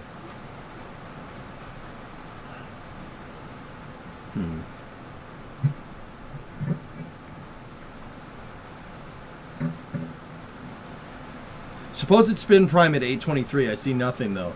I mean, guys, I was playing, but I was watching. I saw the depress vent. I didn't see much else, dude. I don't know. We'll see. I bet NSF didn't have their balls hanging above their heads. Yeah. You know how much testicular fortitude you have to put yourself on the internet with balls over your head? Just saying.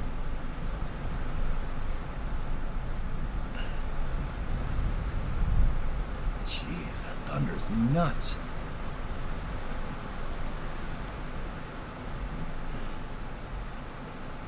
Got a request for GNR from Tally. Oh. I don't know how to play any Guns N' Roses. I'm sorry. I'm not. Slash is too good. I could learn though. Try Paradise City.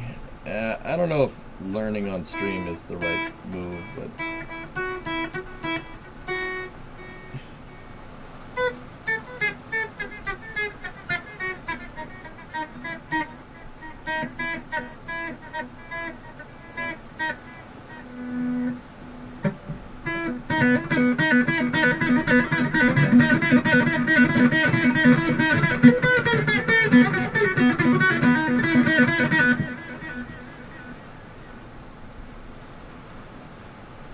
Spin prime, for people that don't know, is them turning on the engines without ignition. Yeah, it's basically just cranking it over. GCFCG times 2. So it's G, C, F, C,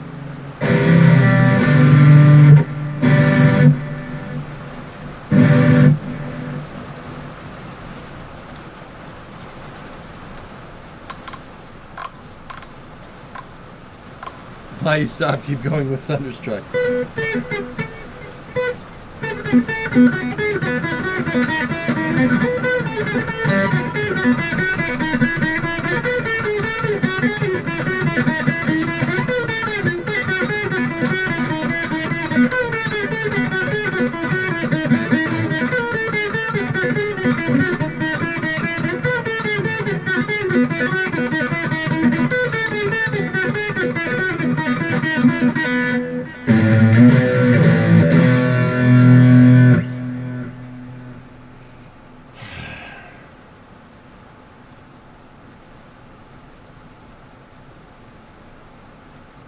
Yeah, that's the good stuff. Yep.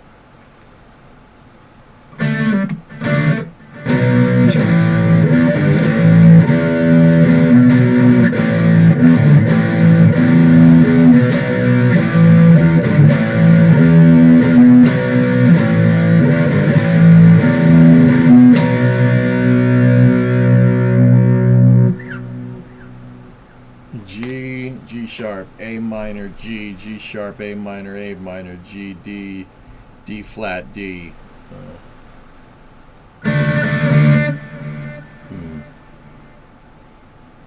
Two Cellos is also a banger, yep. I know about Two Cellos, Thunderstruck. I've seen that, man. It's pretty good. Those guys can roll. It's pretty good.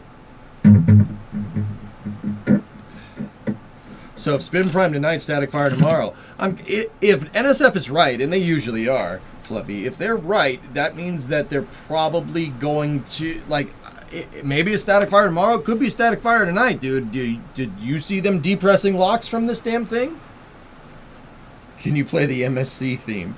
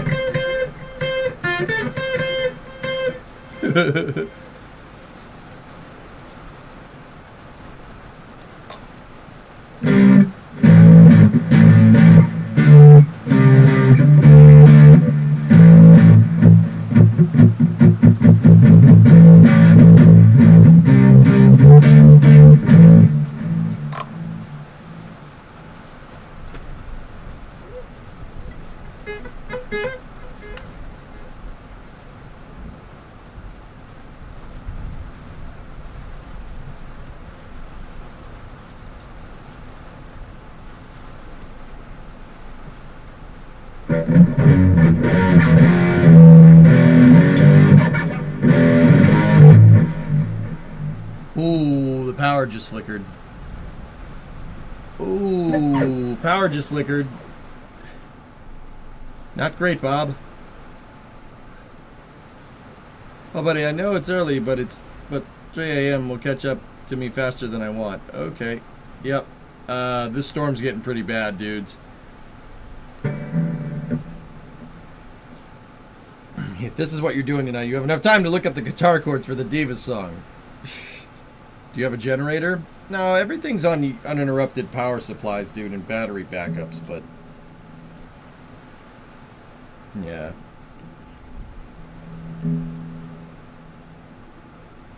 We should probably stop.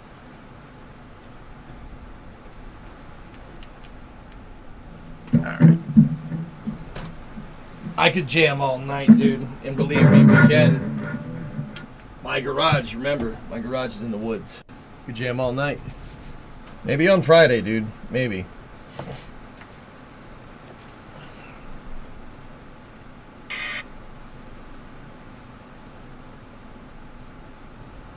Did it stop when the Germans bombed Pearl Harbor? Hell no! Germans? Not now, man. He's on a roll.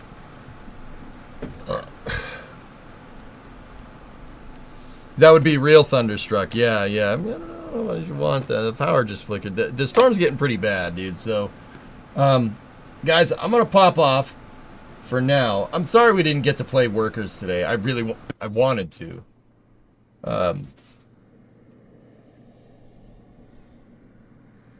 But yeah, just real life didn't you know, the Ship 35 and stuff didn't really happen. Don't worry.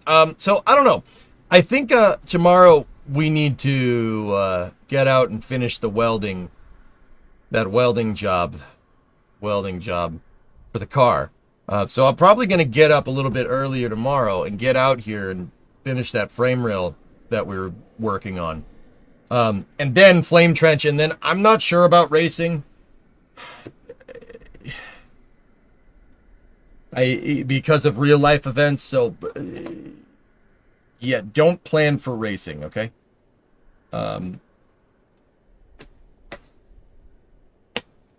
Let's watch that shuttle video before you go.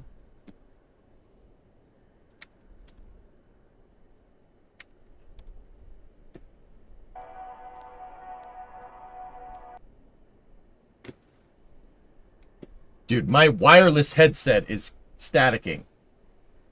Okay, when I hear thunder and this thing goes, it starts clicking like static electricity, like there's EMF in the area. That's probably a good tip to probably power down your equipment. Yeah. Let me see this footage though.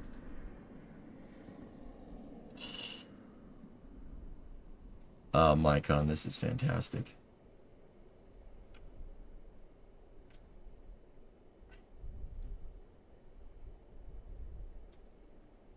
That's Columbia rolling out of Palmdale. So this would have been 78 or late 78, early 79, something like that. Bro, look at the steel. Oh. Oh.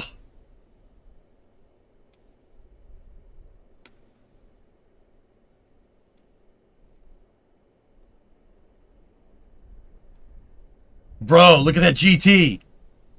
Oh, the GT though. That's sick. Do you see that? That freaking BMX bike is money.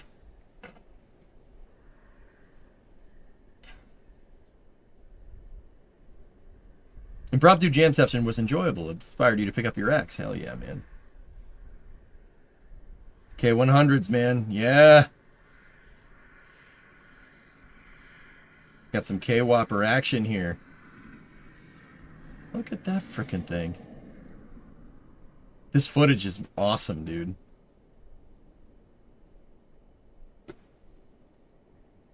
Yep. So this is in Florida. This is in the OPF. They're working on tile adhesion here and tile placement.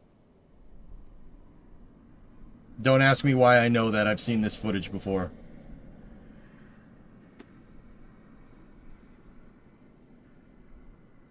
Yep, this is processing. Bro, I don't care what anybody says. The Rockwell International logo goes so hard. I don't know what it is, but it's just mint.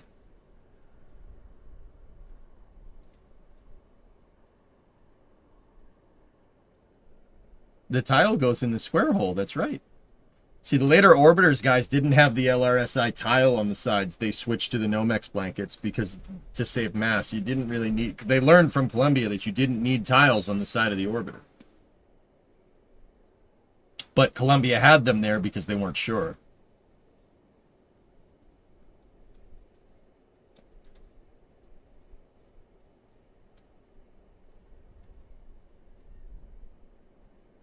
Yep. RCS processing. They're taking the forward RCS cluster off, and they're going to deliver it to get fueled.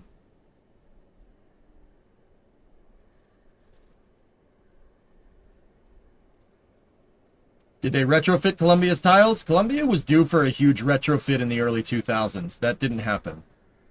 Actually, after it was supposed to be basically not mothballed, but go for a refit. After STS-107, they were going to bring it down and they were going to make a bunch of upgrades to it to support the ISS missions.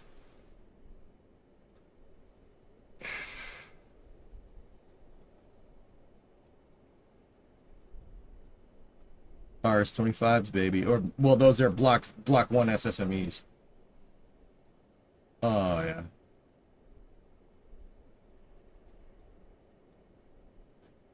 Yeah, look at the people. Look at the people standing inside the shuttle aft section. You think you know how big the shuttle is, and then you look at this picture.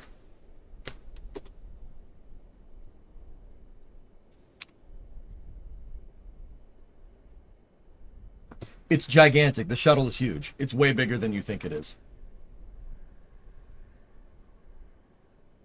The shuttle should have kept going. Well, actually, the shuttle shouldn't.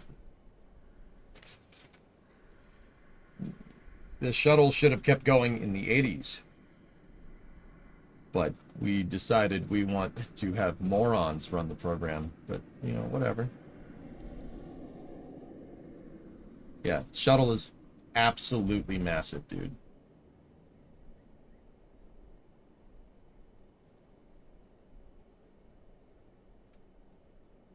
More or less, Fish, yeah.